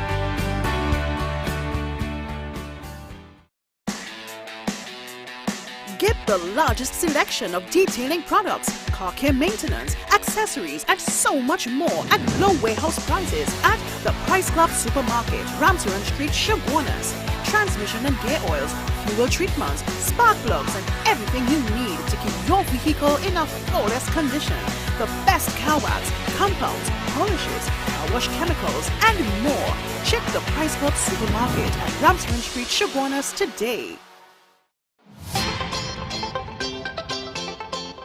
Discover patio furniture like no other at the Price Club Supermarket, Ramsaran Street, Chaguanas.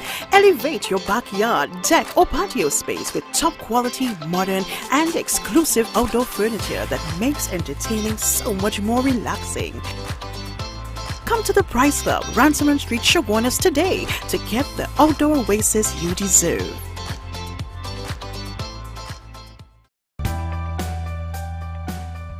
Make your house the perfect home. Kitchen and dining, bathroom supplies, cleaning supplies, laundry, storage and organization, and the list goes on. Visit the Price Club Supermarket, Ramsaran Street, Chaguanas for top quality and unique products for every room. Shop at Price Club Supermarket, Ramsaran Street, Chaguanas for all your household needs.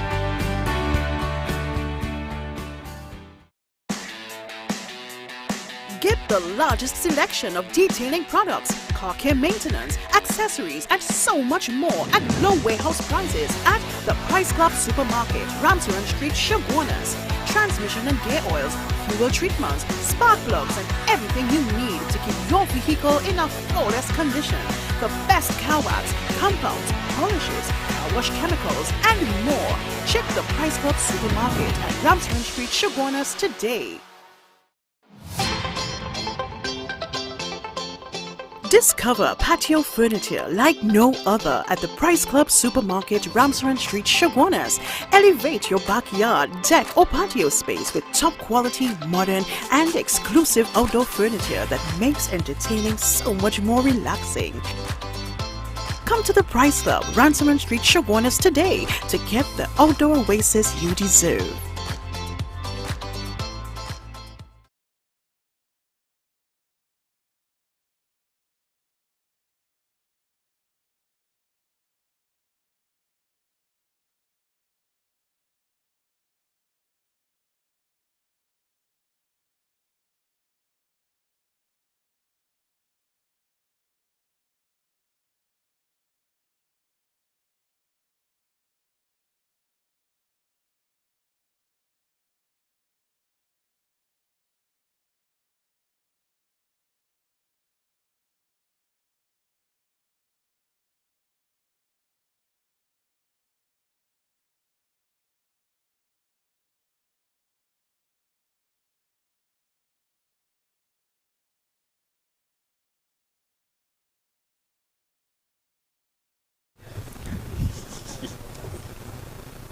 And welcome back.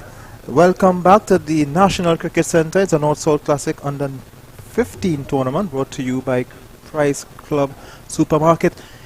North are going to reply to South innings of 254. They are looking at 255 to win from 300 balls. So it's going to be a very interesting run chase.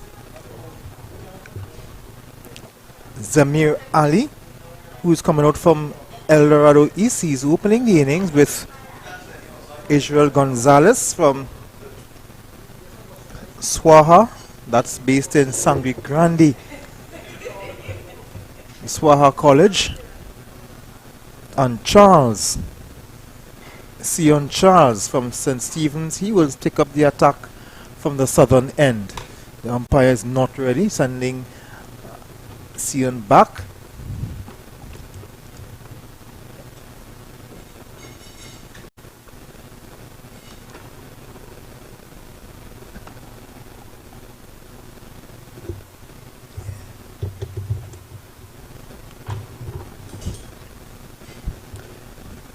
And just looking at that ball, the ball didn't really get up, staying very low outside the off stump. And so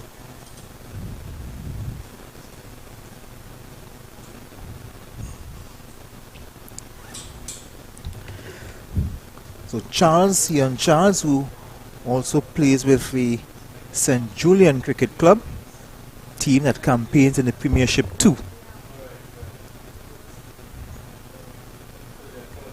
Playing that on the onside, will get no run. Ali from Eldo East, who is at the non-strikers, and also plays with Dinsley Cricket Club.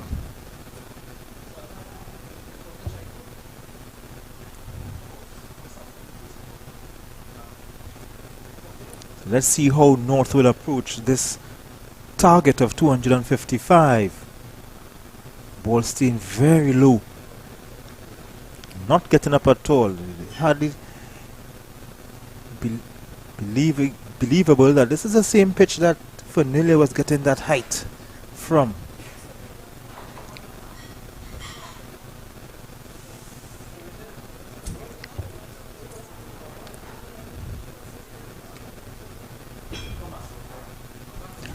With 3 dot balls, that's very important.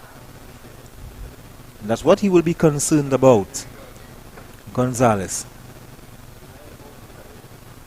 Not seeing that foot movement from him, the initial foot movement of going back and across. You're not seeing that from Gonzalez. Hopefully, he can rectify that in this innings. Perhaps he just needing to get settled. Charles at the top of his mark. Gentle run to the wicket. Still no foot movement from him, but he connects the ball and will get a run down to third man. So North are off and running, getting off the mark. Charles, first delivery comes off his bowling. Ali will face the right-handed batsman. So they have a right and left combination. Let's see how Charles would deal with it. Every ball so far was outside the line of the off stump to the left-hander. Let's see how he would manage.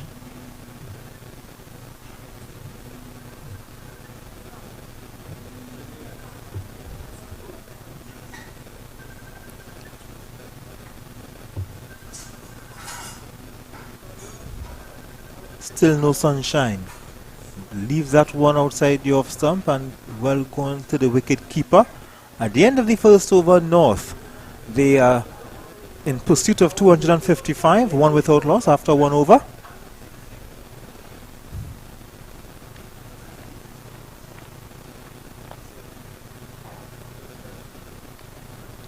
And very good first over from Charles. He's seeing that he can cope with the right and left combination so far. Every ball, whether it's to the right hander or the left hander, went outside the line of the off stump. So beginning the attack from this northern end for South will be Aryan Mohammed, the power gen player who plays with Presentation San Fernando.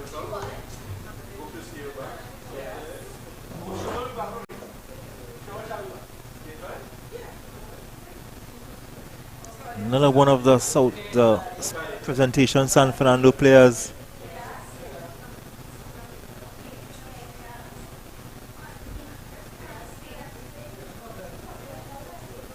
seems to be a left-arm bowler.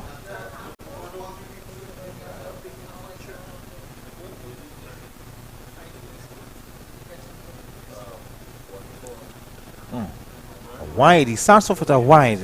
Want to think that's a loosener.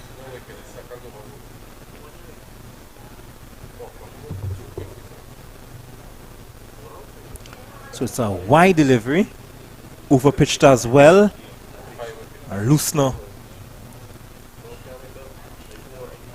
Sometimes the first delivery is always a very difficult one, just to get your shoulders and your arms loose.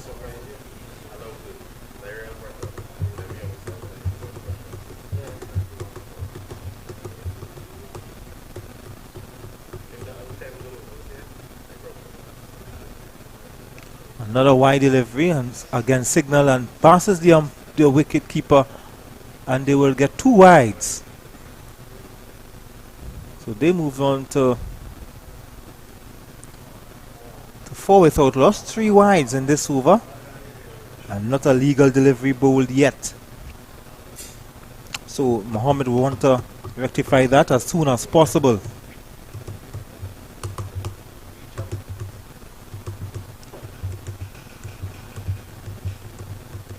3 runs off his bowling, and he hasn't bowled a legal delivery yet, so we'll want to rectify that. This time he's getting a right-handed batsman to bowl. He's getting the ball on the line of the stumps, appealed by the bowlers and the wicketkeeper, but difficult for that line.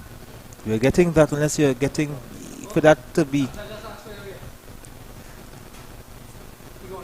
for you to get the wicket up for leg before wicket, you have to push that ball across and get it to move, straighten back into the right-handed batsman. Very difficult for a left-arm bowler over the wicket to a right-hander to get a leg before wicket. This one is not moving at all, but it would go straight to the wicket-keeper as he leaves that alone.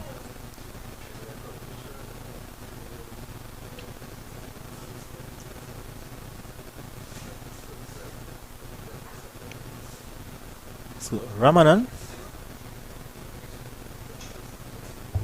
Cristiano Ramanan, also from Presentation College, but from Chaguanas.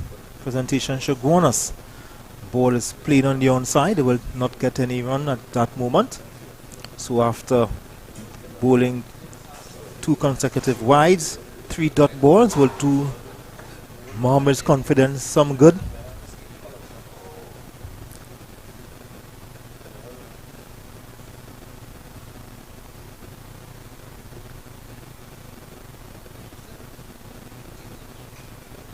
He's pushing this one wide, but not wide enough to be signaled a wide. So the umpire will be happy with that one. Another dot ball, which is very important for the bowler. So Brendan Budu, looking at his bowlers. He's also from Presentation College, as we would have mentioned before. This one is looking to flash at that. The umpire not signaling a wide, but Ali would be a bit disappointed. He would have thought that that could have been a wide, but according to the person who matters, whose opinion matters the most, says not a wide. So it's another dot ball. The final ball of the second over, first for Mohammed, and it's another dot ball. So having bowled 3 wides to start, 6 dot balls would do Mohammed some kind of confidence. And after 2 overs, North in pursuit of 255 are 4 without loss.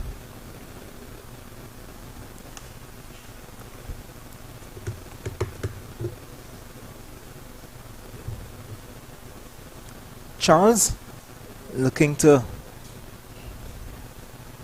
continue.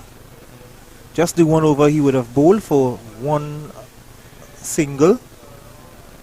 His ball not getting up, his ball was staying low, while Mohammed on the other end got his deliveries to make some height. So 2 contrasting bowlers already. The Aryan Mohammed is a taller bowler, so he would extract more bounce. But this is Charles. Another dot ball.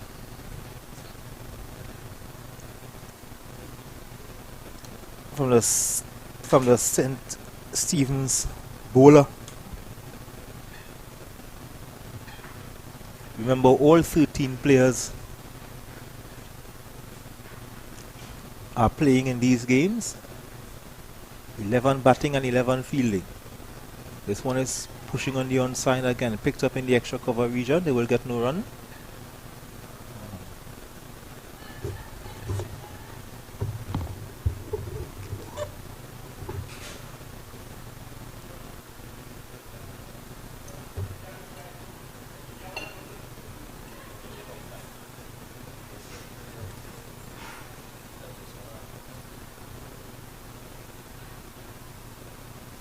And a good delivery, extra bounce. Going to the wicket keeper, they will get no run. Very good delivery. Well bowled and well played. Look at it again, outside view of them, just missing. Just beating the bat. So we want to welcome again fellow commentator Keshav Bahadur Singh. Good afternoon again, Ian. Good start from the South bowlers here. Very good line and length from Charles thus far. Getting the ball to leave the left-handed batsman on a few occasions. And seems to be getting a good bit of purchase as well. Yes, his first over the ball didn't really make a lot of height, but he's getting the ball to get more bounce in this over. 4 very good balls. This one is a bit wider, and just as I spoke about the bounce, the ball, this one doesn't get up. And that's interesting because I don't believe in the first innings we saw any ball that relatively kept as low, or at least bounced a couple of times before reaching the keeper. So, you see the keeper has some very well used pads there. So he's accustomed to diving around.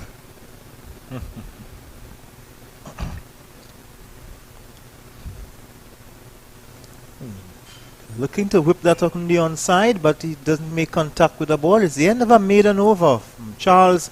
2 overs, no wickets for 1 run. After 3 overs, North in pursuit of 255, 4 without loss.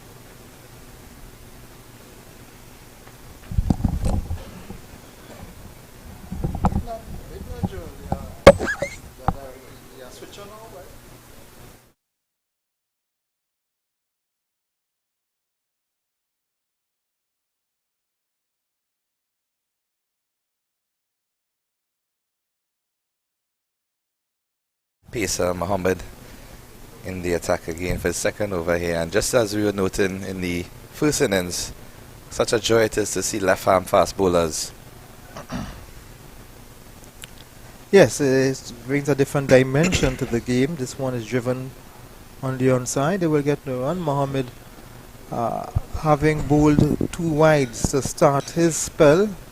This is his 7th consecutive dot ball. He's found his line and his length quickly. And this one is in the air but safe. Doesn't fall anywhere close to a fielder. Mohammed has a very smooth run up and release and delivery, as you can see in that replay. Yeah, he has some height. He has a nice high action as well. His action is somewhat reminding me of the Bangladeshi left-arm pacer Mustafizur, as he runs a bit wide off the crease and then comes in closer. This one just went down the leg side, but I could have seen a hint of movement. Yes, that one seemed to have moved to the right there. Again, the breeze still pushing very strong across in that direction. So, as his natural movement seems to be going into the right-hander, again, should be looking to pitch that ball somewhat outside the off-stump and try to get the ball moving into the stumps to attack the batsman. Anywhere outside the off-stump or on the off-stump, middle and off will be good. Batsman driving.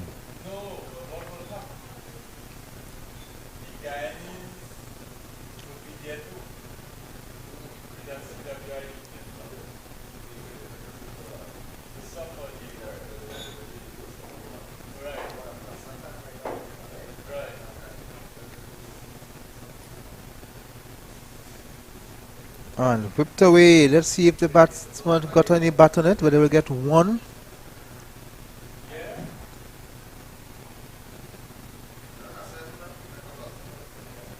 Luckily, he had a deep fine leg on the boundary there, so reducing that to 1.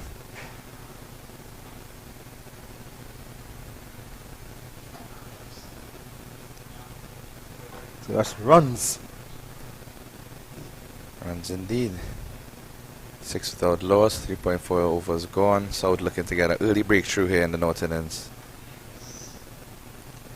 Good delivery, plays it back on the offside. It was sent back by Ali. Don't know where he was going actually. I don't know who called him. You can see Ali asking him, "Where are you going?" That's good pressure from the South fieldsman as well, because the fielders attacking the ball, coming into it very early, not allowing them to get any run at all there.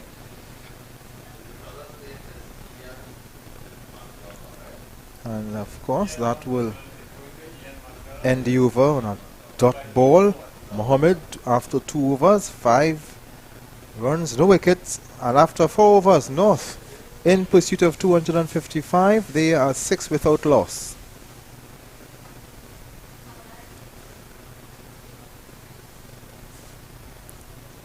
Again, no sunshine with us. Very good conditions for playing cricket. And even better for swing bowling, Ian, as we have a bit of cloud cover as well, with the gusting winds. And just the atmosphere around is certainly conducive to these opening bowlers getting some movement. I have been hearing this a pretty long time, all my life actually, that we'll talk about that after this delivery from Charles. Charles, it's bowled him! Excellent delivery there from Charles. And Charles gets the breakthrough. A brilliantly bowled delivery. So Charles gets rid of Ali, Zaire Ali, for a duck. That ball pitching just on or around off stump and nipping back in between bat and pad. The batsman hanging his bat out away from his body, thereby creating that space, allowing for the ball to come through and clip the top of off stump and middle stump. So very good delivery. His first delivery in his 3rd over. Charles gets the breakthrough. Ali goes. It's 6 for 1. Looks a very dejected figure there, Ali. Yes, of course. An opener getting dismissed without giving the scorers anything to do, and that will be very disappointing for anyone. Now this would bring to the wicket Lal, who was the first wicket keeper earlier. So I believe Gonzalez also took over as a wicket keeper, so therefore the 2 wicket keeper batsmen seem to be at the crease together at this point in time. So Christian Lal from Astra College in Charleville, who plays also with QF Sports Cricket Club. So he's batting with the other wicket keeper, the 2 wicket keepers. Charles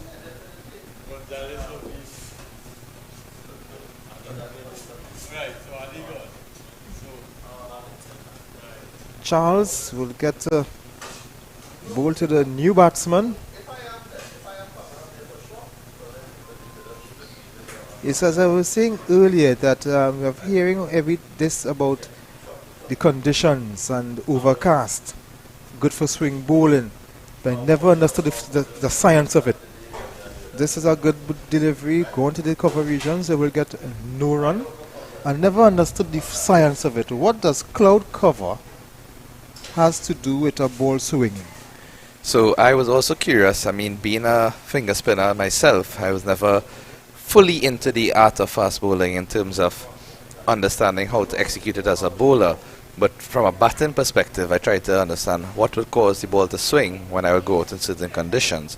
And it seems that the overcast conditions affects the material of the ball itself, which allows the ball to move in a different sort of manner. So for example, in England, where the weather is constantly overcast, the amount of swing you get there is extreme compared to many of the other regions in the world, as even Ruskin Mark noted yesterday, he said one of the best wickets he got in his life, he doesn't know how it happened. Because he said it was one of his first deliveries in England.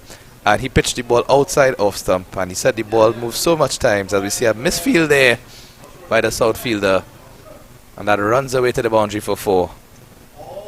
Right, so I could tell you in terms of football, if you kick a ball in a certain spot and the different revolutions of the ball, you could get the ball to curl in whatever direction. I could understand that. I could understand the science of that. But I still can't understand the science of overcast conditions making a ball swing. I can't understand that. I can understand if you tell me if you hold the ball, you grip the ball a certain way, you put a little bit of spin of the ball will turn, the ball will spin. I understand that. But in terms of the science of an overcast condition, getting the ball to swing, I don't know. I know it works, but I just don't know how it works. I agree. I will honestly defer to the scientific experts to provide us with the full explanation, but as I've gathered from just some initial research and from questioning fast bowlers as well, they believe it affects the composition of the ball in terms of what the ball is made of, being a leather ball, as well as the size of the ball. So compared to a football, as we know, it's totally different in terms of texture and how the ball is made, and therefore that would affect how it functions in the different aspects. And that's the end of the over. I also know too, I remember watching a World Cup qualifier between Argentina and Bolivia. That game was played at high altitude, and I remember somebody taking a corner and the ball stayed a little longer in the air to come down. I can understand the science of that, the atmospheric pressure at high altitude. I can understand all that. But I still can't understand how an overcast sky could make a ball swing. At the end of 5 overs, North in pursuit of 255 at 10 for 1. Gonzalez is on 2, Lal on 4. Mohammed at the top of his mark. He will get ready to bowl his 3rd over. 2 overs, none for 5.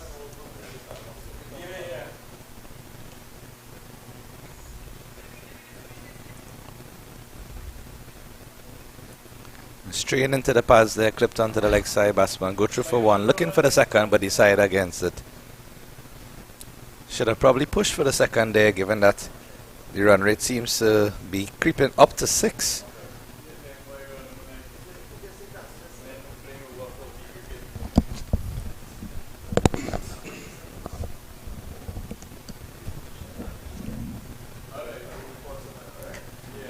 So Mohammed just trained, as you mentioned. This will bring Lal to face his first delivery on this end. Mohammed bowling with a 6-3 field here. 3 players on the leg side. Short mid wicket, square leg and a deep fine leg. And that's a ball outside the off stump, left alone.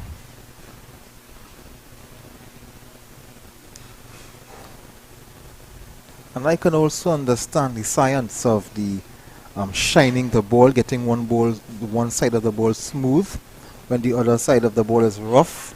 The ear pockets and the ball gripping and things like that will push the ball one direction. I even understand all of that. But still, I do not understand the science of an overcast sky swinging the ball as the ball is driven on the onside. They will get 1. They will not think about a second. In fact, they thought about it, but they decided no. That's just 1 run for North as they're looking to get 255. Mohammed, in his 3rd over, he's halfway through his 2nd over, none for 7. I'm sure that's one of the mysteries that we may not understand, but you'll be certainly glad for as a fast bowler here. The ability to swing the ball and allowing nature to help you. What I could tell you though, why an overcast condition would help me, there's no sun to drain out my energy, so I can bowl longer spells. That I understand. So it can very well be that the bowlers somehow have more energy, therefore they can put more effort into swinging the ball, and that's why the that I can understand. More proportionate. Many possible explanations to this. Oh, that's a a wide delivery call. It was down leg side, so it is a wide, but it could have not a harsh call, but the ball got some exaggerated movement, like it hit something on the pitch. If that was willfully done by the bowler, he's getting the ball to move both directions, which will be a concern to the batsman. Guess this one beaten well bowled outside the off stump. So Mohammed, I will give him the benefit of the doubt. He's bowling and moving the ball both directions. Yes, it seems that he's doing it voluntarily because, again, he has to change his approach to the left-handed batsman as well as the right-handed batsman.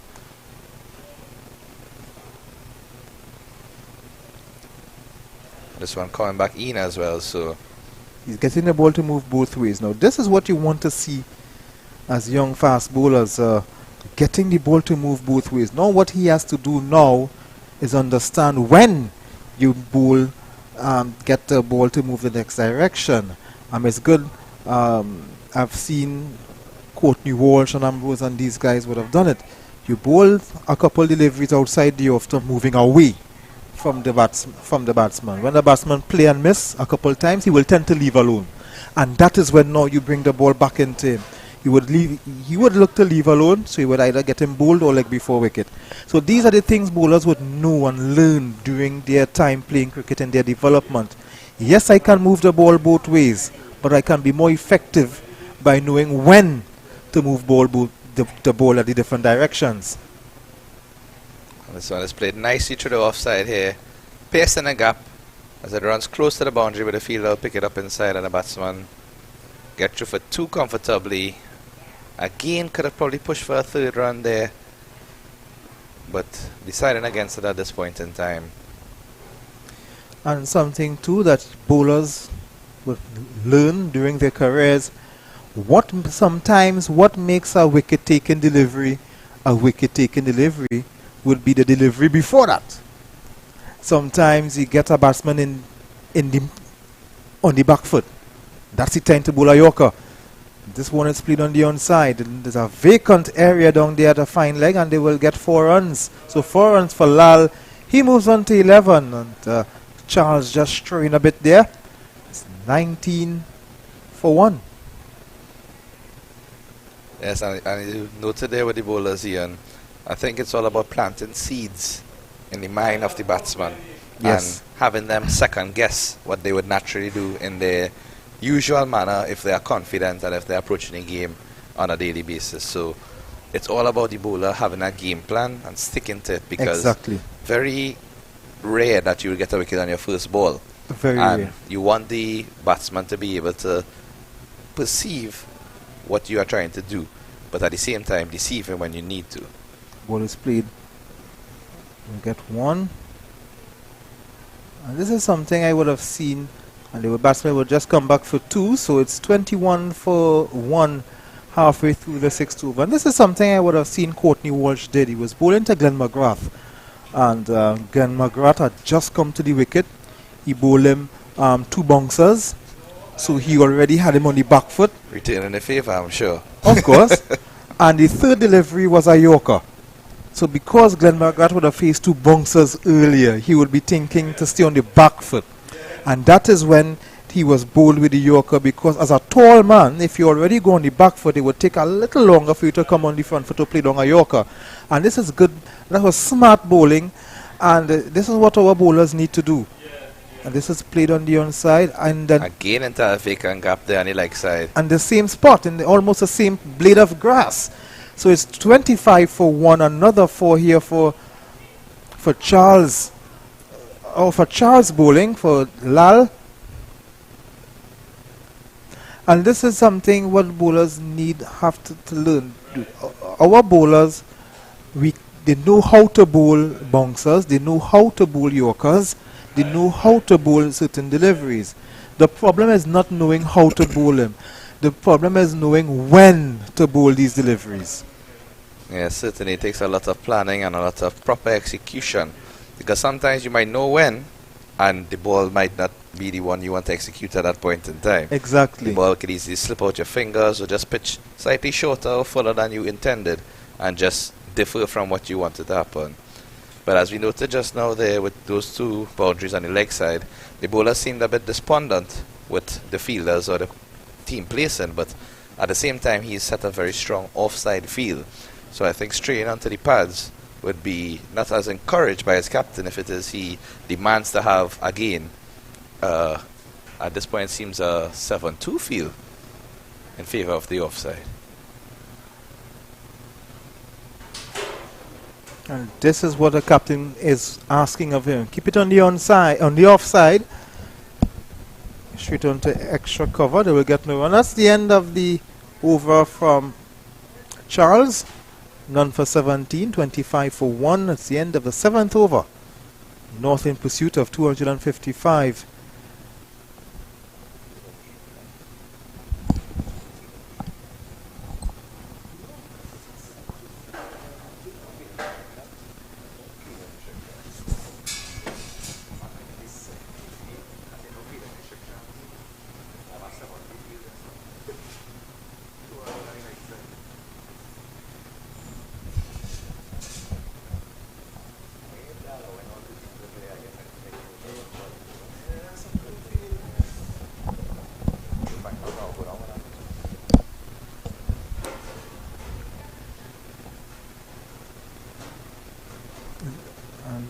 Force one run off the misfield.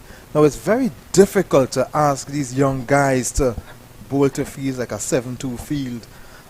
These guys are still developing. You would hardly get these young guys bowling 6 balls consistently, and 1 will stray, 2 might stray. But you want to keep in mind they are still developing. So, but to ask them to bowl to 7-2 fields, as you see. You can't even ask some of the West Indies senior players to bowl to these fields. It took the words right out of my mouth here. Well driven, but well fielded by Mohammed and his follow through. Excellent work there by the bowler and good support from the fielders as well. Lots of hands clapping, lots of vocal supporters out there.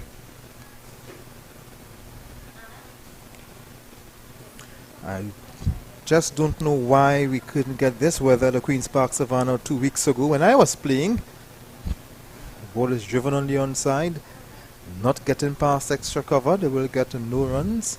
I believe the universe wanted to see you swing the ball naturally without any assistance from any cloud cover or any conditions. Well, I did get a couple wickets, and one of the wickets was an in-swinging Yorker, so excellent. I did get the ball to move a bit. Excellent. You see, and everything happens for a reason. And the ball is played on the onside. Mohammed didn't get across in time.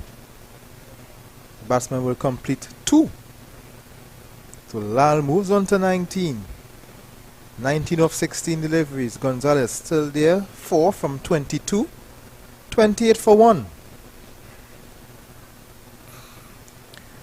Well, I must say, I had to rub with all kind of different muscle relaxers, all kind of different things I had to do to get ready to play the next day because it was a 2-day game. That ball is wide and left alone, watched by Lal. It really shows you how much fitness cricket takes into account, especially when persons have to play those 4-day games and then 5-day test matches, because most times when you look at cricket, a lot of persons from the outside, they would say cricket is a stationary sport. There's not much running as football, or there's not much fitness needed because persons just have to run when they bat or run when they bowl or field. But to be out there for several hours in a day, and also the mental concentration required as well, is so important in those formats. So I think I actually support those different leagues across Trinidad and Tobago having more 2-day and 3-day formats over the clubs, because it gives them that bit of experience and exposure when yes, they need to reach that professional stage. Yes, of course. And when you think of the football, yes, you might do more running, but it's only for about less than 2 hours. Cricket is for an entire day, so you would be exerting the same amount of energy. And I've heard people say sometimes you can be fielding where the ball is not coming. And sometimes that might be true. You might have a lull of a couple overs where You just have nothing to do but to just clap the bowler. But then there are times the ball seems to be following you. And what about a wicket keeper who has to do 300 squats in a 50 over? Then some of them might have to open. So it's very difficult for, let's say, a Shea Hope who has to open after doing 300 squats. And that's if the bowlers didn't bowl any no balls or wides. And it's ironic that you mentioned Shea Hope, because I was actually going to point to him, because in the last series that West Indies plays against India, when West Indies was in Trinidad and Tobago, I recall being at the Queen's Park Oval when they basically cordoned off the gyms for the players alone to train. And repeatedly, Shea Hope was there more than almost any other player in the West Indies team, doing his own personal training. And during that series is when he scored 100 for the West Indies, and it had a significant impact because his fitness, again, having to keep wicket and then go and bat, was certainly a great feat. And now as captain, he would have an added responsibility of that one-day team. Yes, again, we are seeing that ball staying very low from Charles. 1 for 17, a disappointing over. Last over he would have bowled, something like 12 overs would have come off his bowling. Let's see if he can improve on that. This is his 5th over. 4 overs, none. 1 for 17 before this one. 28 for 1. And this one is getting some nice carry to the wicketkeeper.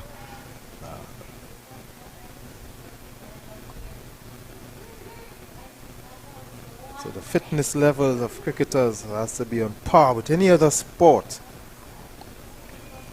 Yes, I remember one of my coaches from young, Rafi Jumadeen, always stressing the importance of mental fitness in cricket as well as physical. And this one is driven. They will beat the fielder at point. He will get one. Third man will run across to his left to get it. So it's 1 for Lal. He moves on. Gonzalez is on 5. 29 for 1. If you think about the legendary Shivnarayan Chandapur, the mere fact that each delivery he would have to shuffle some footsteps across because of his unusual stance, and then he would bat so long in every game and still most of the time save West Indies from defeat, ended up drawing a match, winning a match, and just showing his determination. The amount of physical fitness that would have required as well, because he's a relatively small guy in stature, and all of that equipment, all of that pressure, physical and mental, on you. You know, it really speaks a lot in terms of the ability of these players overall and the greatness that they have shown us in terms of the longer formats of the game. Yes, it takes a great level of fitness to be batting for hours upon hours, batting for a whole day, sometimes a day and a half. Of course, we are seeing his son is doing that for West Indies as well.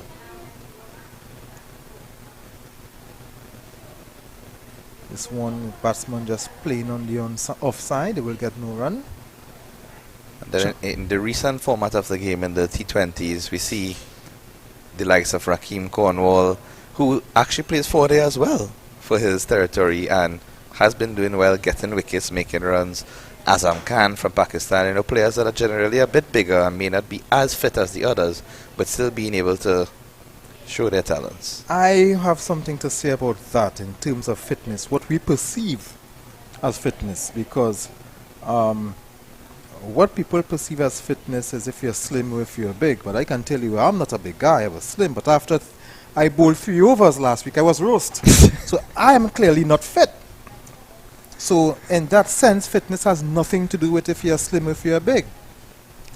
Very, very true. And it's always about the core strength as well. Exactly, because I've seen guys who are lean and slim breaking down after every 2 matches. But I've never heard of Rakeem Cornwall breaking down or injured. So the term being fit has different connotations. Agreed, because I believe one of the main reasons that Evan Lewis was left out, as well as Shimron Hetmyer, in recent West Indies teams were due to fitness. And admittedly, there was a game, a CPL game in the Oval, where the team with Cornwall was playing against the team with Hetmyer in it.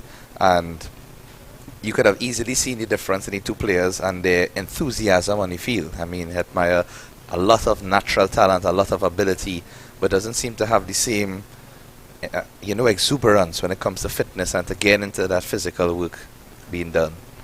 This ball is whipped on the onside. They will not get a 4 runs, but the fielder will just pull it back. Teamwork in the field. They were just a good feeling, so they restrict the batsman just to 2 runs.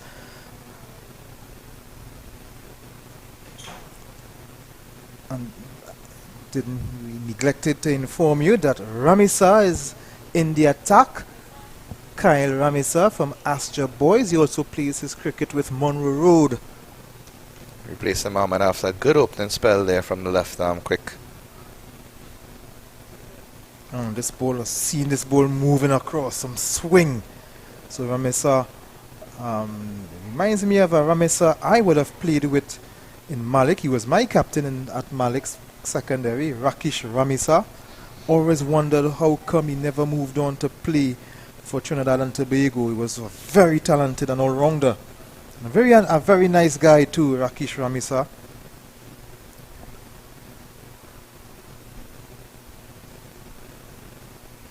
And this, he's getting some nice movement again in the air.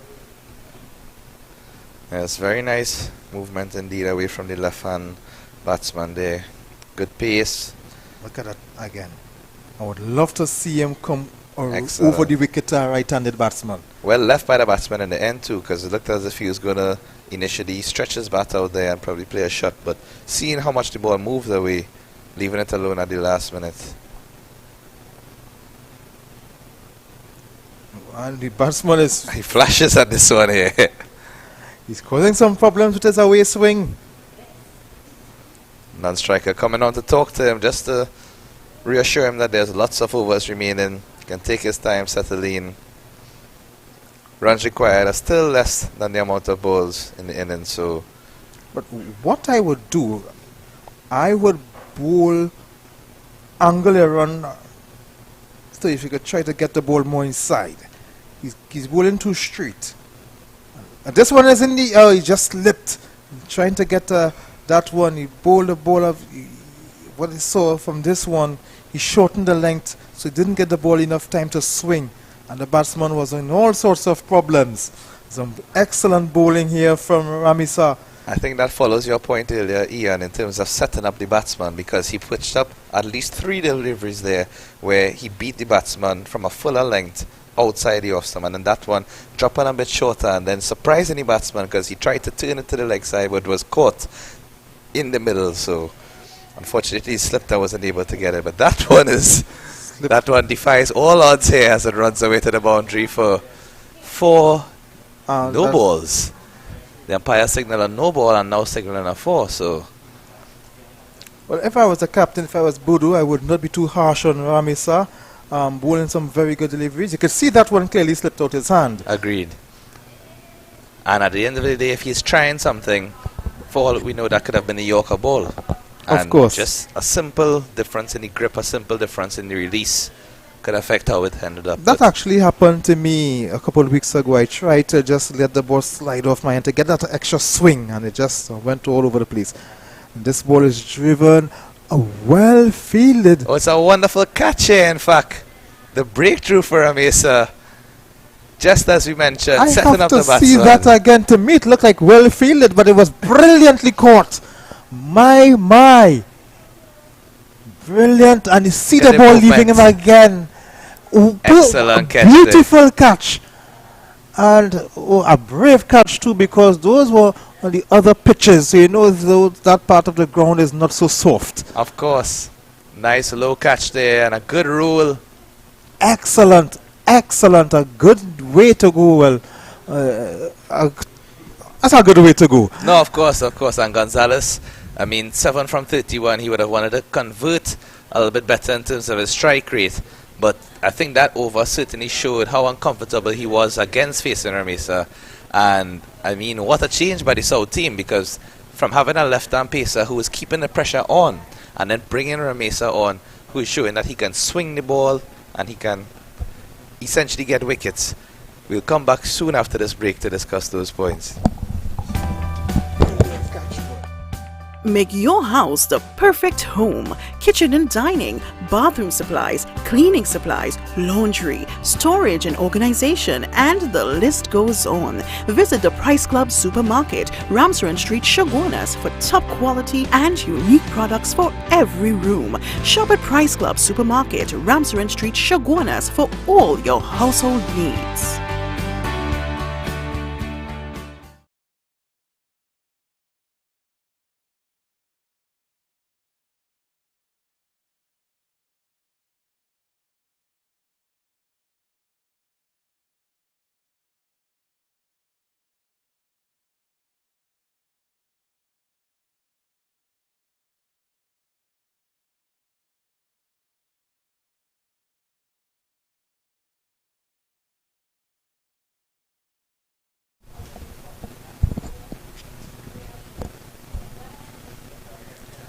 And here we have another change in bowling.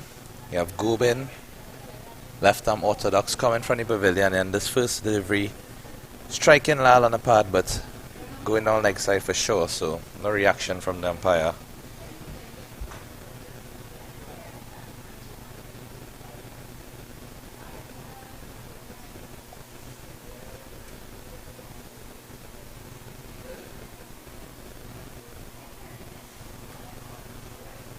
And that's an excellent shot here. Blasted through the covers.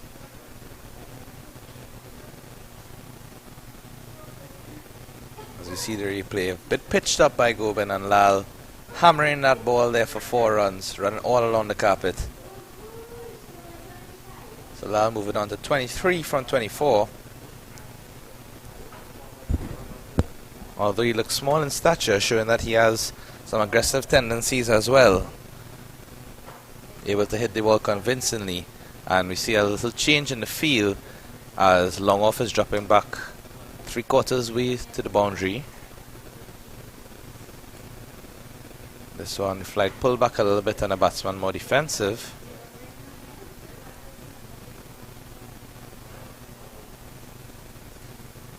Yeah, so we see a deep extra cover and a long off for this left hand orthodox now. This one driven a bit aerial. And already we notice a difference in the captaincy of South compared to the captaincy of North, because as South has the left arm orthodox here, they have the deep cover and they have the long off in position, compared to North where they didn't have that same position compared to everyone else.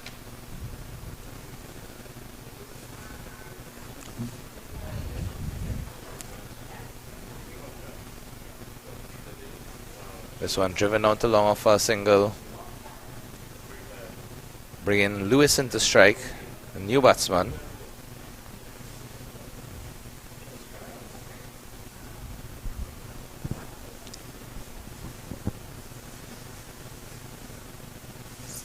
North in pursuit of 255 or 214 for 2. Brilliantly.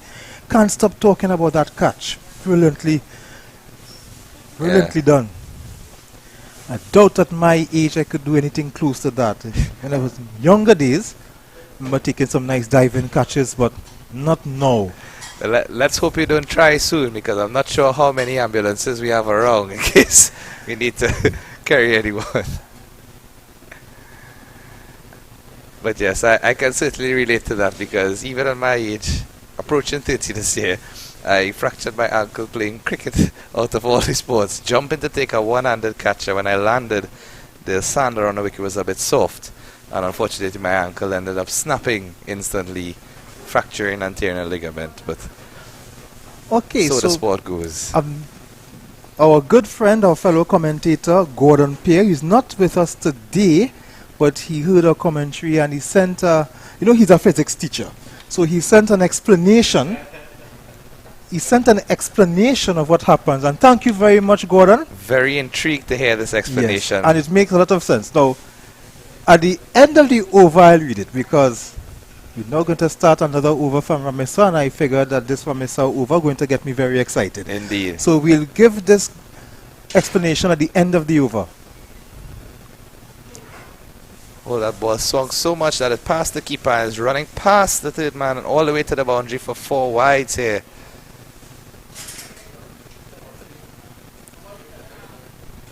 The umpire has not singled wide, so it seems like it came off the bat. So flicked away as the ball swung into the leg stump area. The batsman capitalizing there. So it'll be interesting to see how Ramesa faces up against the right-handed batsman, because he got a lot of deliveries to leave the left-hander, but this time the ball will be going into the right-hander, so playing into their arc. Oh, that's a great delivery here. Keeping a bit low, but pitching it in the right area and the ball just nipping back inside. So Ramesa is getting a lot of movement, and he's a thinking bowler. I love what I am seeing from this young man. Certainly, he's shown a lot of variation, and he's just into his second over.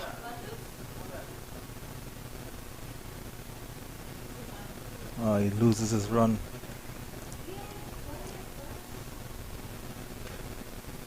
Reminds me of a young Ravi Rampal. And these ages, Ravi Rampal was almost unplayable. I remember there was an under-19 tournament, I think. They were playing against the rest of the Americas, I think, the ROA. I think he bowled them out for 20. Something like that. Good. This one getting an outside edge as he tried to flick it to the leg side, but taking a leading edge into the offside, and unfortunately no fielder was close enough to grab that catch. But again, look at the movement, Ian. The batsman doesn't seem to fully know where the ball is going after it pitches, because it deviates a lot based on these conditions at this time here.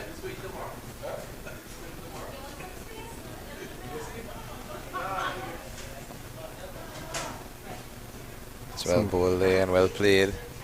He's getting the ball to come into the right hander, so he's bowling excellent. He's not giving much away. Out of field with his ball swinging in, I will make sure and employ the fine leg because of his exaggerated movement into the right hander. Again, I agree. You are seeing the guy in behind square in the circle. He misses his run again. Batsman Lal not too happy with that. Yes, again the 6-3 field here, 3 on the leg side, and with the angle of the ball, majority of the shots would be seen to go in the mid-wicket region or the square or fine leg region. So the long on hasn't even come into play yet based on the deliveries thus far. This one kept on the offside and played to the fielder there at short cover.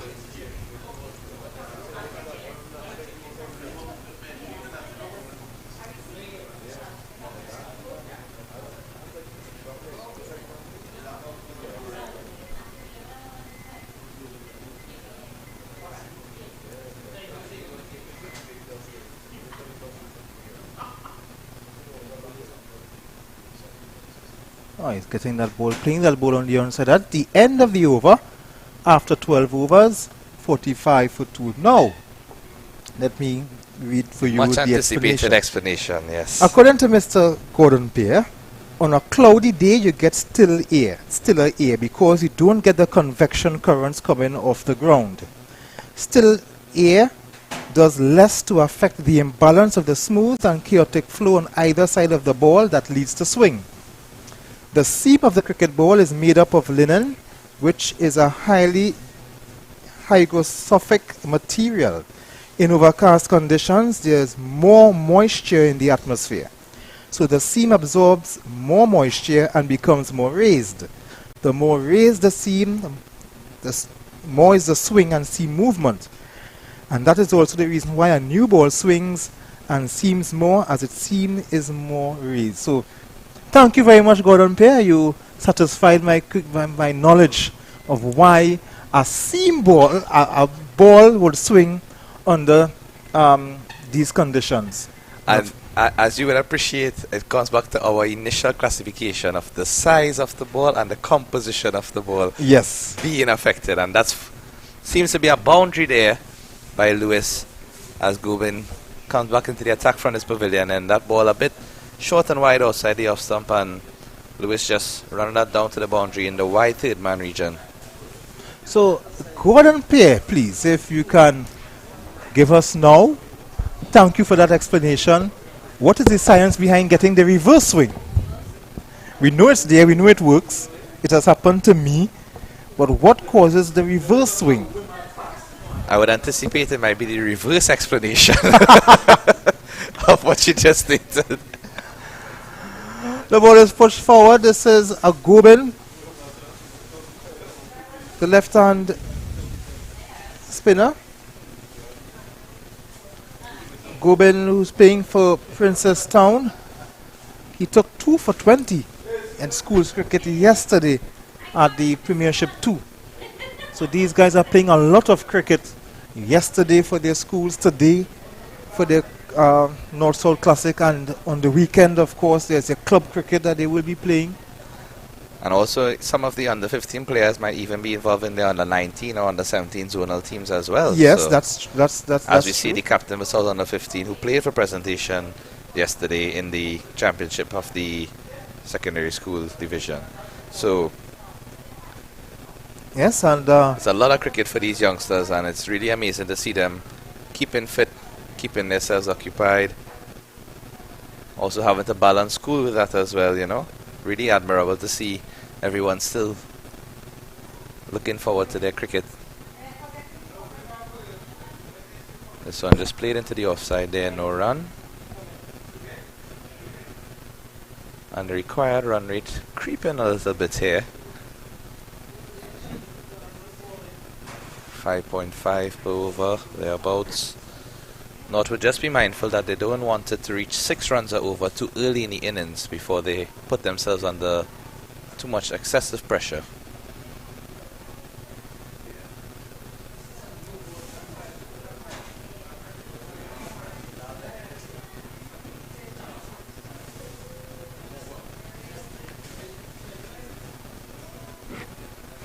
And that's end of Gobin's over there.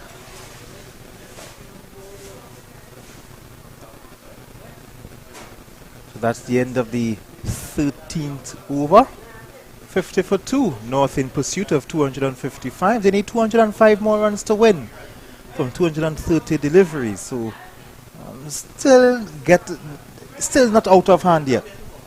Yeah, certainly still within reach, and I'm sure North has some depth in their batting, as you would appreciate.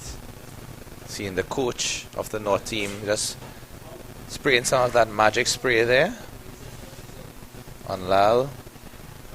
Getting a bit of water to hydrate. Could be a minor injury that he's nursing, but he wants to push on and bat. Already 28 from 34. Good score, and he would want to model himself after some of the South batsmen who got scores of 50 plus in the first innings. Now the irony in this game, if you make 50, you have to come out. So it's a bittersweet moment because you want to reach that milestone, but then you might have to stop batting after.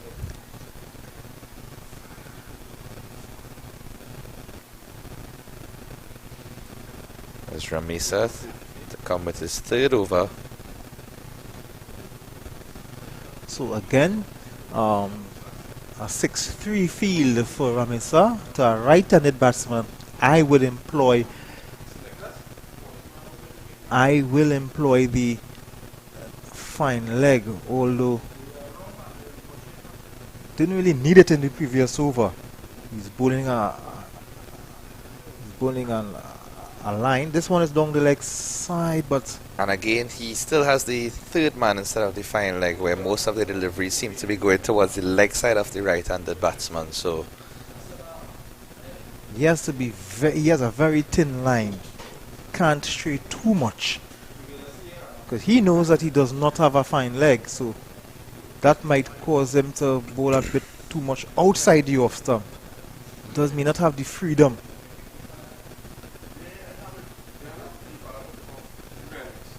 it's a quick single taken there, but safely in the end.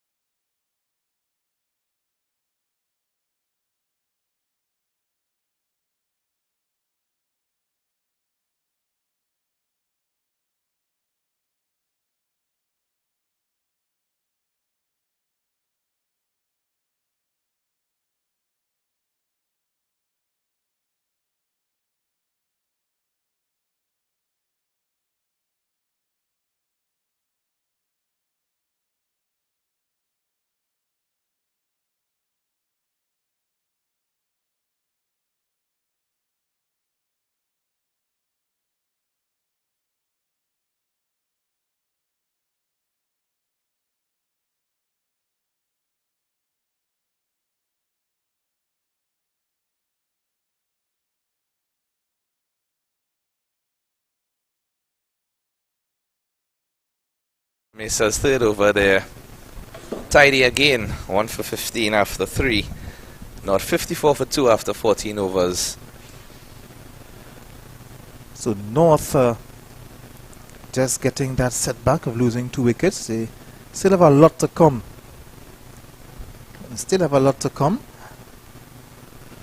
Malik Lewis is there. He only made 6 yesterday for Fatima, so of course he would need to make a lot more than what he made yesterday to give North a fighting chance to win this game. Yasser to come. Yes, the captain certainly would have some batting behind him. Not sure what position he's coming in this lineup, but this one flighted on the leg side, so that's a wide delivery here.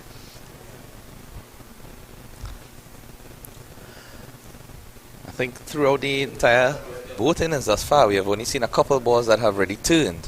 One was in fact, the last over of South innings when they were batting. One of the deliveries from Dean himself. Yes. That pitch outside off and turned to just take off the base of the off and middle stump.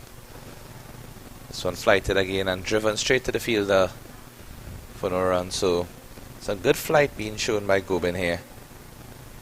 May probably have to call upon some other variations if the ball is not turning as he would like.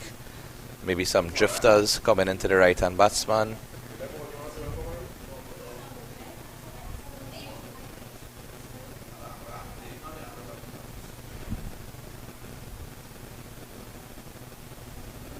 This one played into the leg side for a single.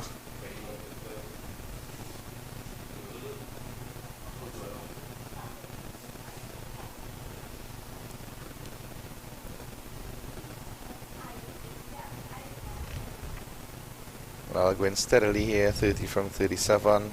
Lewis as well, 8 from 11. So both batsmen picking up the singles and not allowing the dot balls to accumulate.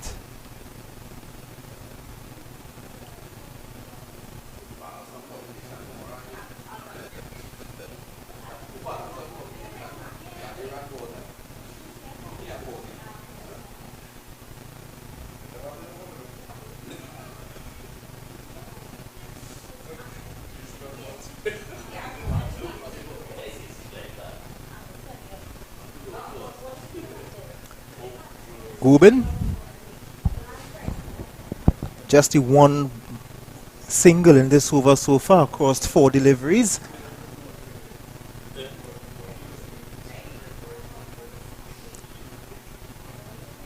So a bit short there, Lewis. Trying to capitalize on that. I pull into the leg side, but not getting any much bat on the ball, so we'll run again. Tidy over here by Gobin. Building up some pressure.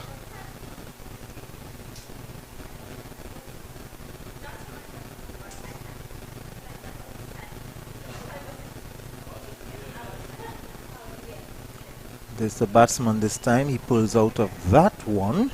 Lewis.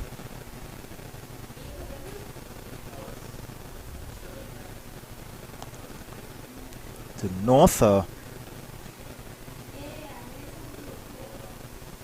Just the 2 wickets they would have lost. The ball played on the onside. They will get no run. It's very strong on offside field. Covers well protected. So that's the end of 15 overs. North in pursuit of 255. They are 200 without loss. When we come back, we have more from the NCC. Get the largest selection of detailing products, car care maintenance, accessories, and so much more at low warehouse prices at the Price Club Supermarket, Ramsgate Street, Shogunas. Transmission and gear oils, fuel treatments, spark plugs, and everything you need to keep your vehicle in a flawless condition. The best car wax, compounds, polishes, car wash chemicals, and more. Check the Price Club Supermarket at Ramsgate Street, Shogunas today.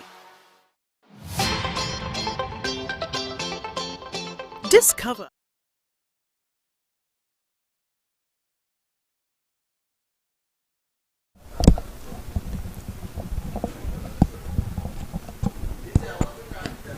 Ramesa again, continuing to his 4th over. When the number 47 must be reminiscent of showing his support to DJ Bravo.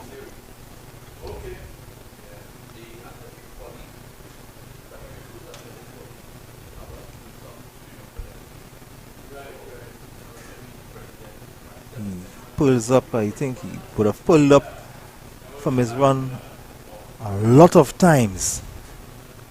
And he's not happy with his run up.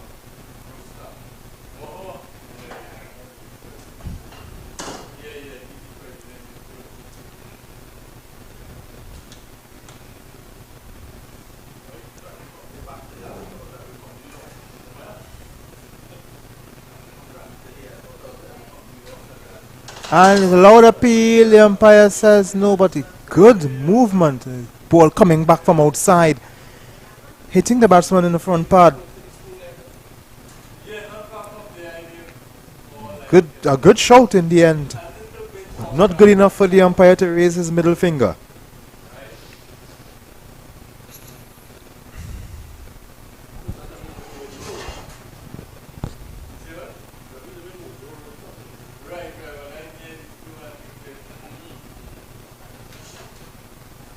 This one is driving on the offside. It will get one, passes extra cover. It will go. In fact, it will get 4, as the ball would win the race to the boundary. So Lal moves on. And let's look at the replay. Through extra cover, and a race in vain as the ball would cross the line. Lal moves on to 34. North 59 for 2 in pursuit of 255.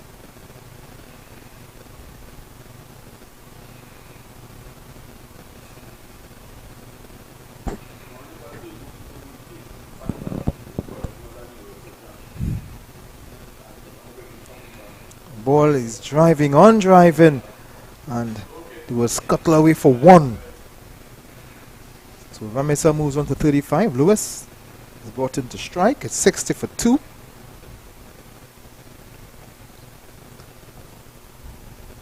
North under 15 have to get a very good partnership from these two. Lal is on 35, well on his way. He's driving that one. Opening the face of the bat as They will get no run. That's the end of the 16th over there. One delivery remaining as the Water Boys for North are sent back by the umpire there. They were rushing, eager to go onto the field.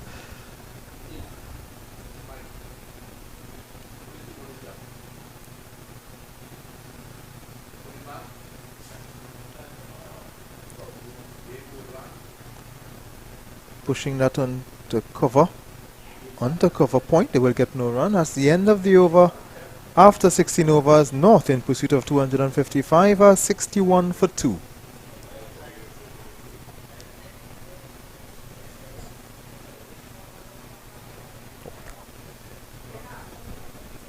And it looks like we'll have a water break here, so we'll take a short break and come back in a short few. Make your house the perfect home. Kitchen and dining, bathroom supplies, cleaning supplies, laundry, storage and organization, and the list goes on. Visit the Price Club Supermarket, Ramsaren Street, Chaguanas for top quality and unique products for every room. Shop at Price Club Supermarket, Ramsaren Street, Chaguanas for all your household needs.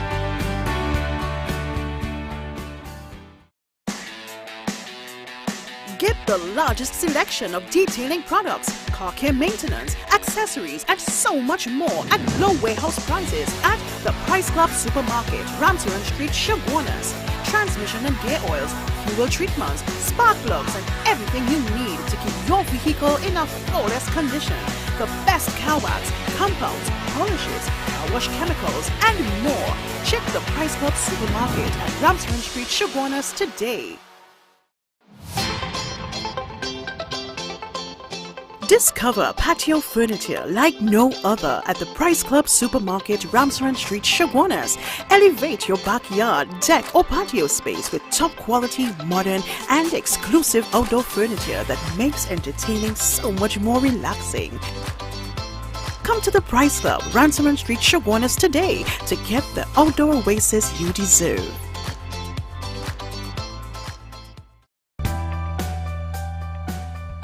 Make your house the perfect home. Kitchen and dining, bathroom supplies, cleaning supplies, laundry, storage and organization, and the list goes on. Visit the Price Club Supermarket, Ramsaren Street, Chaguanas for top quality and unique products for every room. Shop at Price Club Supermarket, Ramsaren Street, Chaguanas for all your household needs.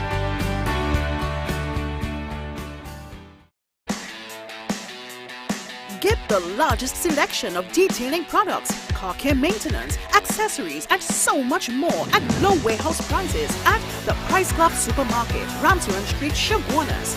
Transmission and gear oils, fuel treatments, spark plugs, and everything you need to keep your vehicle in a flawless condition.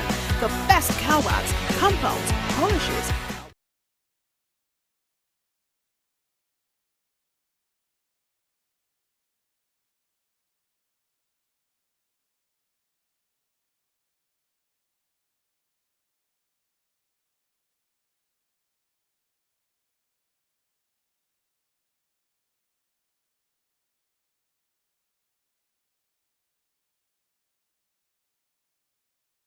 Cricket Centre in Balmain, Vancouver. North in pursuit of 255. They are 61 for 2. Going to start the 17th over. Gubin will continue from the southern end. He's 3 overs, none for 11.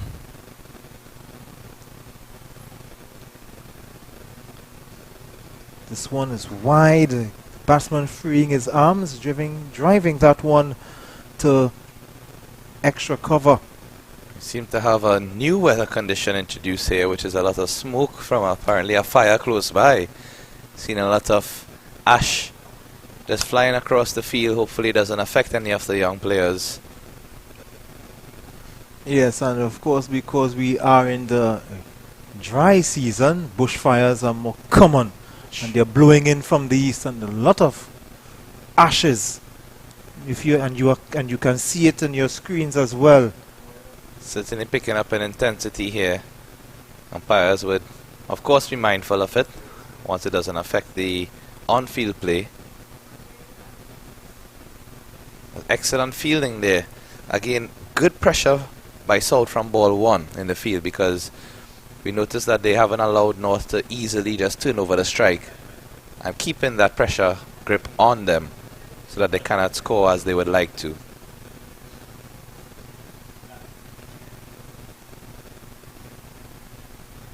To Gobin, 2 and around. Drives. Another dot ball. So the required runs and the balls are close enough, but a lot closer than when they started the innings. We see a lot of smoke coming across the ground too, and you can notice that on the screen as well. Smoke accompanying the ashes. And when we say ashes, we don't mean Australia versus England.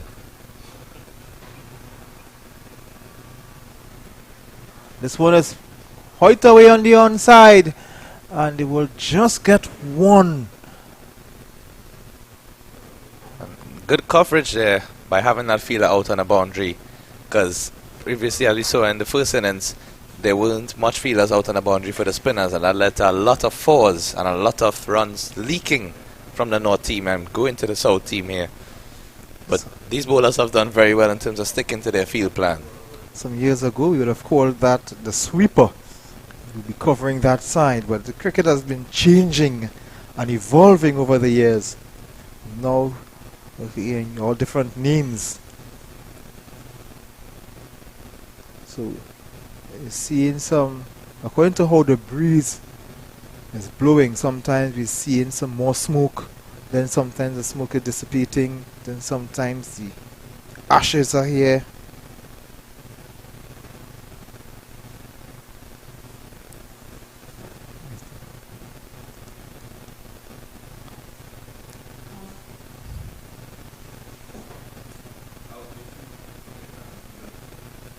So Ali Khan is in the attack. The fated moment here. Yes, of course. We'll see if this is Raid Ali Khan. We'll see if this Ali Khan is anything like. From the onset, it doesn't seem to be anything like the Ali Khan, because the keeper is up to the stumps here.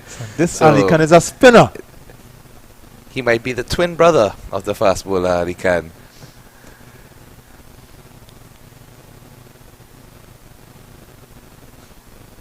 A leg spinner. Well, it's a Chinaman bowler here. Very, very refreshing to see. Yes, he's a, well, not a leg spinner, but he's a left arm wrist spinner. Yes, the formal term. What I would refer to as a left arm leg spinner. Of course. Bowling a Chinaman, and I'm sure he has a googly in stock as well. Even in West Indies cricket, we have a lot of left arm finger spinners like Gudakish Moti, Akil Hussain, Jumel Warrikan, Veerasamy Permaul. They are all finger spinners, left arm finger spinners. Dave Mohammed.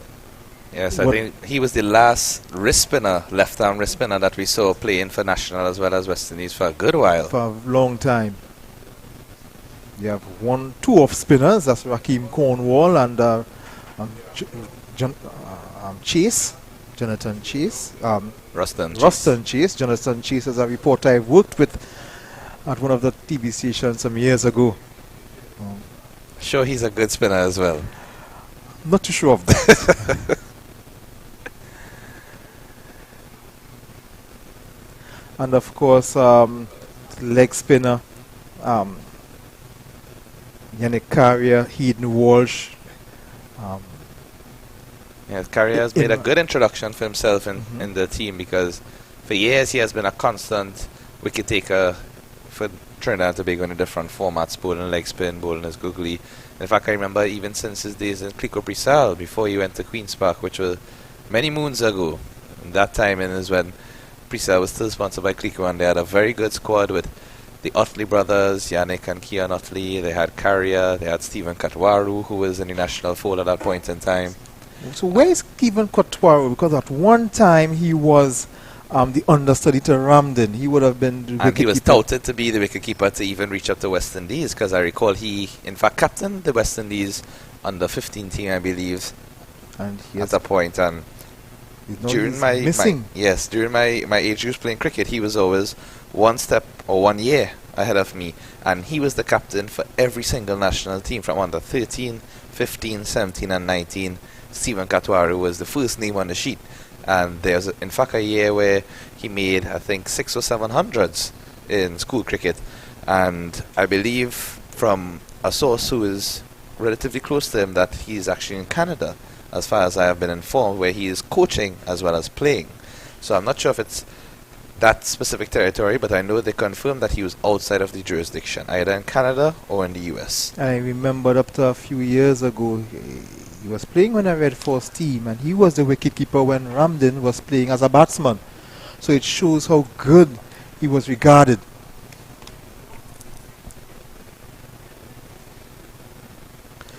Yes, he was certainly in line to take over from Ramden. And then came a certain Joshua De Silva. Out of nowhere.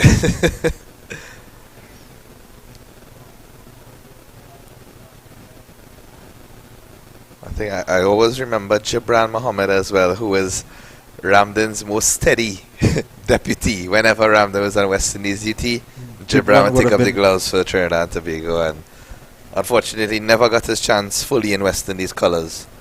But because remember that time, Ramden was also competing with Carlton Bore. He was competing with Patrick Brown from Barbados for a while. As far as I'm concerned, all due respect to the other wicket keepers, I don't think there was any competition in terms of the wicket keeping abilities, because I believe Ramden was one of the best keepers I've seen in the region for a long time.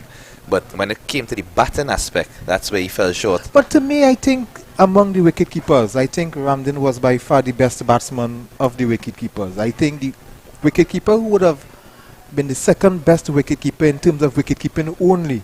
I thought that the Jamaican wicket keeper Chadwick Walton was a very good wicket keeper, but his batting was letting him down earlier in his career. And then when he got his batting was coming together. Strangely enough, he was playing for West Indies as a batsman, while Fletcher was keeping wicket when Chadwick Walton was playing as a batsman. I always thought that was puzzling, because I always knew he was a very good wicket keeper. But for sure, Dinesh Ramden has been by far the best wicketkeeper batsman. As we see a bowling change here, Pittyman coming into the attack for South. 2 deliveries gone thus far, just 1 single conceded as Lal retakes his guard. Amrit Pittyman, hailing from Naparima College. Good ball, but driven back. I think he should have done better in feeling his own bowling there. Pittyman also looking like another left-arm wrist spinner, Ian. The 2 left-arm wrist spinners operating. Pittyman from the southern end.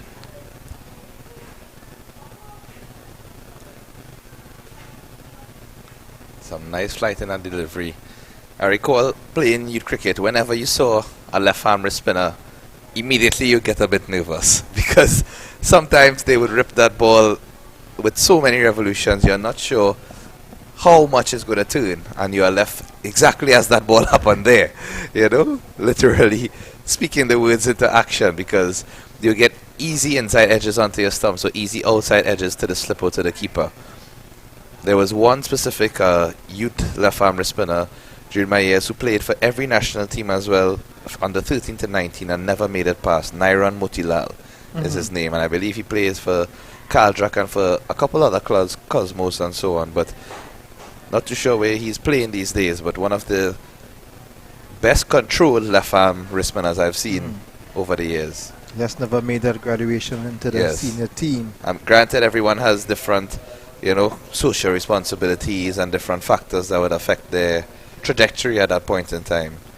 Because as you rightfully said, so many players we know that has the potential and the ability to be on national teams and regional teams, and for some reason they don't reach there just due to other factors. We have had bowlers like Avidesh Samaru, who did superb for a couple of seasons for Trinidad and Tobago, disappeared just like that, as if someone waved a magic wand and he just disappeared. We actually found him during the Brian Davis tournament in the Oval, because In fact, Nigel Patrick found him because he was playing for run getters.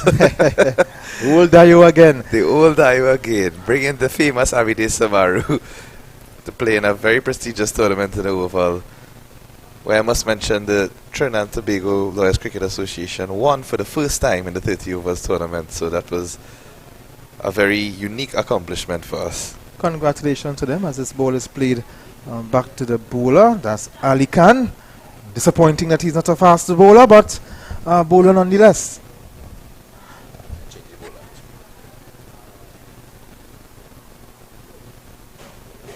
And he was sent back by the striker of the ball. Lewis sent back Lal. Where Lal was going, no one knows, because the ball went straight to the fielder. Good work again by South in the field, showing the intensity, not letting up at all.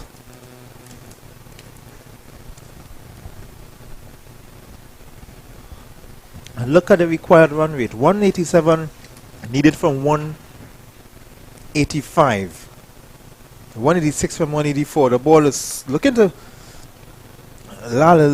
Lewis looking to swing on the leg side, but a wicketkeeper would get the ball.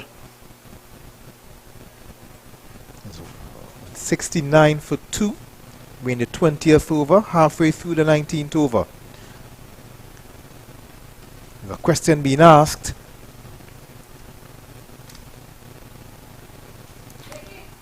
what do you think of the decision, Ian, to bowl the two left-arm spinners at the same time? Do you think it can be a bit monotonous? Yes, it would help the batsman to settle. It would help the batsman to settle.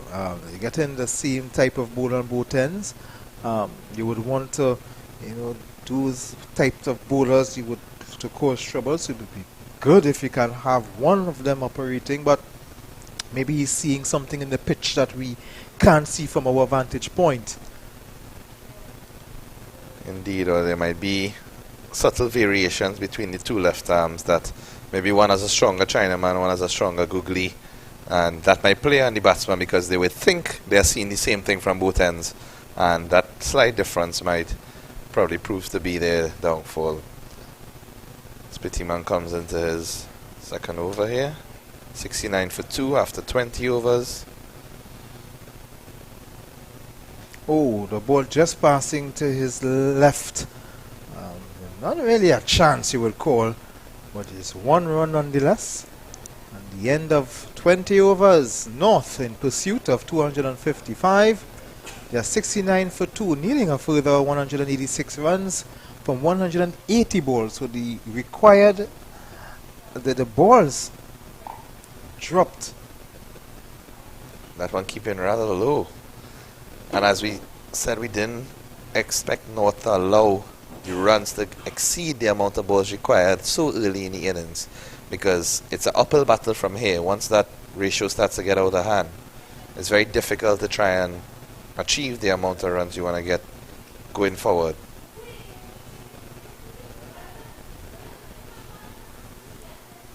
It's my eyes deceiving me as I looked at that scoreboard. So Pittyman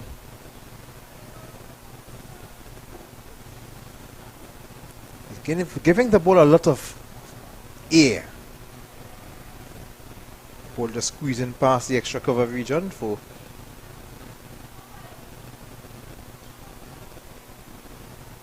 two.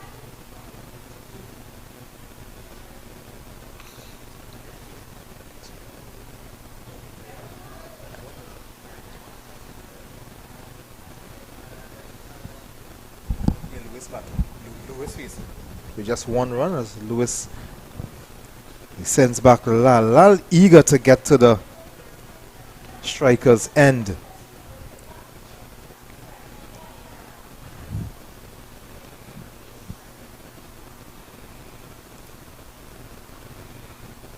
This one is played in the air on the onside, but two fielders looking to run after it.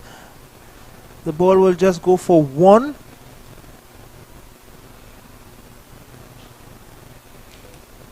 So Lal looking to go, Lewis looking to go airborne. That's the end of the over. as the end of the 21st over. North in pursuit of 255, a 71 for 2. So it's 184 runs from 174 balls. So the required run rate 6.34 after 71 overs. Pitman 2 overs, none for 4.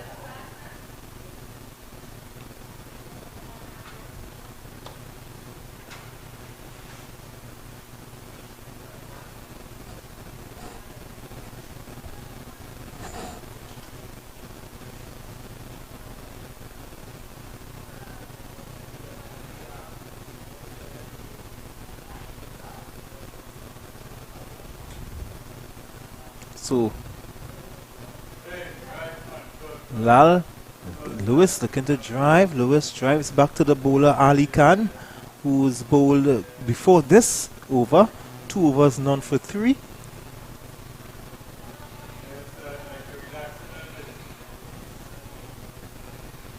This ball is given a lot of air. Well fielded there by Ramsaran.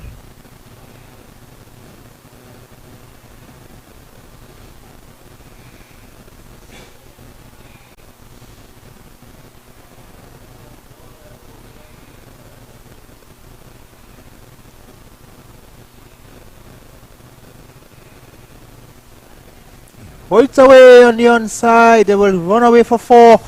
Welsh played by Lal. So Lal moves on to 43. 79 now for 2. That was 4 all over as it left the bat. It had 4 written all over it. So North moves on to 79 for 2 as Ali Khan is pushing that on the offside. They will get 1 as the ball goes down to long off. So 6 runs off this over so far after 5 deliveries. Ali Khan 2 overs, 5 balls, none for 5.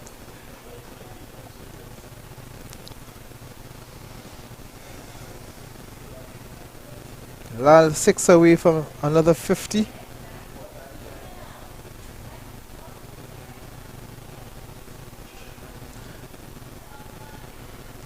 Pull away through to mid wicket. They will get 1 and they come back for the second. So Lal moves on to 46. And the end of the 22nd over, North in pursuit of 253 are 81 for 2.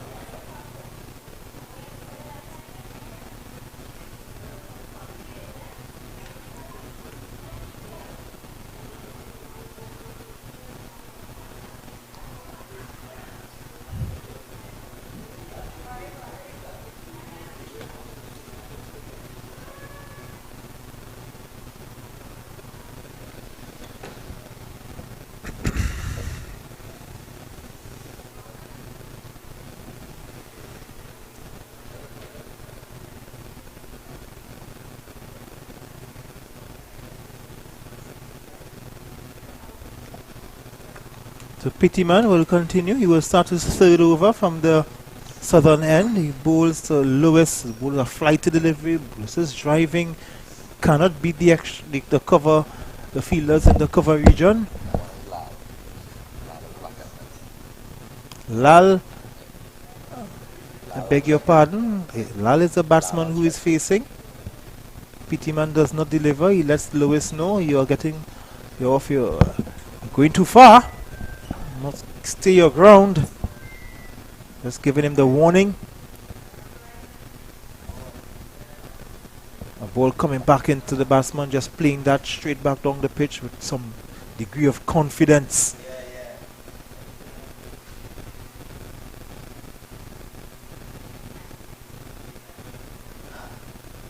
This one is driving on the onside, not getting past cover.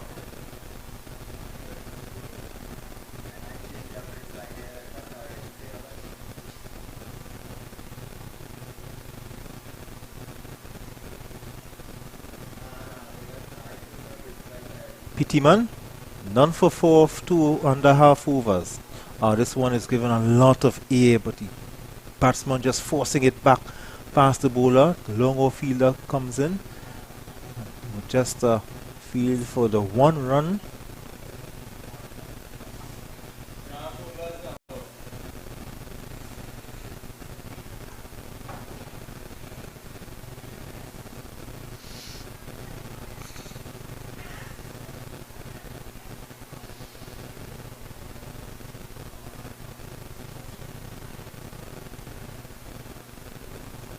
And this one is away from the fielder, short mid wicket. Some excitement there. That's the end of, not the end of the over, just making a change over.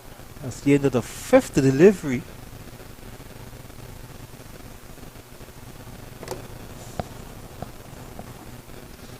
The Pittyman just a 1 more delivery to complete the over at the National Cricket Centre, as the intentions is for this ground to be certified as a first class venue.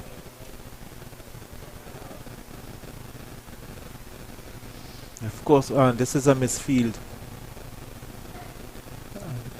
In the past, this ground would have hosted some regional matches.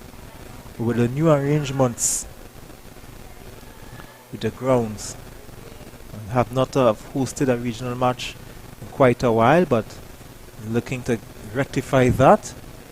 And hopefully the National Cricket Centre will get its certification in the not too far distant, not too far future, so that we can resume having first class matches at this venue.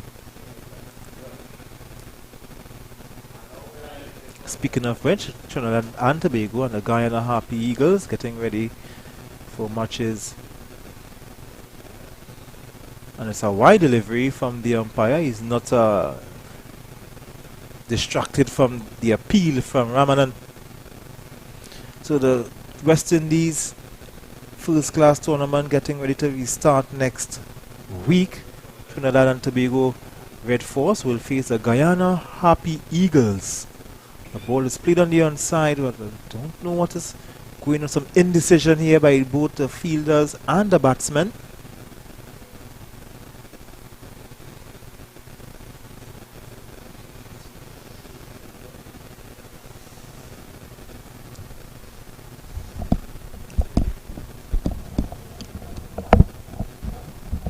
Ali Khan, flight to delivery, a lot of air. Batsman will drive to mid-off. They will get 1. Christian Lal from the Astra Charleville doing quite well. Lewis from Fatima, who would have scored 6 in yesterday's loss to Hillview College, also hails from the Queen's Park Cricket Club. Oh, ball, and he's pulled right away on the onside. It will just run to the boundary for 4.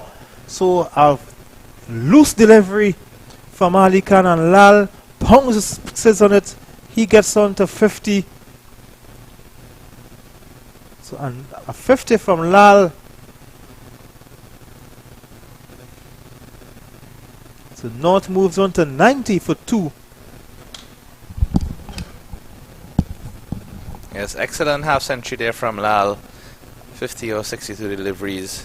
Certainly showing his worth in this North innings and holding up the batting thus far, having him a 90 for 2. That ball keeping very, very low there, almost taking one of the stumps. And the keeper rolled in dismay there.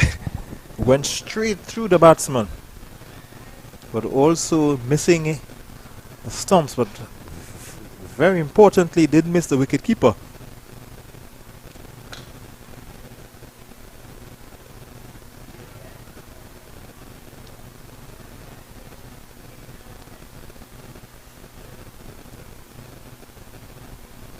Again, that ball keeping low.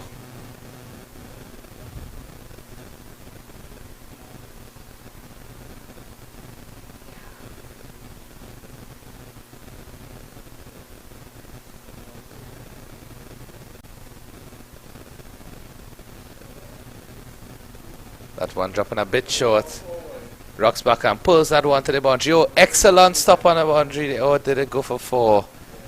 Unfortunately, he pushed it over the boundary, but excellent diving effort from the south fielder out there in the mid-wicket region. Both long on and the deep mid-wicket fielder were converging, sprinting towards the ball. Deep mid-wicket reaching there first with a diving attempt, trying to pull it back for the other fielder, but just due to the angle of the field, the ball just came over the line and ended up being 4 runs to the batting team. So, relatively good over there for North. Getting back into the fray a bit still. Required run rate over 6.19 at the moment. 161 runs required from 156 balls. 94 for 2, so 8 wickets in hand. They will take that as a positive sign, as in if these batsmen can continue to score some runs and get them to a closer point, let's say reach up to at least the 150 mark before losing any other wickets, then North can certainly press on from there and become more attacking if they need to accelerate at that point in time. It's all about consolidating and keeping your wickets in hand. Lal is on 54 from 65 deliveries. Lewis on 17 from 41, playing more patiently. Looking to go across. And close one there. Wondering just if that pitch outside leg, Ian. What do you think? Look at it again. Very close. And the batsman made umpire having the best vision there, but from this view, it certainly looked like it pitched very, very close in line with leg stump and would have gone on to hit the stumps, because not much height in the deliveries from the spinner to say that it would have bounced over. Why would the batsman want to play across the line like that? That's what you should be doing. Playing straight, coming on your front foot and driving. And they would hustle for 1. I think again, Ian, it's the temptation of the flight.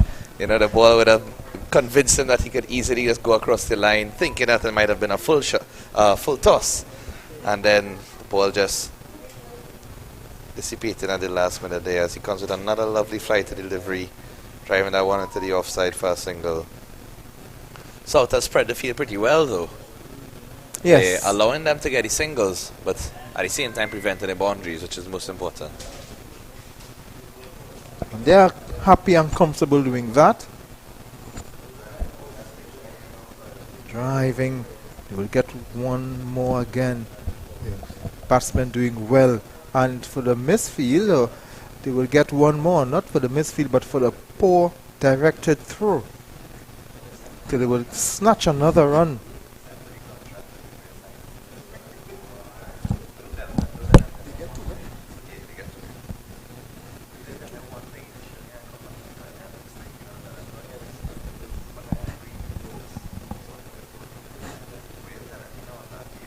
Drives, they will get another 1.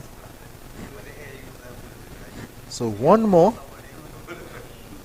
So the batsman doing quite well, getting the runs, the 1s and 2s.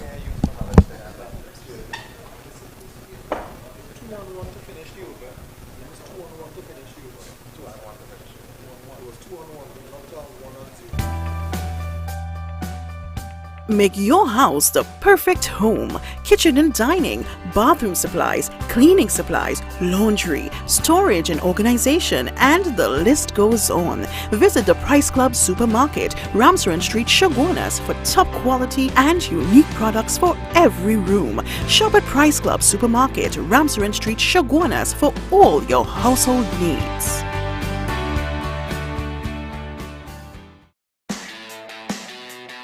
Get the largest selection of detailing products, car care maintenance, accessories, and so much more at low warehouse prices at the Price Club Supermarket, Ramsaran Street, Shogunas. Transmission and gear oils, fuel treatments, spark plugs, and everything you need.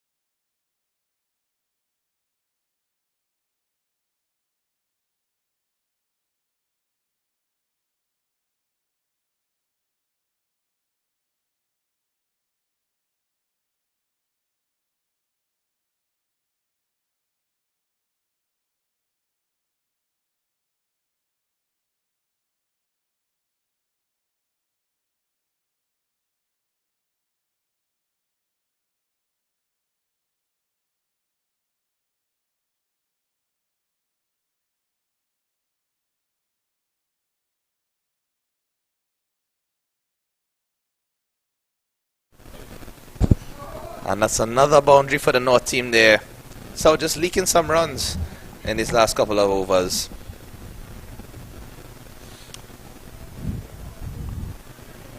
A ball coming in from the leg spinner. Bit of a long hop, as they say. Not really getting much turn or leg spin on that ball, and easy for the batsman to just swat it down to that fine leg boundary. This one is flighted better. Would it be a good time now to bring back one of the fast bowlers?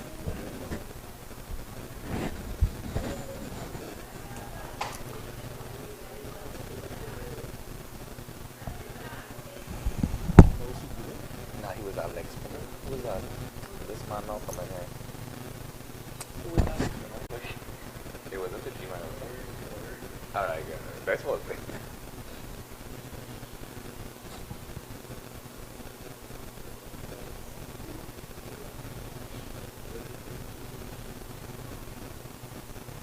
Once we get him up, I'll be okay. Maintain around after he bowled, you will see it. It's after that delivery. Nice one thing. He had to come back and bowl maybe.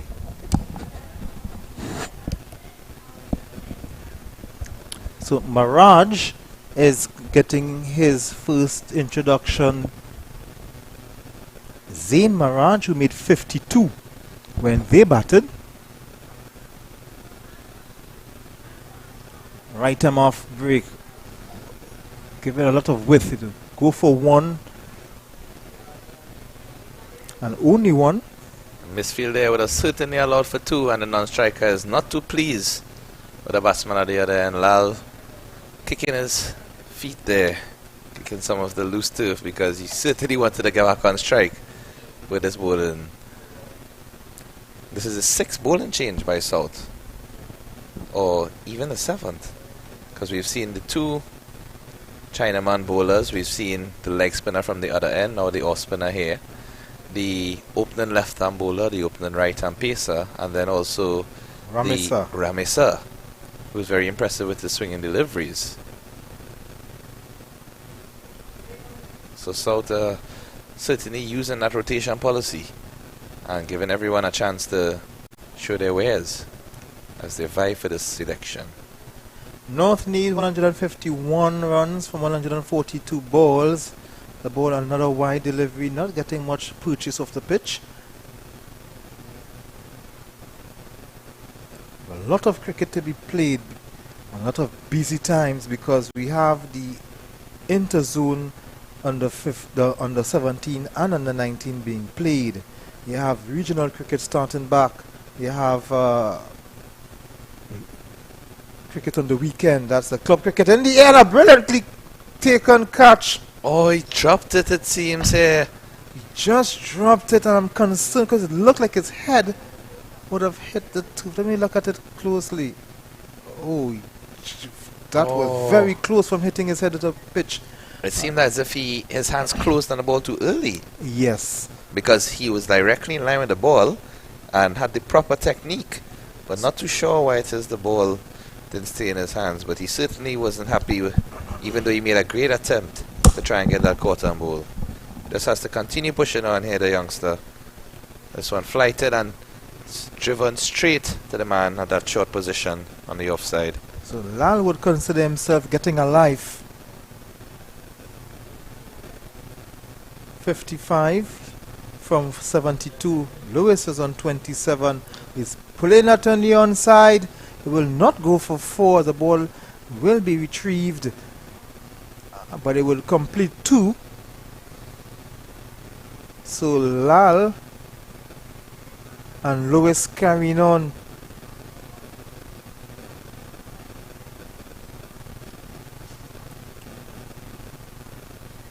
So the end of 27 overs is 107 for 2. Lal is on 57. Lewis is on 27. And North needs a further 148 runs to win from 133 balls.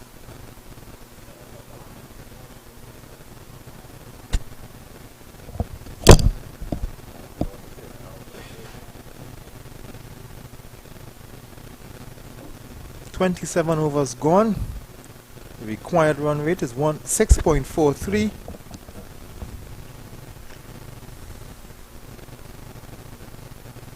leg spinner. Driving.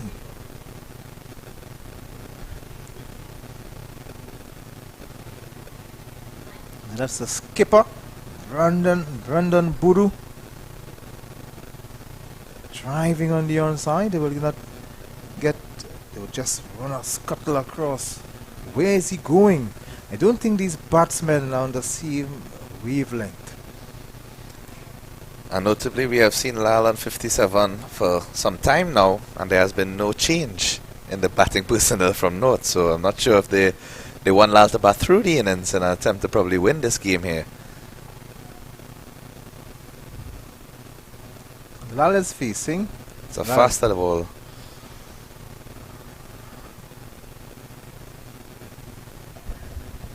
The smoke is back with us. Oh, a lot of flight. These batsmen are letting these bowlers, if I would say, get away with this extra flight.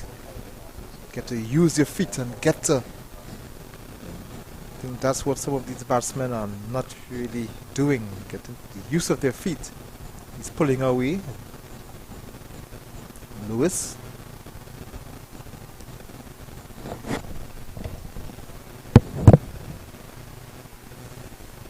Driving, they will get no run.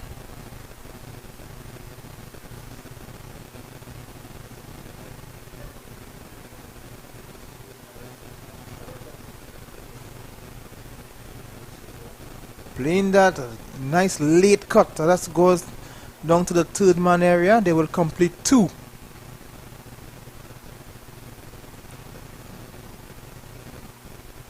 So Lewis moves on to 30, Lal on 50. That's the end of the 28 over. 111 for 2.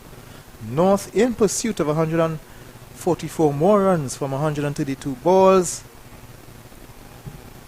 111 for 2 after 28 overs.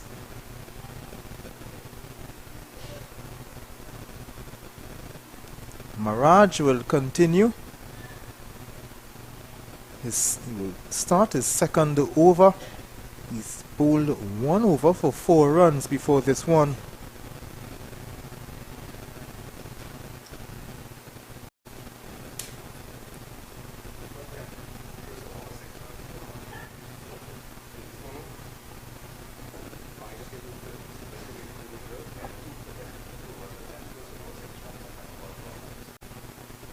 This one looking to be swung away by Lal down to the corner. They will come back for 2. So Lal will move into his 60s. 113 for 2. A very good partnership by these 2 batsmen.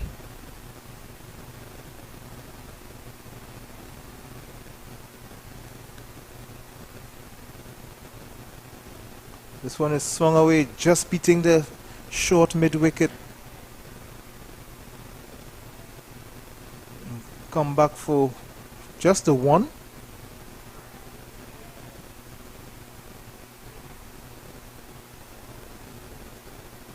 Maraj conceding 3 runs already in the first 2 deliveries of his second over.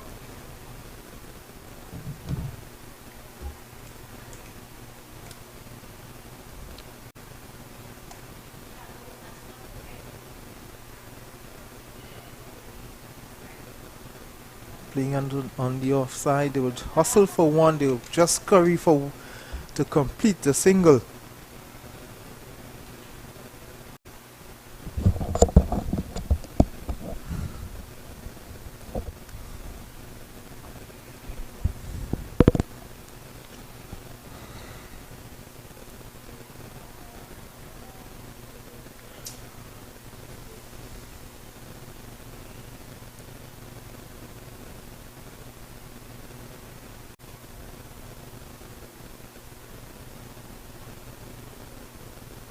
Going back to the bowler.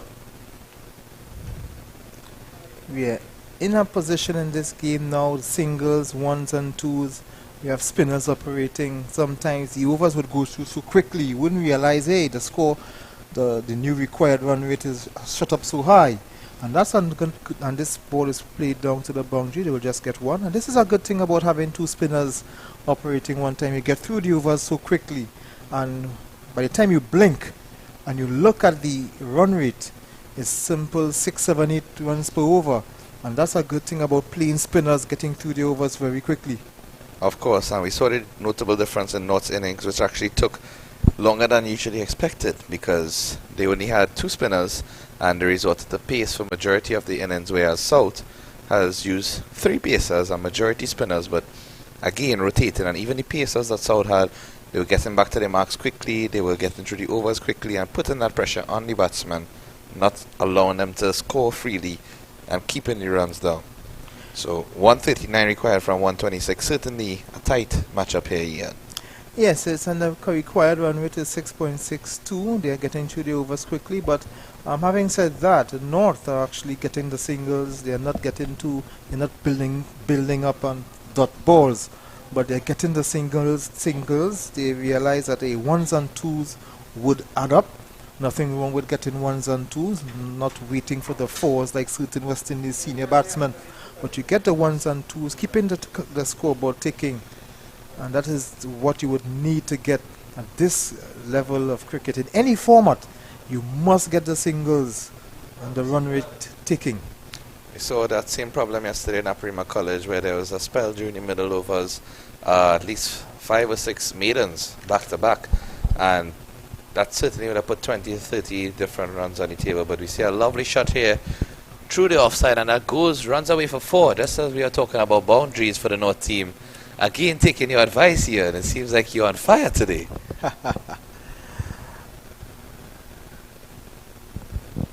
This is good batting from the North team. They're not going to watch that 255 and getting nervous. They're going about their innings. Lal is on 66, Lewis on 31.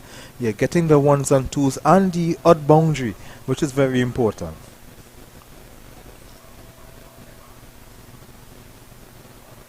Budu is asking a question which the umpire replies and says no, not out. It's also good to think about the total target in smaller breakable values as well. So if you look at it after this over, there would be 20 overs remaining, essentially a 20-20 match, and to score 130 odd from a 20-20 match shouldn't be too difficult of a task, and you have 8 wickets in hand. Easy. So certainly still gettable for North here. If South can get a wicket, will change the look of this game for sure. Some confusion here, potential run out, but what am I seeing between Lal and Lewis? They are not having they are not in sync with each other. Lal already halfway down the pitch. Where was he going? Because the ball did not pass the fielder. Wait until you see the ball pass the fielder. That's an excellent delivery here, and it's a slow finger from the umpire. That finger was so slow, I thought it was not out, but let's look at the replay here again. Ball pitching. It seemed to have been a googly there, just coming back into the batsman, hitting him on the pad. And the South bowler was already celebrating there. Captain getting a wicket in addition to his half century in the first innings, so showing his all-round capabilities here. Lewis goes for 31 from 59. Walks back very dejectedly. I'm sure he would have wanted to get a 50 here. But South with a very important breakthrough at this stage of the innings. And we see Ethan Ramsundar from Hillview College also plays with Queen's Park Cricket Club. And he's coming into the fray for North.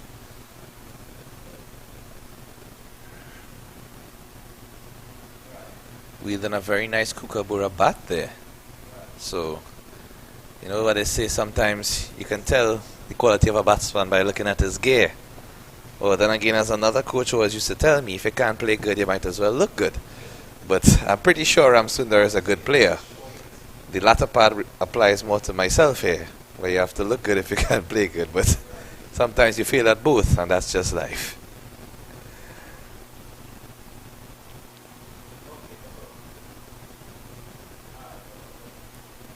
So Buru, captain, be very pleased getting that wicket. He seems to be going on a high here after victory yesterday against Naparima College, scoring a lovely half-century this morning in South's batting innings, and now getting some key wickets at crucial times for his team, leading from the front. And Sundar takes his guard, ready to face the final delivery of Buru's third over.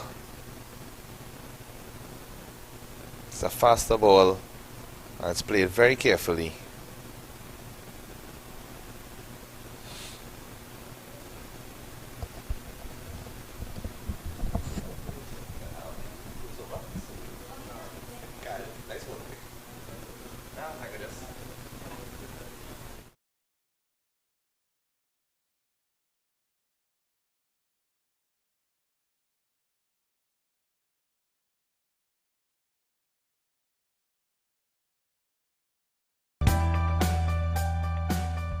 Make your house the perfect home. Kitchen and dining, bathroom supplies, cleaning supplies, laundry, storage and organization, and the list goes on. Visit the Price Club Supermarket, Ramsaran Street, Chaguanas for top quality and unique products for every room. Shop at Price Club Supermarket, Ramsaran Street, Chaguanas for all your household needs.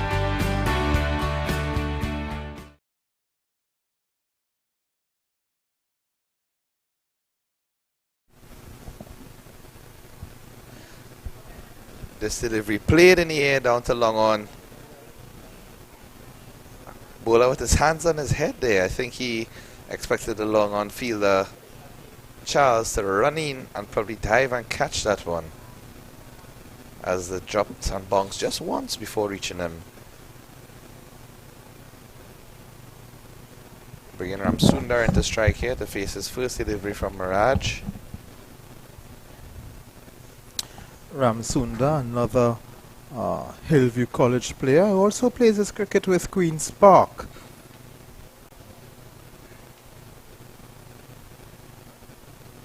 I was not going to say we lost the sunshine, but we never had the sunshine.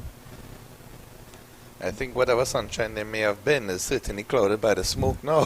Because if it wasn't for the overcast clouds, I think now, as you step outside, Ian, it's like you're in a chimney. Of course, the season for bushfires, we just want to remind you to be responsible. Do not dispose of those cigarette butts and those other things that would cause the damage to our vegetation. It's really an ugly sight when you're driving and instead of you seeing nice greenery, you're seeing black and brown ashes. It's not a good sight, not good for the environment, because you know we need green vegetation to breathe, because it's the green vegetation that provides the oxygen. They will take in our carbon dioxide and give us oxygen to breathe. So when we have all these bushfires, we get in less oxygen from these. So it's always good to This one flighted here and driven straight back down the ground for 4 runs. That's a lovely flowing straight back drive there from Ramsundar. He's looking like he's been at the wicket for quite a while. Yeah, it's just stepping into the bat, and when he walked on here, I noted he had a kookaburra, so I said he must have some batting talent for sure, because that's a quality bat to use for any person. Except me, I would make a kookaburra bat look like a nameless bat. But that's better we get you a bat where we shave it down and take off the stickers. Maharaj Ramsunda is playing this one forward confidently.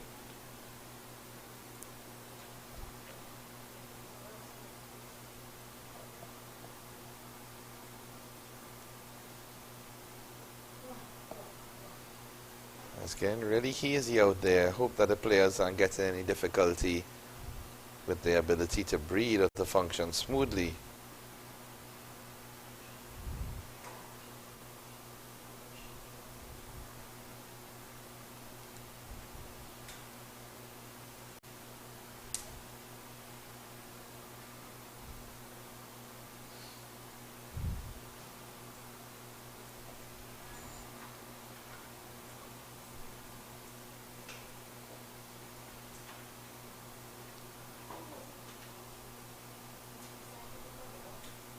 Captain Boodoo here. Come back into the attack. Continuing to his 4th over. This one flighted and it's played straight back again. One bounce to the long off fielder. So not looking to play a bit more aggressive shots at this point in the innings. Yes, of course, because you're looking at the required run rate, 127 balls from 127 runs from 113 balls. So at one time you have to accelerate just a bit. A lot of air given by these wrist spinners. The leg spinner in Boodoo, the captain of the South team. This one's a bit flatter. Well, that's well placed there. Between the slip and the third man, Russell on the ground gets comfortable too, looking for the third but unable to as the throw comes in accurately. So again, still keeping close to the run rate, not letting it go to 7, which is good because even though it has creeped from 5 to 6 and into 3 inch between those numbers, not getting too out of hand at this moment. And again, still 7 wickets in hand. Ramsundar looks like he's come out here to do a job. So played that one nicely into the offside.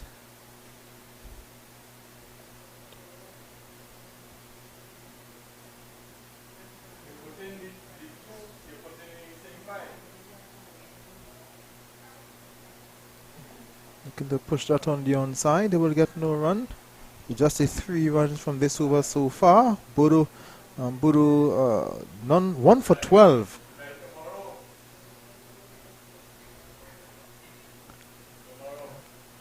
Pushes that one down to long on for 1. That's the end of the 32nd over. 131 for 3. Not in pursuit of 255. That's the end of the over. And we go for a short break. When we come back, we continue the North-South Classic at the NCC. Make your house the perfect home. Kitchen and dining, bathroom supplies, cleaning supplies, laundry, storage and organization, and the list goes on. Visit the Price Club Supermarket, Ramsaren Street, Chaguanas for top quality and unique products for every room. Shop at Price Club Supermarket, Ramsaren Street, Chaguanas for all your household needs.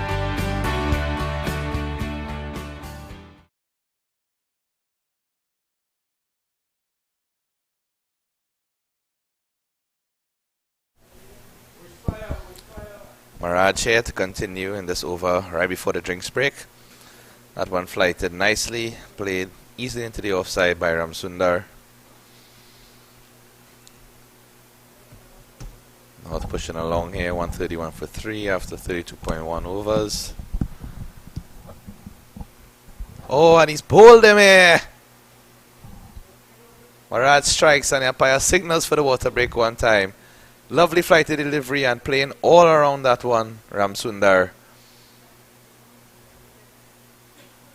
As you see the replay there, taking a base off the leg stump, and we'll take a short break here as we take a drinks break on the field as well.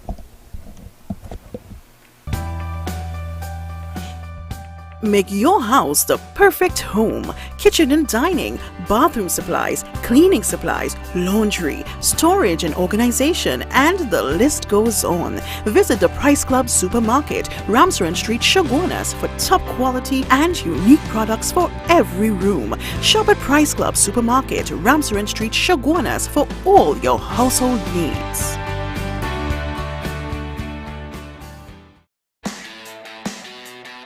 Get the largest selection of detailing products, car care maintenance, accessories, and so much more at low warehouse prices at the Price Club Supermarket, Ramsaren Street, Chaguanas. Transmission and gear oils, fuel treatments, spark plugs, and everything you need to keep your vehicle in a flawless condition. The best car wax, compounds, polishes, car wash chemicals, and more. Check the Price Club Supermarket at Ramsaren Street, Chaguanas today. Discover patio furniture like no other at the Price Club Supermarket, Ramsaran Street, Chaguanas. Elevate your backyard, deck or patio space with top quality, modern and exclusive outdoor furniture that makes entertaining so much more relaxing. Come to the Price Club, Ramsaran Street, Chaguanas today to get the outdoor oasis you deserve.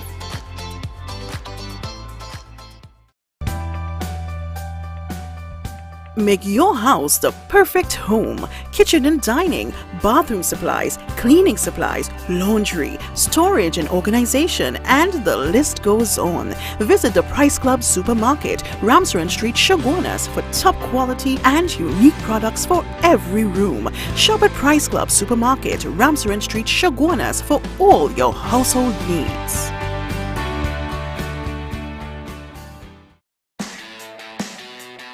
Get the largest selection of detailing products, car care maintenance, accessories, and so much more at low warehouse prices at the Price Club Supermarket, Ramsaran Street, Chaguanas. Transmission and gear oils, fuel treatments, spark plugs, and everything you need to keep your vehicle in a flawless condition. The best car wax, compounds, polishes, car wash chemicals, and more. Check the Price Club Supermarket at Ramsaran Street, Chaguanas today. Discover patio furniture like no other at the Price Club Supermarket, Ramsaran Street, Chaguanas. Elevate your backyard, deck or patio space with top quality, modern and exclusive outdoor furniture that makes entertaining so much more relaxing. Come to the Price Club, Ramsaran Street, Chaguanas today to get the outdoor oasis you deserve.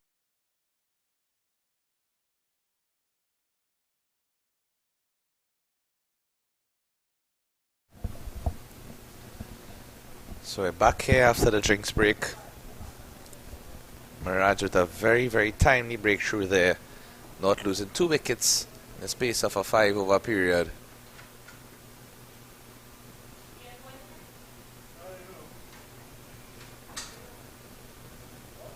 New batsman in for North. Alejandro Casiram goes to school in Tunapuna and plays for Spring Village. This delivery driven into the offside for a single. Bowler is still in the field of the calm there, no need to throw it. One is one, as they say.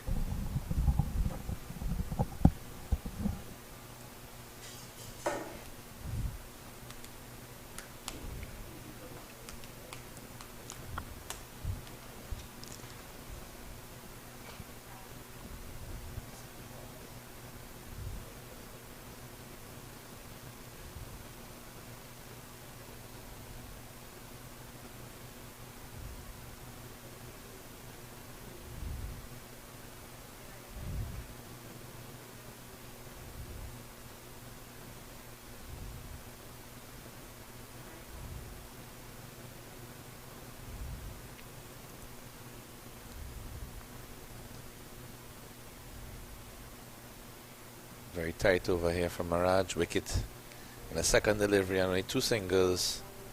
Again, as he looks to finish strong here against the new batsman Kasiram. A tight single there. Good throw by the fielder. Not a direct hit, unfortunately, so batsman reaches in safely, but gets a single at the end there, Kasiram, to retain the strike.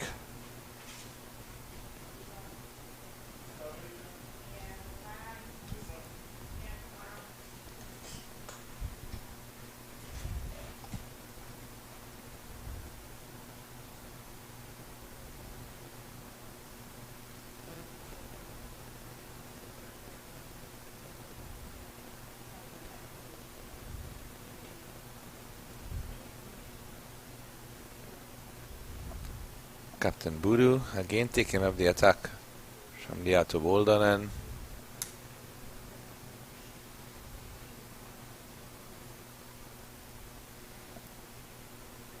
North requiring 118 runs from 102 balls. Difference of about 16 balls in terms of the ratio, but easily gettable once they get some boundaries here.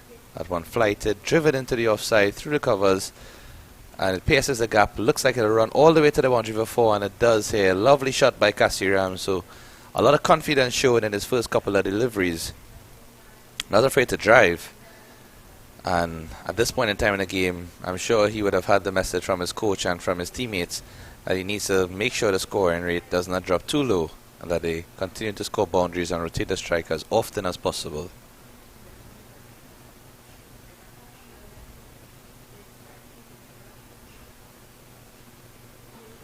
Fly to delivery here.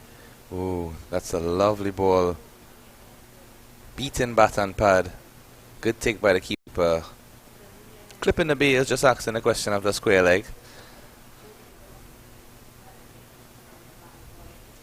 No signs shown, so batsman safely inside. This next delivery comes up. It's driven straight back for a quick single. The mid-off is actually in the circle, not on the boundary, so as the ball was just to the right of the mid-off, batsman taking a chance here, as they rightfully should, in turning over the score rate. Now a field change for Lal, who is the seasoned batsman, 71 from 86. Bit more widespread in the field. And this one is flighted, and he steps back and rocks that away. Is that a 1 bounce 6? Sorry, a 1 bounce 4 or a 6 over the rope? Waiting for the umpire signal. It's 6 runs. As you'll see in the replay coming up shortly. Looked very close there with a lovely shot from Lal. He seemed to have set his mind there as he saw the ball flighted. Back on across. Full swing off the bat. And landing just over the rope there for a lovely 6. So good over this for the North team. 11 runs already and 2 deliveries remaining. Can they capitalize even more? Faster ball from Budu. This played easily to long off for a single. Smart batting by Lal. 78 from 88. He'll be eyeing 100 here. Just 22 runs for him to get to that milestone, and 106 runs needed from North. So certainly a lot of time for him and runs within which he can get that century.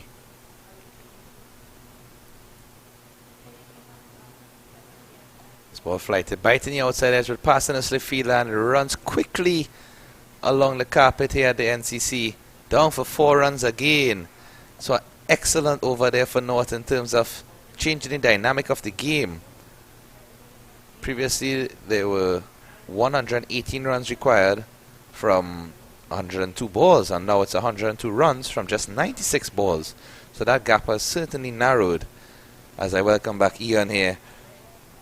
What are your thoughts on the North's chances here, Ian? Well, they're definitely in with a shout. It's just 102 runs from 96 balls, as you quite rightfully pointed out. It's not, the run rate hasn't gone anywhere, so it's just right around 6.38. It's something that is well manageable. Lal is there on 78. He's well set. He's seeing the ball as big as a beach ball at this stage. Kasiram is with him. Kasiram hailing from Tunapuna, the same school with Ronaldo Familia and of Spring Village Club. So it is gettable as Lal is pushing that through the extra cover region for 1. They return for 2. An excellent run in there by Lal. He finally has a partner who wants to run with him, because we know how distraught he was earlier. With Lewis. Yes. And I'm sure if he was running as he would have liked, he would have been in the 90s or even close to 100 by now.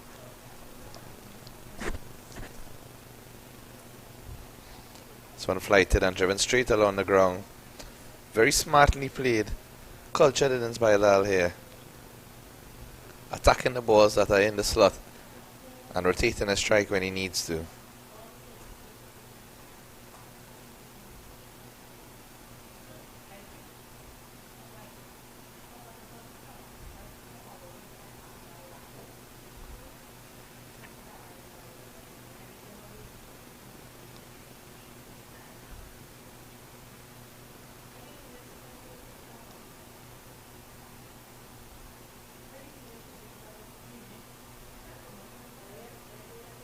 Maraj pulling that one line with the stumps there. Just played back to the bowler from Kasiram.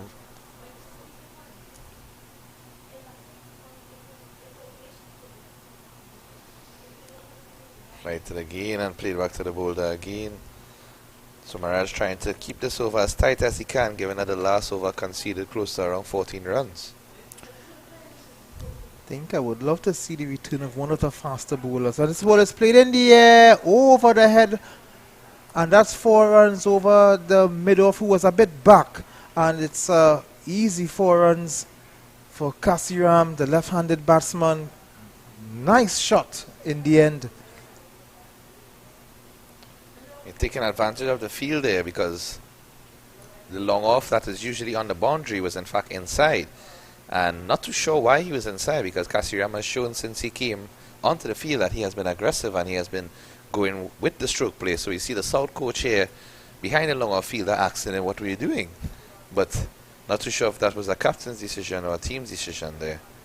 And now he can get an easy single as he strokes it down to the long off region. So excellent batting, because with that shot you pushed him to the boundary. Now you can just get the single. So excellent batting from Kasiram, and that's the end of the 35th over. It's 161 for 2 North in pursuit of 255. They need 94 more deliveries from 94 more runs from 90 deliveries.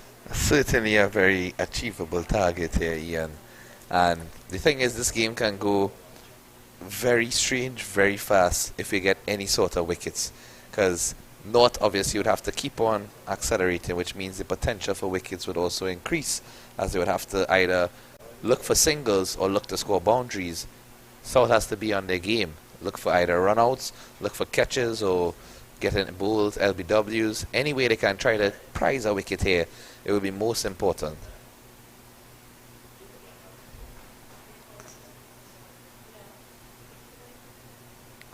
As we see the return of the opening bowler, switching ends here.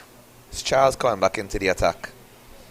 Initially started from the pavilion end, and now he's from the Atto Bolden end. And that's a good decision. I wanted to see a fast bowler coming back into the attack at this stage. Just 15 more runs to go. The spinners been a bit comfortable by the batsmen. They will be played a lot comfortable. Batsmen seeing them, so they're well set. Let's see what Charles could do from the northern end. Already beats the bat, picked up by the wicket keeper Ramanan. It's a good delivery there. I think already I'm seeing Charles is bowling for a slightly shorter run-up than he did from this end, as he just looks to run in and deliver the ball as accurate as he could as this stage.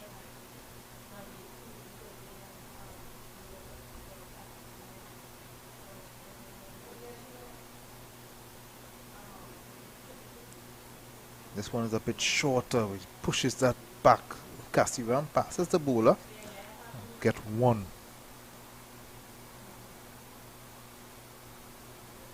Lal certainly seems to be having a good time outside there. Almost every ball he's animated, and he seems to know the South players very well. Interacting with the bowler, with the wicket keeper, almost every over. So Lal does play with the Astra Charleville School, and he also plays with Curep Sports. You'd probably be familiar with those players from Pressure Guanas and also from the Central Okuva region. Just remember, they would play against each other in the secondary school, so, and of course at club level as well.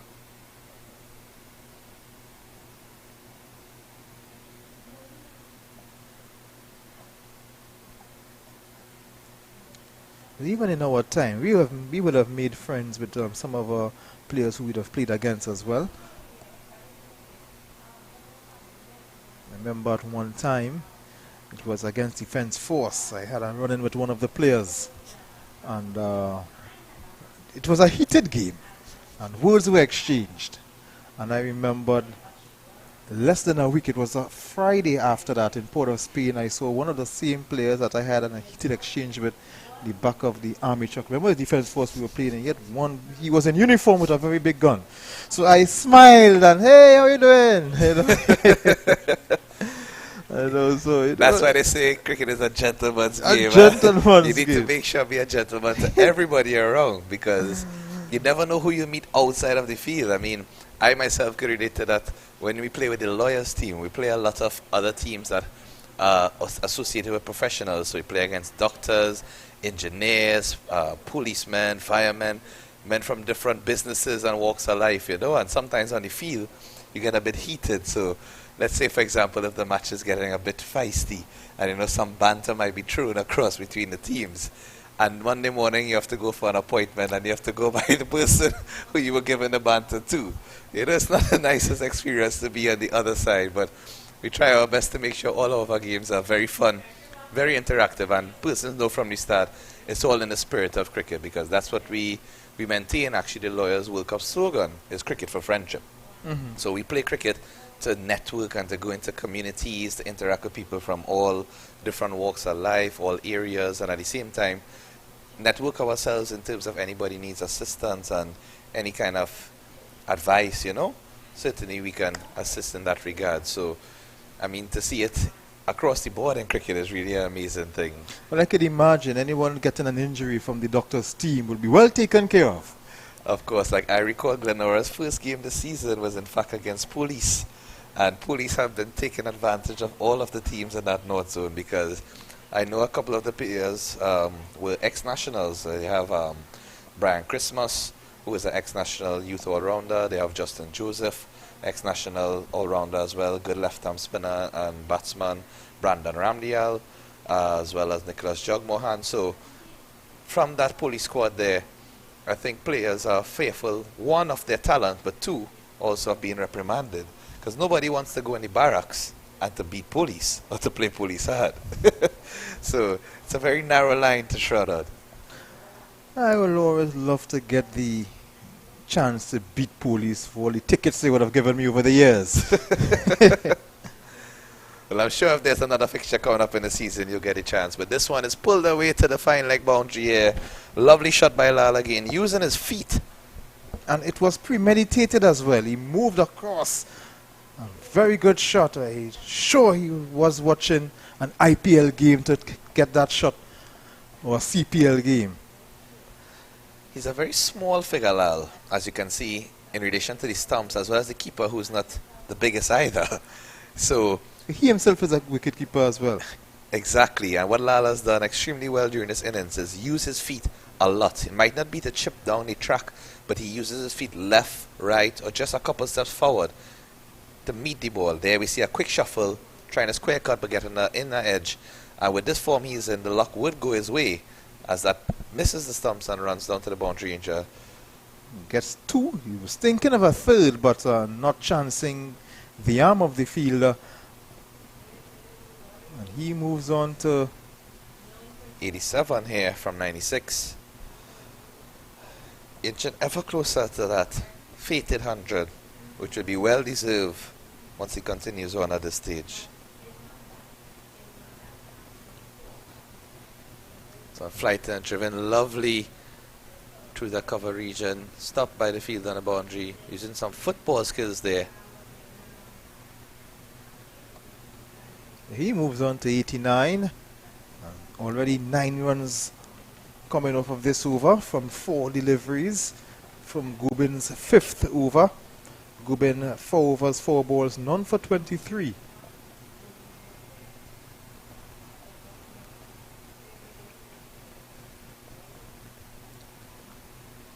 So unflighted and driven straight down the ground for another single. I think Lal seems to be very fit as well, because even when he was prompting Lewis to run all the singles, he was the first one down to the next side of the pitch. And even up to now, we see he's running twos frequently. He's running down the edge of the pitch to talk to his partner, to give him that confidence. And, you know, he certainly is playing a very strong leadership role in this team here, having opened the innings for North. Yes, he's actually very impressive in this game.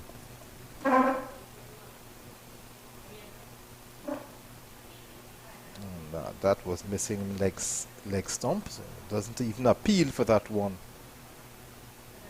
Gubin at the end of 5 overs, done for 24. The end of 37 overs, North in pursuit of 255 for 172 for 4 after 37 overs. So let's see if Charles would continue from the northern end. Gobin and his wicketkeeper Ramanan having a discussion. It seems like he's not happy with something. You can see his gestures suggesting that.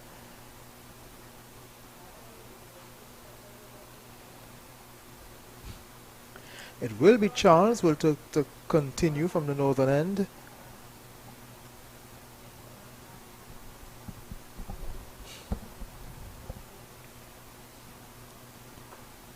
83 needed from 78 balls. Very gettable, not out of hand as yet. Charles, right arm mover.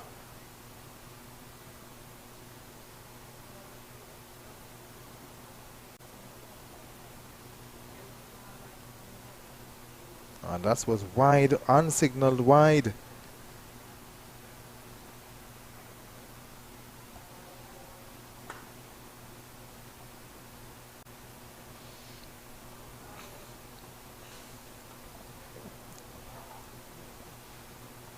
Charles, 6 overs, 1 for 20. And he's bowling to Lal, who is on 90 from 98.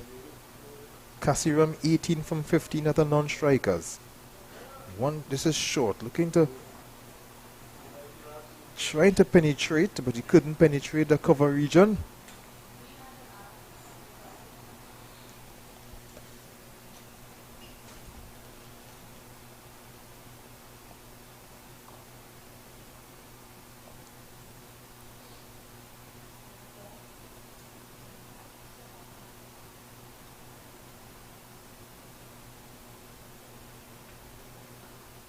Oh, that's a full toss there, and Lal swats that away to the leg side. Unfortunately, finding the field on the boundary, so only a single. Wrought with himself as he would have loved to place that over the boundary rope, or at least get it for 4 runs. But just a single to take him to 91 and bringing Kasiram back on strike. I think we'd probably see the left-hand pacer, Mohammed, return to the attack at some point in the dying overs, just to add a little bit of dynamism to the South attack here. Spinners seem to have been read by the North batsman pretty easily. It's a good delivery here, trying to push it for a single, but the fielder comes inside quickly, doesn't give them a chance, no run.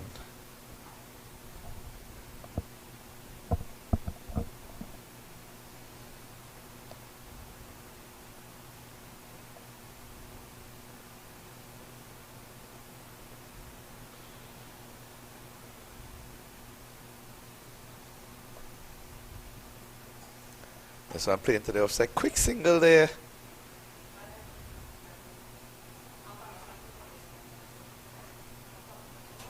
Luis again looking. Again looking to go back for the second, but not able to make. As his partner was stranded at the other end, not going to risk that for a run out at this stage, as he's going relatively well, complimenting Lal. Kasiram 19 from 17. 2 more deliveries in this Charles over. Pretty good one thus far. Only 1 extra and 2 singles from it. This one short and wide outside the off stump. He's cutting that away, but excellent dive and stop there from the south fielder in the point position. That's Mohammed, I believe. Diving with his dominant left hand. Good one-hand stop and restricted the batsman again. So building some dot balls pressure here, 80 from 73. It's a 7 gap ratio between runs required and balls remaining. So one driven again to that short position on the offside. No run. So finishing that over well, Charles. 7 overs, 1 for 22. Very good spell from him.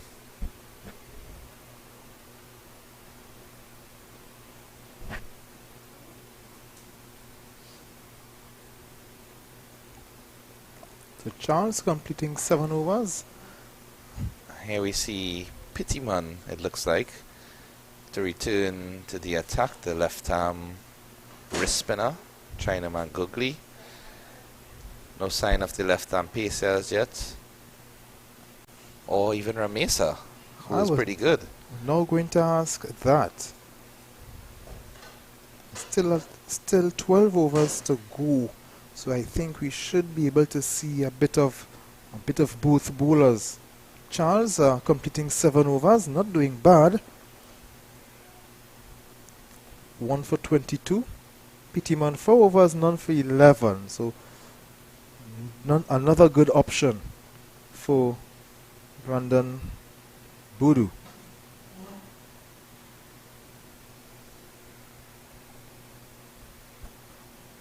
A quick single there, taken from the point region. Pitman will be mindful there. He wasn't want to bowl any deliveries that are too full in the arch of the batsman, as they will be looking to swing aggressively or even risk bowling a full toss as he tries to flight the ball and deceive the batsman with a spin. This one flighted here and driven straight back for a single. Well, on to 92 from 103.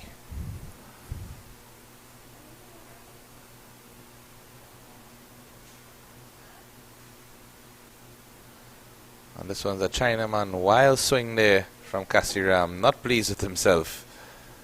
It's one of those deliveries here, and that's full and wide, and all you want to do is just swat it to any part of the field, but when you miss, you feel as if you've missed a whole over.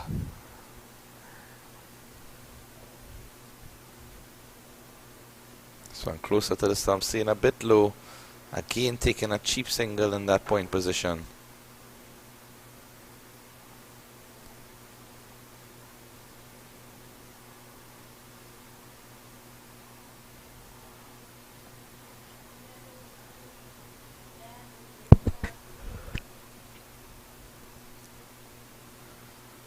Pitman flights this ball. It's driven in the offside, in the air initially, but along the ground now to the deep extra cover, who is now in a sweeping position rather than in the extra cover position. Seems like he's permanently there for that specific angle.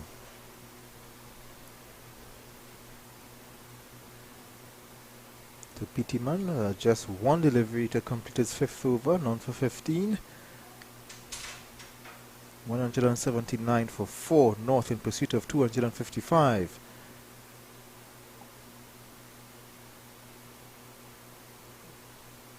Getting the inside portion of the bat, and that's the end of the 39th over.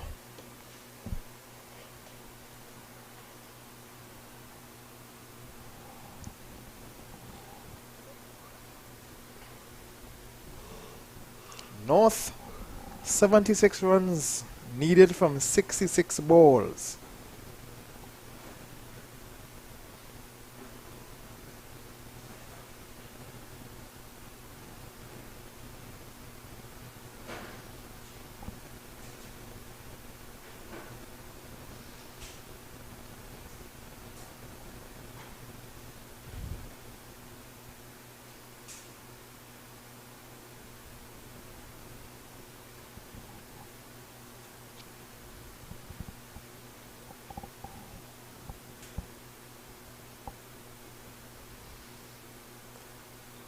So, looks like there's a change from the northern end. Aryan Mohammed is coming back into the attack from the northern end, and just as what we would have called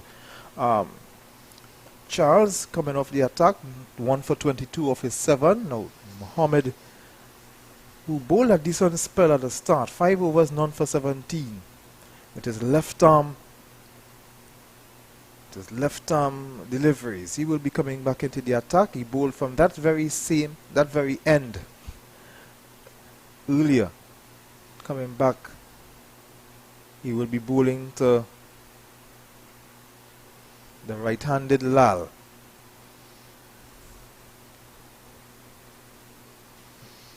Not getting that pass point.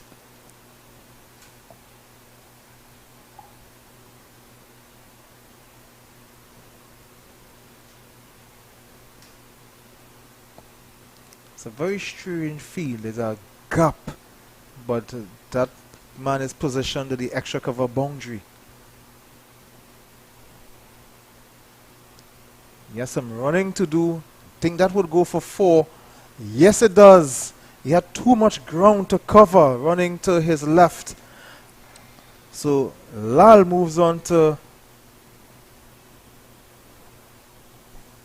97. 183 for 4 North in pursuit. Too short and wide there from Mohammed. That's a delivery that just set up to be hit. Especially for a batsman in the form of Lal at this point. So he runs in again here. This one driven straight back down the ground. Thankfully there's protection, so just a single.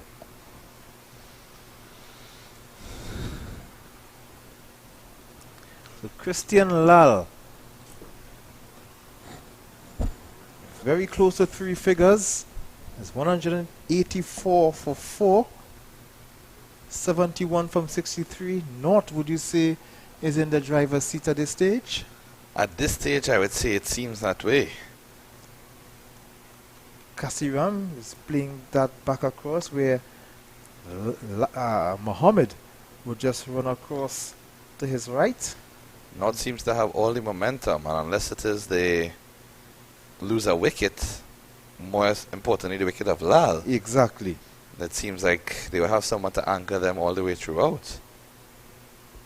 And this one is way too wide and signal wide by the umpire. But again, Ian, just out of curiosity, I'm very happy to see Lal has reached 98 from 107, but what if Budu was given a chance to bat through instead of making 63? What if The young, target could have been a bit different. Indeed. What if Miraj was also allowed to bat through? Both batsmen, after reaching 50 and 60 respectively, they were taken out from their teams to give someone else the opportunity. And at that point in the game, where I remember it was a crucial time where at least 10 or 12 overs were remaining, and new batsmen had to come in the death overs, and they weren't able to score as they would have liked, still getting a good total. But I'm sure they might have been closer to 300 if those batsmen had remained. And remember, we were making our predictions, our projections, and we mentioned 280, 270, 280 around that, and in the end they made 255, because as you know, new batsmen would take time to see the pitch, see how the ball is bowling, see how the pitch is playing, and get the eye in before, and that would take up some deliveries to do that. Batsmen who have been there for quite a while, seeing the ball, see how the bowlers are bowling, how the pitch is playing, they would have been more set. And we see the umpire here signaling the last power play as we enter the last 10 overs.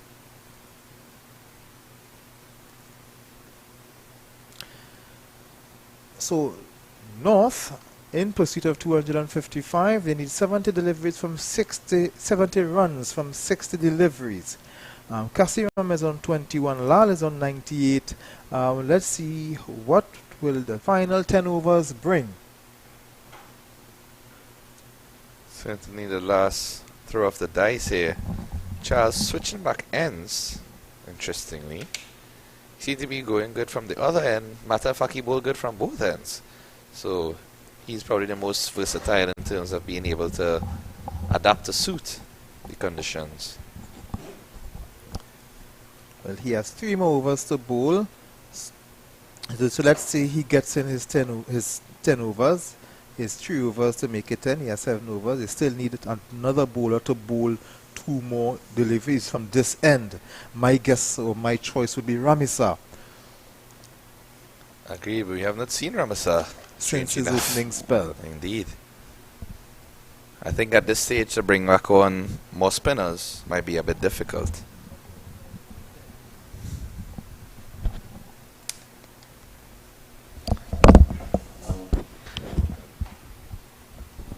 So Charles returning, switching to his preferred, well, his end he would have started from, the southern end, for his 3rd spell.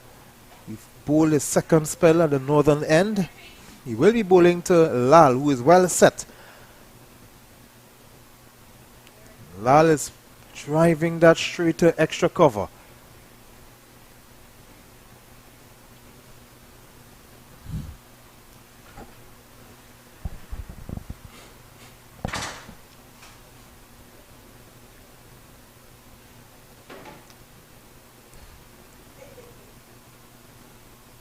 St. Charles coming out from St. Stephen's College. He's driving and he gets one.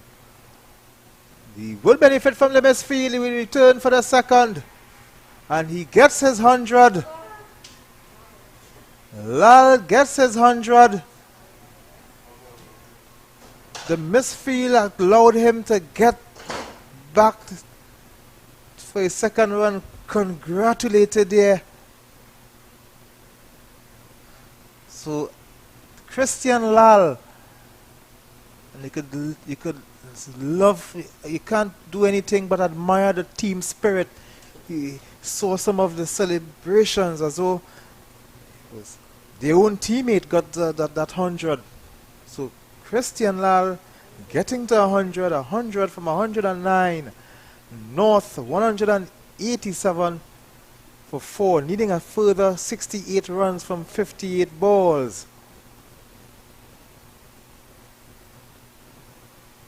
This one is short. Lal punching on the onside.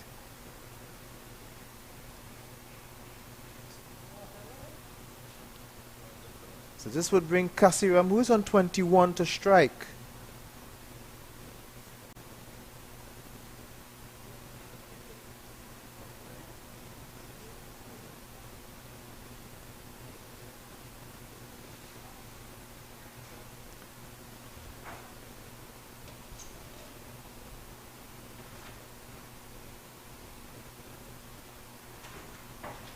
Kasiram plays that back, or just a mini collision.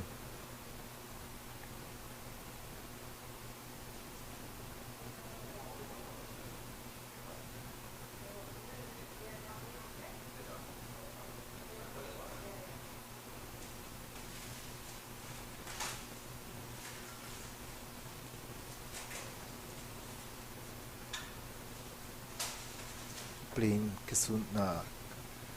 Kasiram, pushing that down to mid-off, deep mid-off for 1. Midway between mid-off and long-off.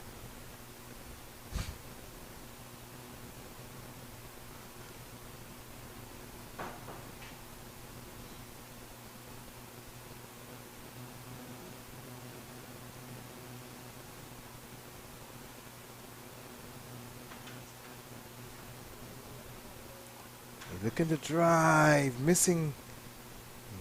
Was Charles pushed it wider. Let's look at the replay. He drew him into the front foot. He pushed it wide, missing everything, and the wicketkeeper would collect.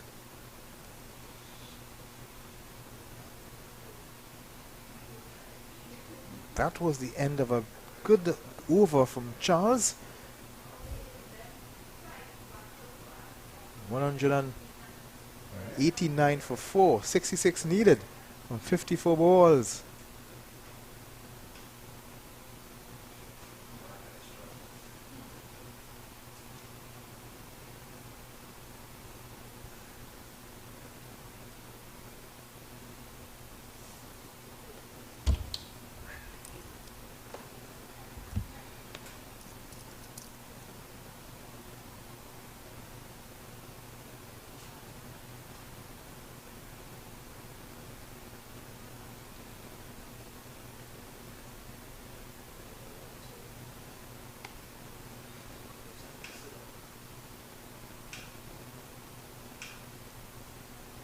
This is he's pushing on, pushing that. That's Kasiram.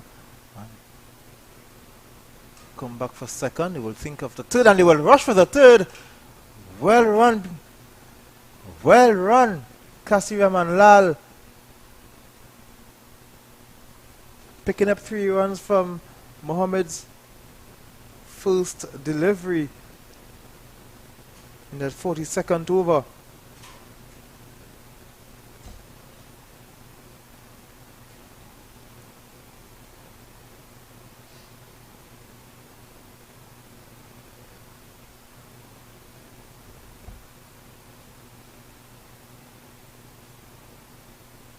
Seeing some of the North teammates on your screen just a while ago, just taking it in from a nice vantage point.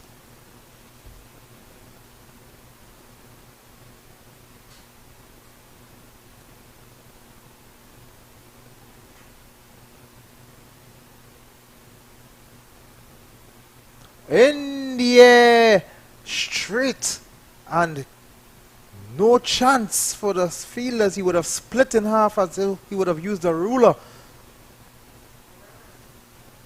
One bounce, two bounces into the boundary, and 7 runs from 2 deliveries from Mohammed's 7th over.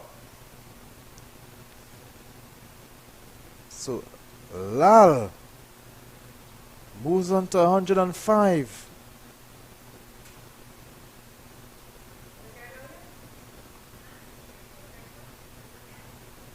Mohammed, how will he respond? Whipped in away on the onside, they will get 1. Kasiram and Lal responding and working well together. Love the running between the wickets between these 2 batsmen. They complete 2. So Lal moves on to 107, 198. Already 9 runs coming off the first 3 deliveries from Mohammed.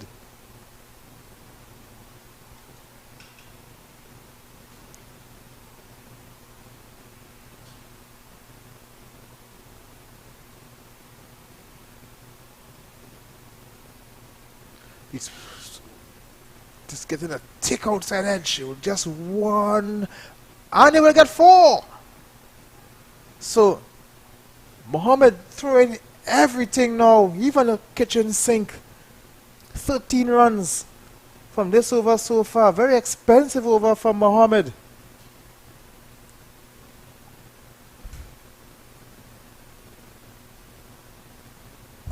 So Lal moves on to 111.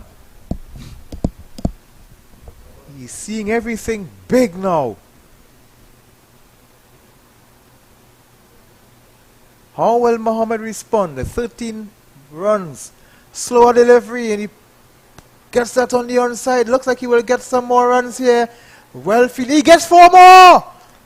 And the fielder is not happy with himself, allowing that ball to go for 4.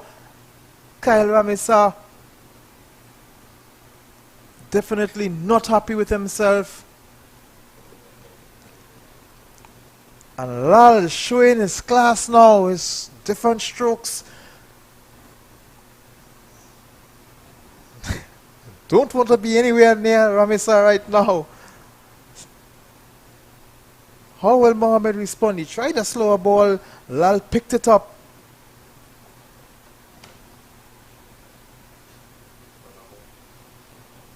The bowler must be thinking what to do now, what to do. Lal is on fire. 115 from 115. Oh, that's cheeky a shot. Oh my ridiculous goodness. shot here. Oh my goodness. I could go home with that Ian. now. I can go home My now. word, Right, Ian. Lal. That's Lal for your money. I was silent all the time because I was honestly just staring in disbelief at how after this 100 he's going to another gear. It's Oh truly my a stunning- goodness. this Look shot at here that. again. Premeditated. Taking it from outside off stump, Ian. Oh my goodness, Lal. Wow. 21 runs from that over. Lal, 119. And all of his teammates there are on the ground waiting because they are anticipating. And look at your favorite ram roof there shining, waiting for his chance to go in. That was the best over of the day. You get different shots in that over, and it, come on, even Mohammed tried a slower ball that he was able to get away for 4. He tried to push it outside the off stump, wide. He moved across and he did that Dill Scoop look-alike thing there. But it was very good. It's really good batting here from Lal. Astra Charleville should be very proud of him, as also Crep Sports. Several of his Crep teammates there with him as well. Familiar, Ramroop, Juman, Beckles, all these guys play for the same club. Yes, there's a lot of familiarity out there, a lot of good sportsmanship and camaraderie as well, as the players from both teams seem to be interacting with each other. But I know if South loses this game after having such a positive hold on it, they would be the least happy of the two. Well, of course, but I'm also wondering their priority for this game, because as a batsman gets 50, they took him off because they want these players to showcase their talents in front of the selectors. They allowed Mohammed to get on, not Mohammed, but Lal to get on to 100. He's on 119, so there's a change. Ali Khan is coming back into the attack from the southern end. Charles has been taken off. Kasiram Flighted, and this one's driven in the air again, one box. Oh, passing it for 4 runs! Oh no! Poor fielding there, nonchalant fielding. Very poor judgment. Even before it reached to the fielding stage, he ran into the ball, not judging where it was placed. Oh my goodness, a comedy of errors there. But Indian, what is more important? 4 runs for Kasiram, 41 needed from 47 balls, so they have dipped under 6 runs per over. The required run rate is now 5.24. And North now 41 from 47, less than a run a ball. This one flighted again driven away for a single. And the thing is, after the hard work in that last over, in the couple overs leading up to this, where they got more than 8 to 10 runs per over, North has essentially brought the game down to singles. Yes. And the field will have to be spread, because if they bring in the field the way these batsmen are going, it's boundaries galore. Lal, 119. How would Ali Khan deal with Lal? Let's see. Oh, he tries a reverse sweep and he's done too much here. Ali Khan with a great celebration. He's celebrating as though most he won the important match. wicket. Lal getting his... A very, very busy body is Lal. As in, even when walking out, he's congratulating the bowler for his wicket. I mean, excellent knock by this youth man here. You know, he's getting applause even from up here in the commentary booth, from all the South players on the field. What a great knock by this young man. Christian Lal, a well played 119 in the end going. He went too cheeky with a reverse sweep. But given at this stage, you set your team up for 40 more runs from just 45 balls. You can't fault him for playing that shot. Allowed now our next batsman to come and face. Very good. You can't fault him for that at all. And not only that, Funilia looks like he's one of the aggressive batsmen that can easily come in here and just hit some boundaries. So I'm just wondering, Ian, if it is Lal, if it was a strategic decision between the South and North team to take out the batsman after they scored their 50s and allowing Lal to go to his 100. I'm not too sure if it was a requirement, if it was a matter of choice, because, you know, you never know how the game could have turned out if those other two batsmen who were not out in 63 and 52 respectively, if they were allowed to bat through. And that's Budu and that's Brendan Mirage. Budu and Zain Mirage. And the thing is, Budu looked completely untroubled when he was in the wicket. He was going very freely, very positively, and when he came out, you know, he was going totally fine. So very interesting here to see how the game fares going forward.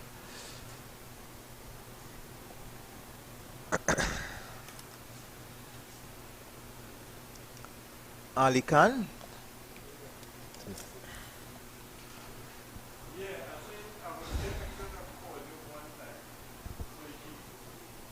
Playing that back straight to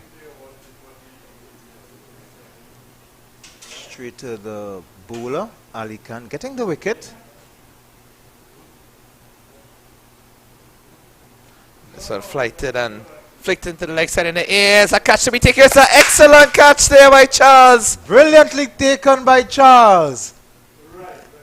Doesn't even celebrate because he operates as if that's something unusual for him, you know?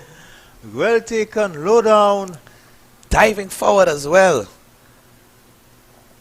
And this can easily see the tumble here for North. After working so hard, Lal Is it that he threw it away and the death's there with a shot that was probably not necessary at that point in time? With the new batsman coming in, Zakilon Beckles from Toko Secondary, the opening bowler. So Beckles is the new batsman.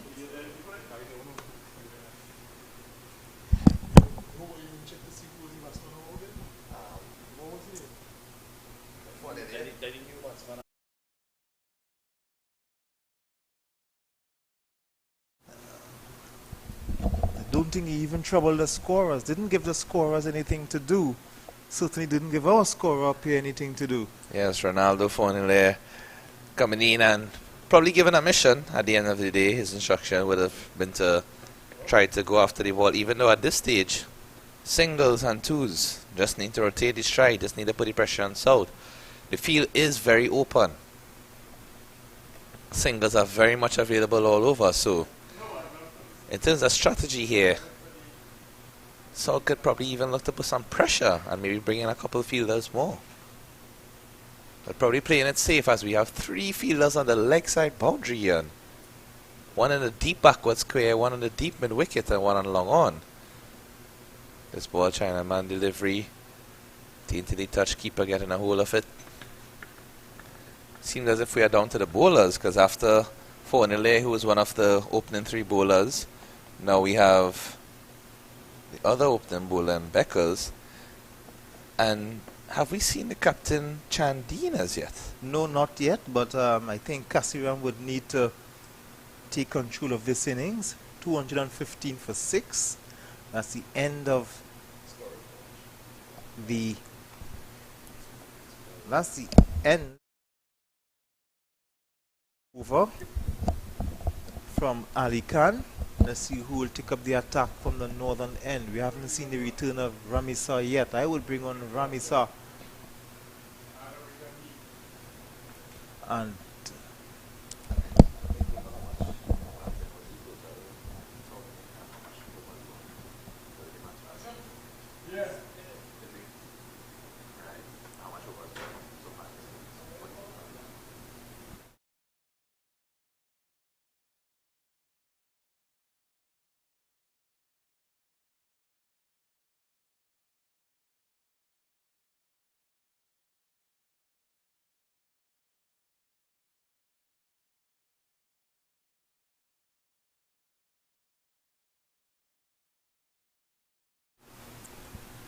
Budu is back into the attack, the skipper.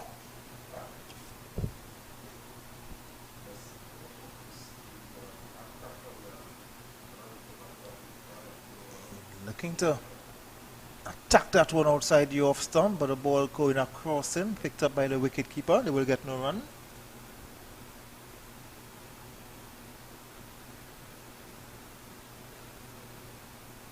Budu. Over the head, one bounce down to the long on.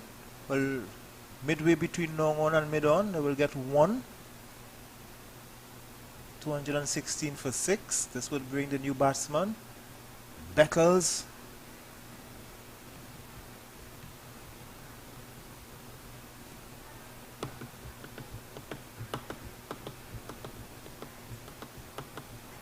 I'll try to bowl a faster one down the leg side, but the umpire will not be distracted by the appeal. It's a wide delivery.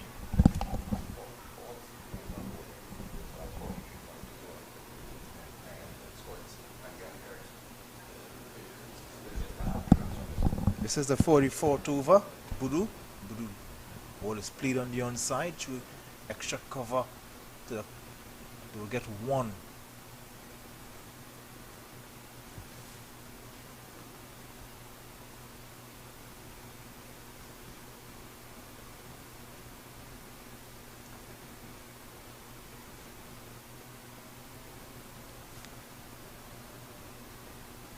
Not getting past the fielder.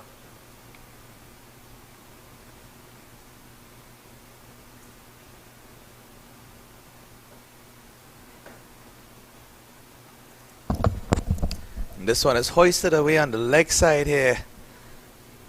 You get 2 runs. not the boundary that he intended.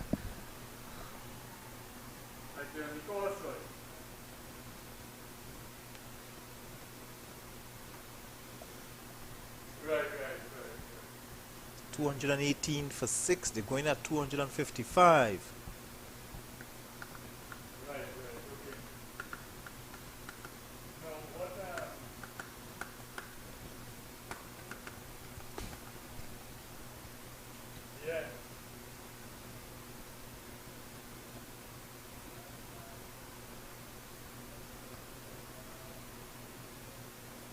That's the end of the 44th. End of the 44th over. North in pursuit of 255. They are 218 for 6.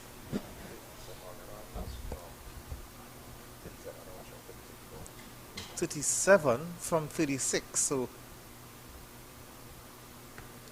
very close indeed. That 2 wickets just swing the pendulum back into South favor. Yes, the momentum has certainly shifted over the last 5 overs or so from North to South, and still a very tight finish because North has some wickets in hand and the runs are almost a run out ball. So very interesting to see how it plays off here at the end and how these youngsters hold their own as they go through this nervous patch.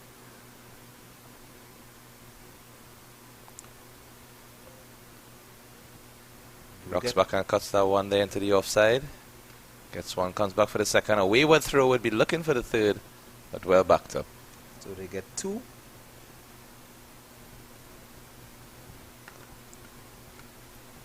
.35 needed.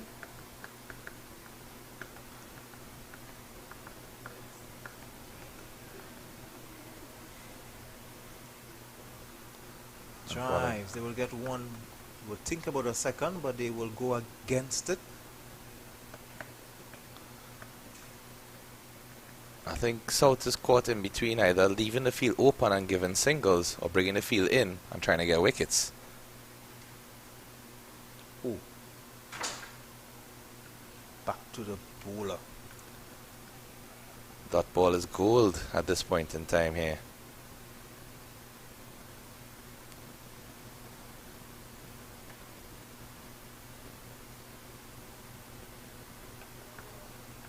They would think about a second, but that's all they would do. Think about it. They wouldn't run it.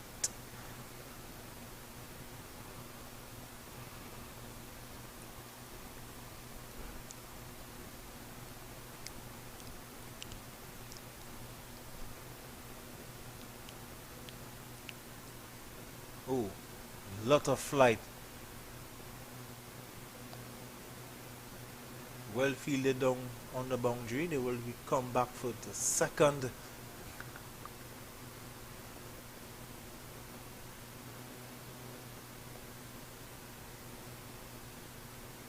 Ali Khan will bowl the final delivery. The 45th over. In the air. It's a lovely shot. He chipped down and drive that one straight back down the ground there for a 1 bounce 4. Very close to being a 6. That's an excellent shot there. Good use of the feet and maintaining his composure to hit that one straight along, because if he went either left or right, could have easily gotten one of the fielders on the boundary. Well played.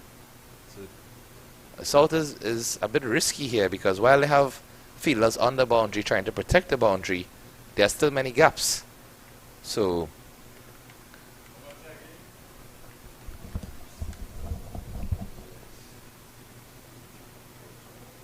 27 needed. 27 needed in just 30 deliveries.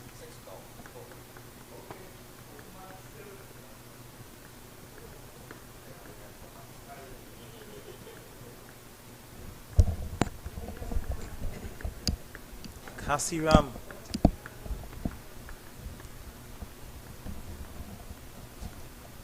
Well, it looks like Charles coming back into the attack. Charles, their strike bowler. So decided to go with Charles and not Ramisa, who bowled some very good in swingers earlier. Yes, Ramisa, I don't think he returned at all. for a second spell after that initial spell. Could be that his strength would have been with a moving ball. As we saw, he got a lot of swing at that point, but again, no real answer as to why we didn't see him again.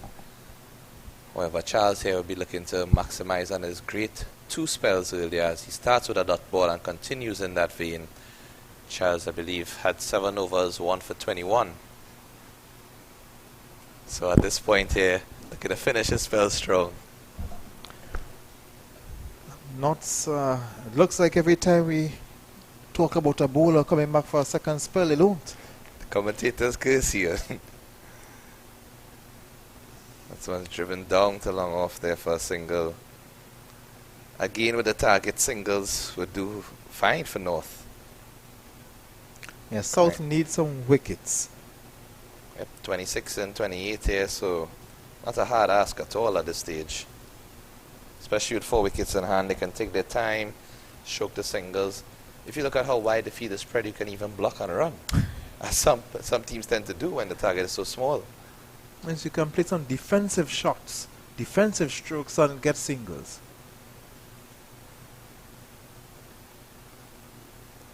It's flicked on the leg side. Great stop there by Pittyman.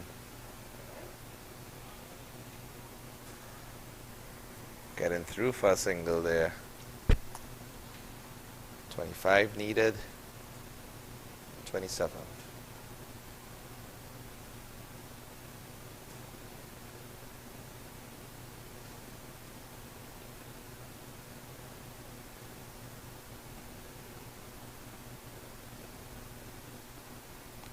This one is pitched up and driven and bites the outside edge here. Goes wide and all the way to the boundary for 4.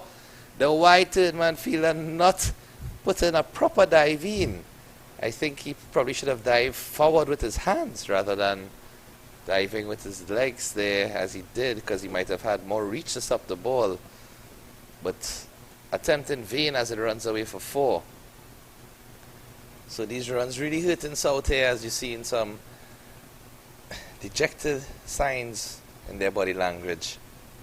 Shoulders dropping, heads looming down. Yes, I'm not too sure what he tried to do as we see the replay there.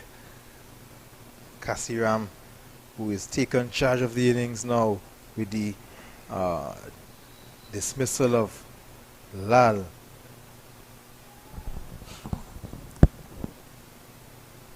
.21 needed. You can just take their time.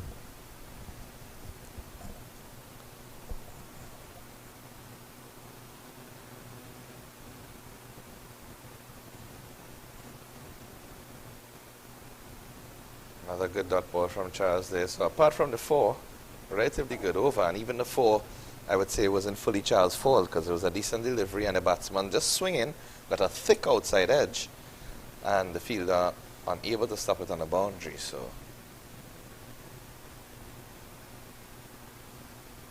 that's the end of the 46th over. North in pursuit of 255 at 234 for 6. Just 21 runs needed in 24 balls. curious to see who comes into the attack here now. Seeing the skipper discussing with Pittyman. And bowler who's going to take his mark is also changing, so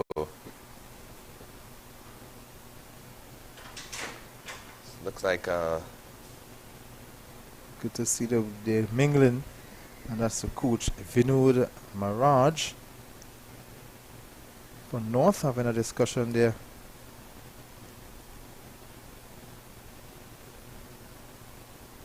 So it looks like Batu Singh, I believe, is going to take up the attack here.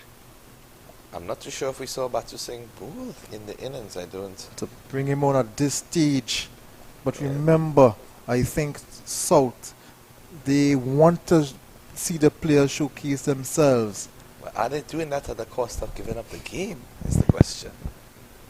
Because to bring on a new bowler at the 47th over, it's really risky. You still have Ramisa to come into the attack, to come back into the attack, I should say. But he decided to go with Batu Singh. Or it could very well be this is their secret weapon all along, Ian. Let's see with bated breath. This delivery a bit full, again slashing there, taking the outside edge batsman, coming through for an easy double.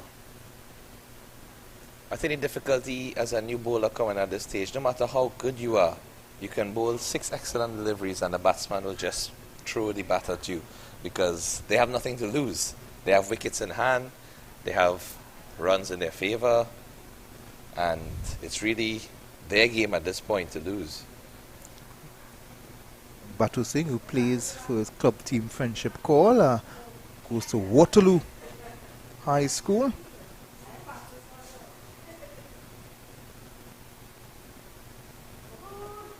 That's In the air. excellent just shot. Oh, it's dropped. Oh my goodness. Definitely could have been really the secret weapon. 2 fielders conversion there. Just Let's hope hope they there's all no injury as they're taking a little while to get from the ground, but seem to be getting up smoothly here. We watched the replay on that one. Skied up in the air. I think because it went almost dead straight, it was difficult, but the long on fielder definitely reached there. Just wasn't able to get it in time. Seemed to have taken his eyes off the ball at the last minute.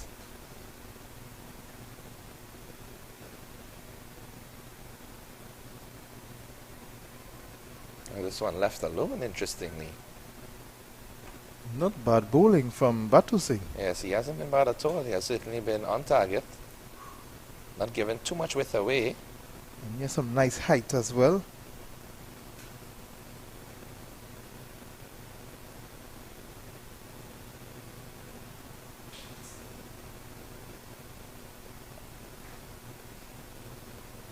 It's a good delivery from Batu Singh there. Beating the outside edge. 2 dot balls in a row. Can he finish with 2 dot balls again? Not needing just 17 runs here. 20 deliveries.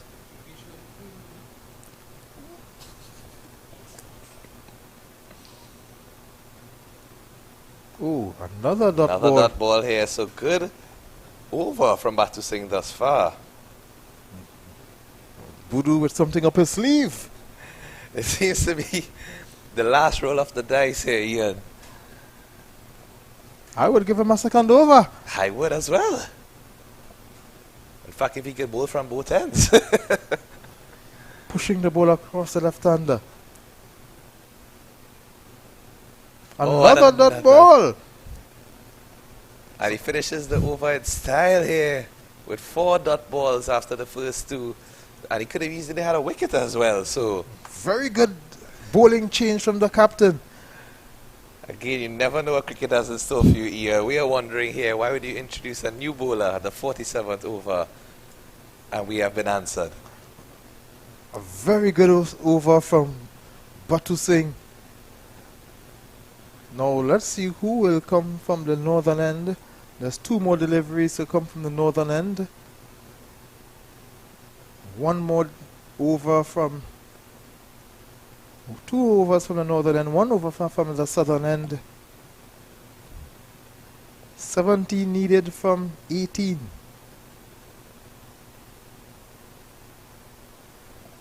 Charles again. Charles. And his 9th over at this point. So it's safe to say that Charles would close off, and those would be the last 3 overs. Charles would bowl 2 from the northern end, and Batu Singh, after that over, I wouldn't hesitate to give him a final over to bowl from the southern end.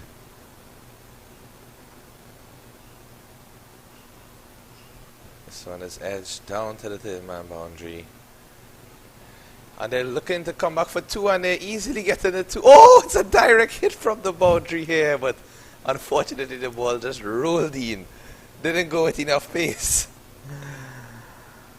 I was not going to say the wicketkeeper blundered, but maybe that was a very good dummy, what we'll call in football. Of course, he would have had the foresight that this ball would have left him and gone on to the stumps at the other end. And we have a very nice crowd here, all engaged in the action. Lots of kids coming in after school, supporting their siblings, their family, their schoolmates.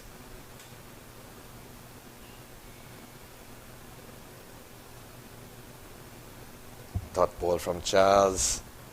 You would think that Kasiram should be well set by now, but Charles equally up to the task. 13 required from 16 here. Anything can happen.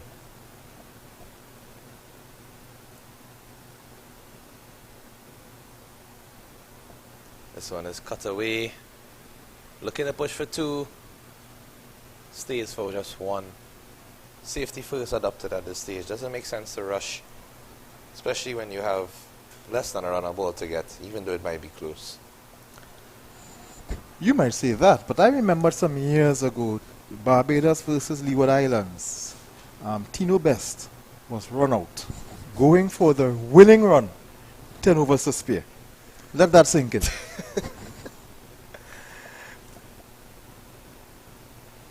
This one's a bit fuller, punched again to the offside.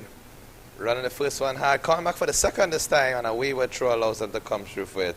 So I think they heard your mention of Tino Best there, and they don't want to be caught in that position. But I think anything with Tino Best is Let that sink in. That was the 10th wicket. It was the final wicket. And he pushed with 10 overs to spare. 10 overs to spare. You got run out going for the winning run. Let that sink in. The game was drawn. Barbados and Leeward drew, and they drew the tournament, the final. They shared the title. I think that's the best I would have seen Tino at in his career. But you know, it's never a dull moment with him. And that's probably just true to his name. He probably wanted to be remembered in history for that year. And you never know, because if he won the game, it wouldn't have been the same as getting run out on the final. No, I'm not sure. And he could have done it on purpose, because I don't think that Leewards would have won any title since then. Or they haven't won any title before that. So it was a good gesture on his part. Very much so. This one, oh, it looks like it could be a run out here. Oh, he throws it wayward. Oh, it's a direct hit, in fact. Seems to have hit the stumps and then ricocheted. So some confusion for North in the middle there. And Kasiram is not the one that you would have want to be out at this stage. He's the one that is set, and 246 for 7 at the end of 48 overs, 12 deliveries to get in. Yes, it was direct hit. Brilliantly thrown. At first instance, we didn't even see the base drop. We just saw the ball go into the other side, but where the fielder was celebrating. And so the captain is now entering here, Dean. Yes, so Yasser Dean is coming in, so he should want to bring his team home. 9 runs to get from 12 deliveries. Still, you would say that North has this one in the bag.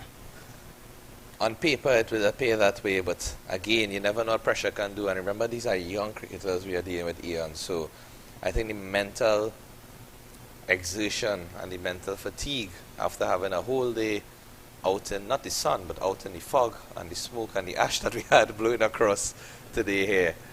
You know, it would certainly be down to these dying moments where we see the real mettle of these young cricketers and how they are able to prove their worth to be selected on the national team after a very exciting game of cricket. Batu Singh is getting the other over as you requested.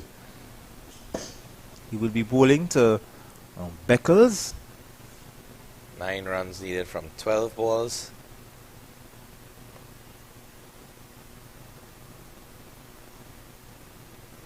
So of course, Beckles representing Toko, like Bishop and Mervyn Dillon. And as you mentioned, Kishon Walcott, another capable cricketer. Oh, it's another run out here at South in the ascendancy, Ian. And it's a captain gone for duck. A suicidal run here. What is this going on here now? South back into the game. I hope North has not pressed the self-destruct button, Ian, because look at this. Driven straight to the fielder. Good pickup, good throw. And more than enough time for the keeper to easily take the base of the captain going back without even getting to face a ball. Ashmir Singh is the new batsman. Oh my goodness, another a twist in this game. Only 2 wickets to go as well, Ian. That's what I told you. Cricket is a funny game. My. The pressure and these youngsters, they would be thinking 9 runs right now seems like 90. My. South back into the game.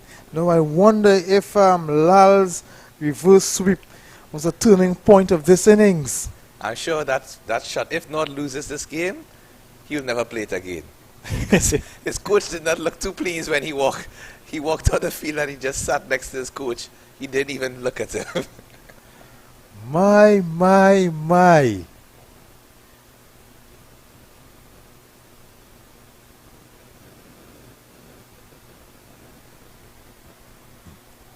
And Batu Singh with the ball in his hand.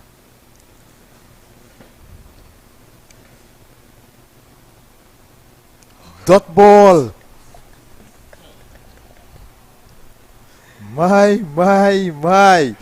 It's getting very anxious here, Ian. You're even feeling it from the ground. Batu Singh could just get that ball across to the left-handed batsman. Is he that secret weapon they have been waiting for all this time? Yes, it is. Yes, he is. Another dot ball. Dot ball here. Batu Singh right now, the kryptonite to North. Oh. All of their Superman efforts are being defeated by this great short spell. All of the players are right behind the boundary. I don't think it have anyone in the pavilion except the scorers and the officials. Indeed.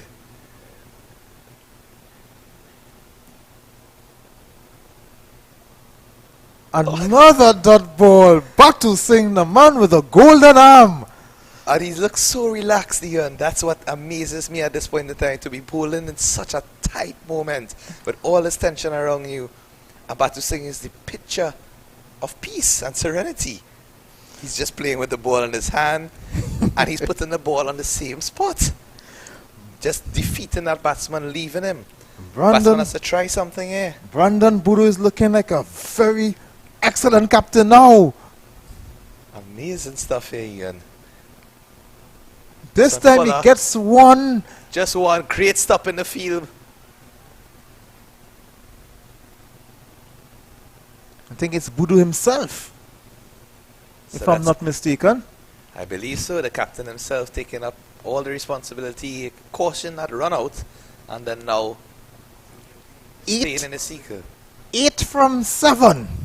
Now should he close in his field here? Because it's Beckles on strike, unless he wants to give Beckles a single, but that doesn't make sense to me. I would close in the field and try to keep the new batsman on strike, Singh, for the last over.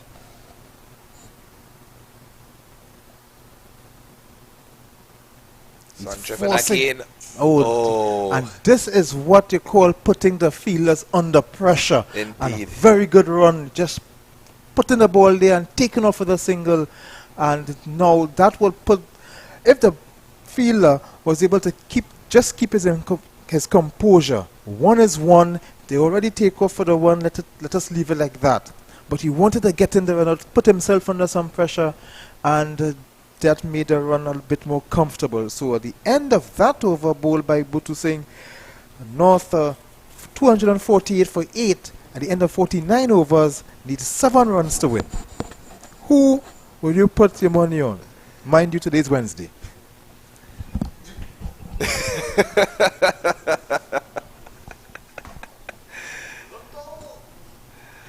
At this point in time, I'll put my money into that lotto jackpot that hasn't been won as yet, because I wouldn't want to bet my fortunes based on the great, admirable efforts shown by these youngsters here today.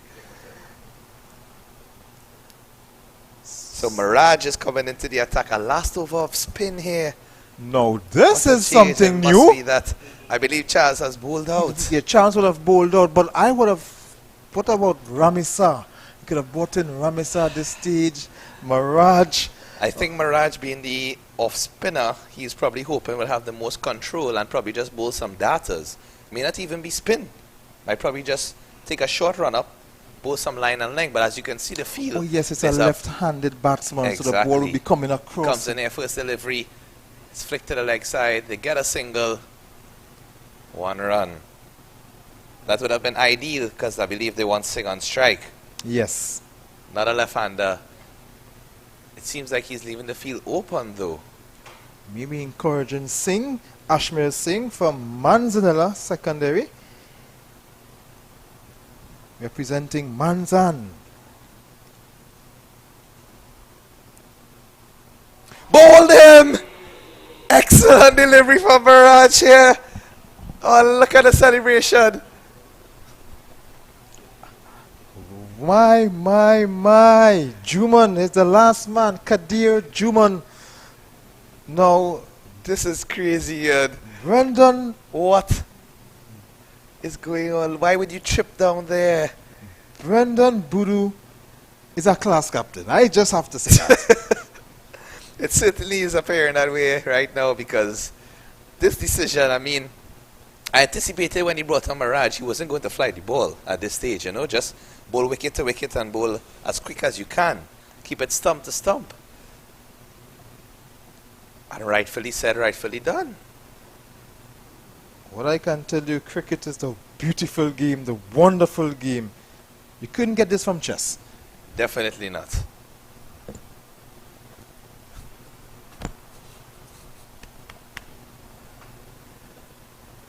So 6 runs needed and 4 deliveries. Juman comes on.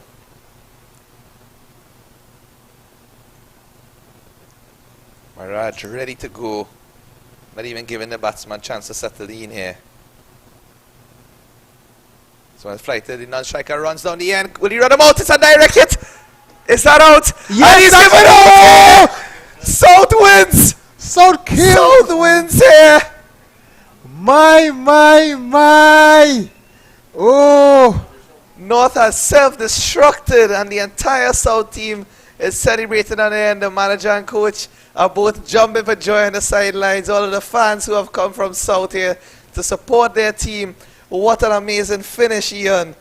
My, you would have never thought this would have happened when we saw Lal was going at it. Would have brilliantly played 119. The game was in their hands. And it just, Boodoo, with his excellent captaincy decisions, just took it out of it. This is truly incredulous. Especially how the game finished with a direct hit, Ian, because the non-striker, from the moment the bowler delivered, he was sprinting down to the end. All the batsman had to do is place it straight and run. But he placed it straight to the fielder. And the fielder again, just the difference in seconds with a direct hit or throw into the bowler. My, what amazing fielding by South throughout. They have effected some good run-outs, some excellent catches. Excellent. And totally amazing display overall by both teams. Both teams, excellent cricket because getting to 254 was very good. And despite giving their batsmen chances, they're taking off 2 batsmen who would have crossed 50. And then you would have seen now how Lal would have consolidated after North lost 2 early wickets. Lal would have come on, scored a beautiful play. Here we see the replay. Driving it and running straight. Oh, he was never even close. He didn't even make the dive. And I believe, is the captain again who effected that run out? Excellent game of cricket.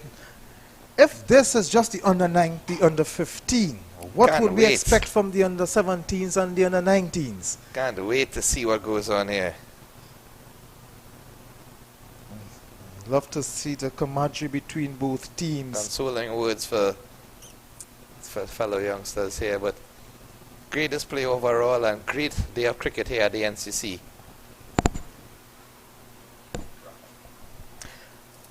Thank you for joining us here. It was a fabulous day at the National Cricket Centre. North just self-destructing in the end, giving South the win by 5 runs. It's the first of the age group North-South Classics. This one, the under-15s, won by South. In behalf of the entire Cricket 360 TV crew, Ian Wason and my fellow commentator, Keshav Bahadur Singh signing out, and we just want to wish all of the lovely women out there happy International Women's Day. We don't forget you all, as we know you are pivotal to all of our cricketers in the sport, both on and off the field of play. So definitely a joy today, and we look forward to seeing you guys again when we next sign in. Take care.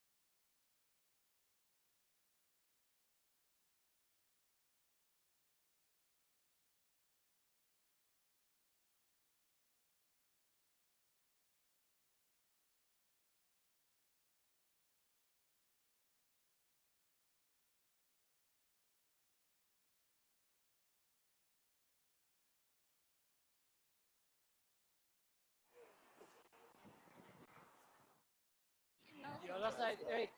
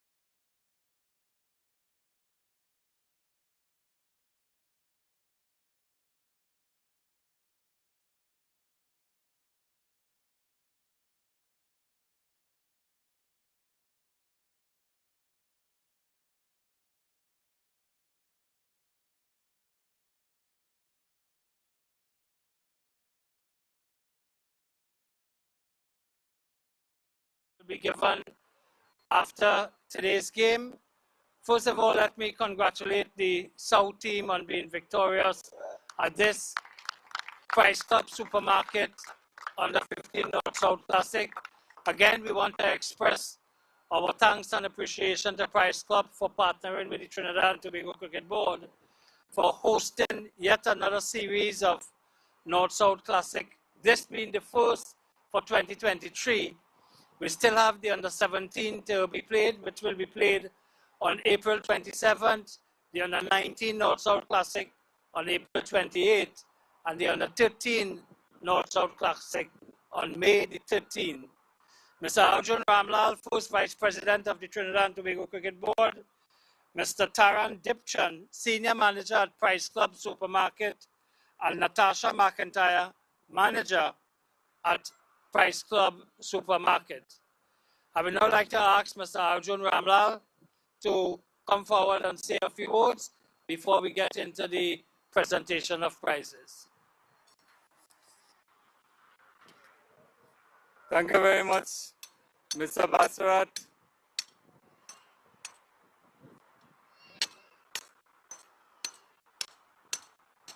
Let me, on behalf of the cricket board, ask for a round of applause for our young cricketers who gave us so much entertainment today. And the players you could clap to. Give yourself a round of applause too, because you played very well. Very competitive match, which was decided only on the last ball that was bowled. Very good batting. We saw a century and 2 half centuries. Let's give a round of applause to the batsmen.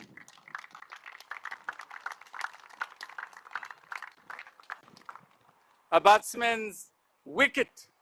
So we had 2 bowlers who got 2 wickets each and several who got 1 wicket each. Let's head for the bowlers.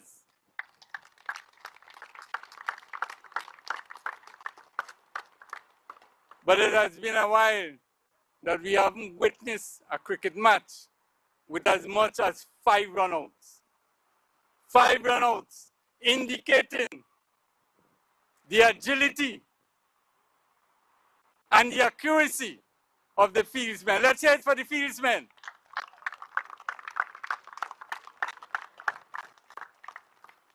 A very good match, very competitive. One side scored 6 runs more than the other side. It was that close. And as I said before, we witnessed a very brilliant century and 2 half centuries. So we want to thank all our cricketers, both from South and from North. We want to congratulate South on emerging the winner of this North-South Classic, this Price Club Supermarket North-South Classic. Let's head for South Zone.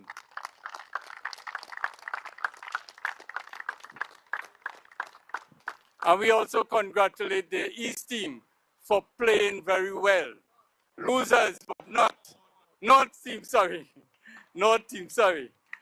They have lost the game, but they played very well. And they have given us, at the cricket board, the confidence and the satisfaction that this youth series is producing results and is creating that avenue for development, for improvement of our young cricketers. So as we go forward, we say congrats, good luck, and all the best for the future. We thank the officials of both teams, and we thank the umpires for their outstanding services today. And, you know, we have lots of other youth cricket coming up, so we look forward to the support. Parents and supporters, thank you very, very much.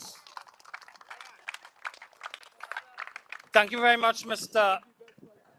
Ramlal, for your short remarks. And as we get into the presentation of awards, let me ask Mr. Ramlal to come forward, Mr. Arjun Ramlal, first Vice President, to assist with the presentation of some prizes. And let me just announce, too, to let the parents know and the boys know that at the end of the prizes, we are going to announce the selectors. All the national under 15 selectors are here. They have just handed in the national team was selected because we have to send the team to Antigua before midnight tonight. So the team was selected and it will be announced at the end of this presentation. We have some forms that have to be collected from Anna. So the players, when I call the name, the players will come forward and collect the form. It's the consent form and maybe other forms that have to be filled out by parents to be brought in tomorrow. There is a meeting with the manager and the coach of the team tomorrow evening at 5 o'clock, I believe. So a parent together with the child will have to attend that meeting tomorrow. Okay, so let us get on with the prizes. The best batsman in today's match, 119 of 108 ball, 16 fours and 1 6, Christian Lal.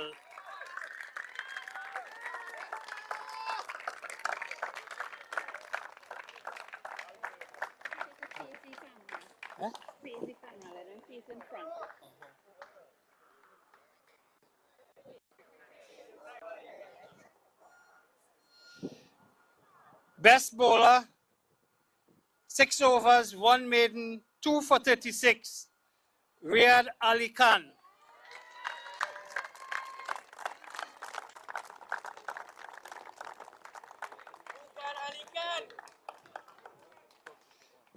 Thank you very much, Mr. Ramlal. We'll now ask Ms. Natasha McIntyre, manager at Price Club Supermarket, to assist with the next 2 prizes. The best fieldsman, I think he had 2 runouts and also batted well. I think he scored a 50, Zain Maraj.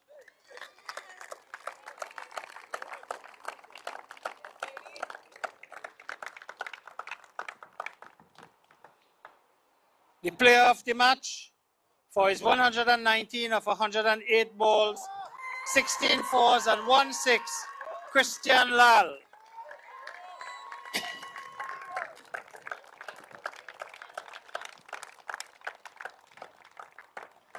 Thank you very much, Natasha.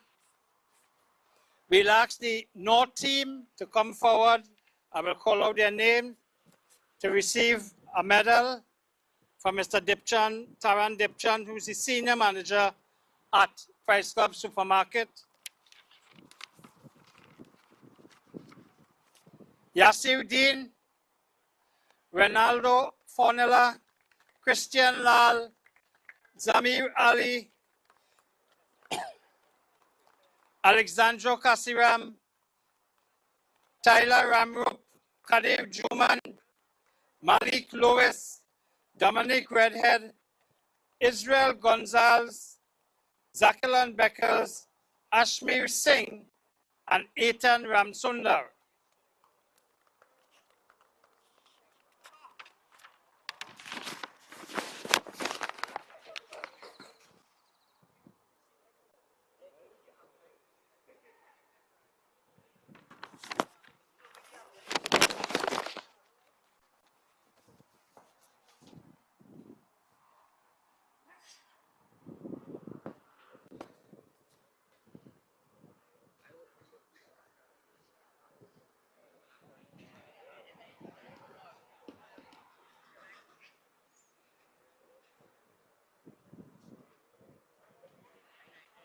North was on the road to victory, but because of some spectacular cricket from South, they emerged victorious. They played some excellent cricket, as Mr. Ramlal would have said, that we had a very good, exciting match here this evening.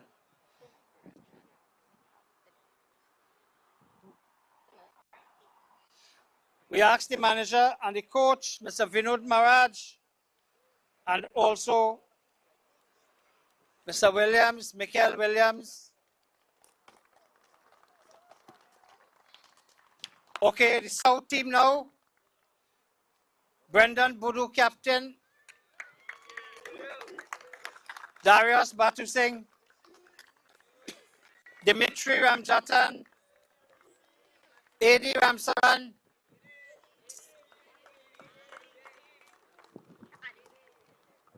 Adi Ramsaran. Amrit Pitiman. Cristiano Ramanan. Riyad Ali Khan. Kyle Ramesa. Zain Maraj.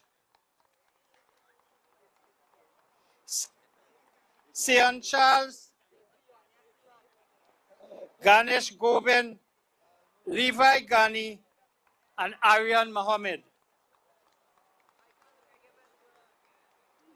And the manager, Mr. Joseph,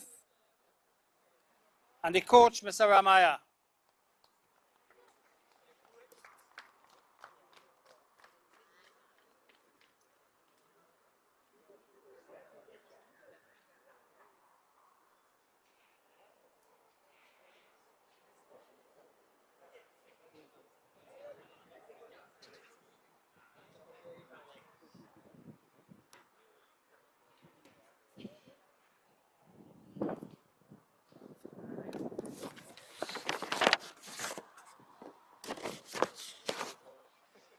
And we invite Mr. Brendan Boudou to come forward and receive the winner's trophy from Mr. Taran Dipchan.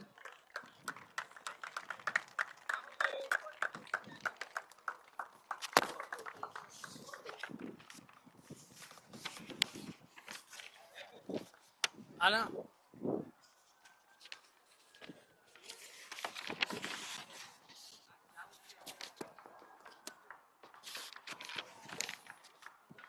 Okay, we come now with the national under-15 team that will represent Trinidad and Tobago in the CWI under-15 regional tournament to be played in Antigua from April 2nd to the 12th, 2023. So here we go. And I want to thank the selectors, the national selectors, for, doing a job today and fulfilling their duties, ensuring that we did receive the team on time so that we can send it off to Cricket West Indies. It's only 14 players would have been selected. It's only 14 players that was requested. We know that the tournament, the interzone tournament, will have had 120 or more players participating, but at the end, the national selectors had a duty to do, and they would have selected the best team to represent Trinidad and Tobago. They have also selected 3 reserves, and at the end of the 14, when it is announced, I will announce the 3 reserve. Okay, so here we go. You will come and collect from Anna as I call the name to collect the forms here. Okay, it's not a presentation, just to come and collect. Brendan Boudou, captain.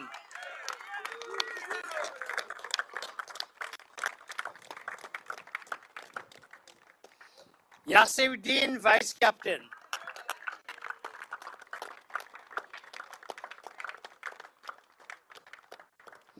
Alexandro Kasiram.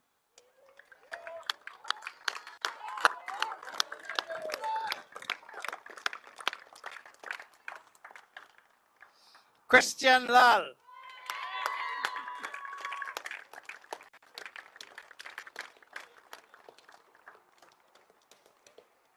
Zakelan Beckers.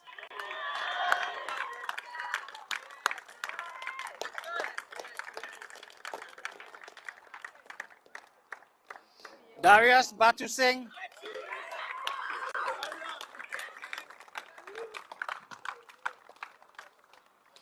Dimitri Ramjatan.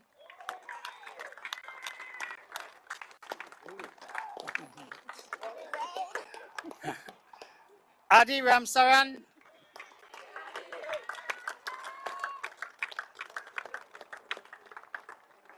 Cristiano Ramanan.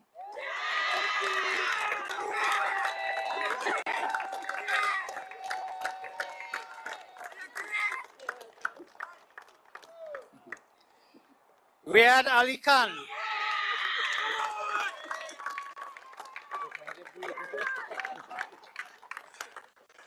Ganesh Govind.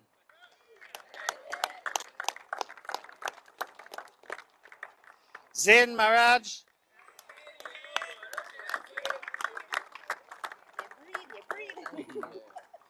Sian Charles.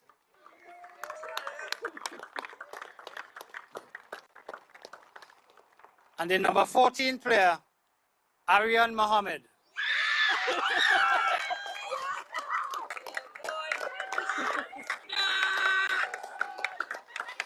The three reserves, Ronaldo Fornelia,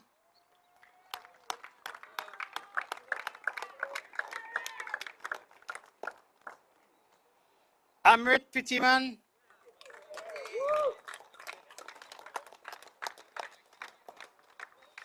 and Israel Gonzalez.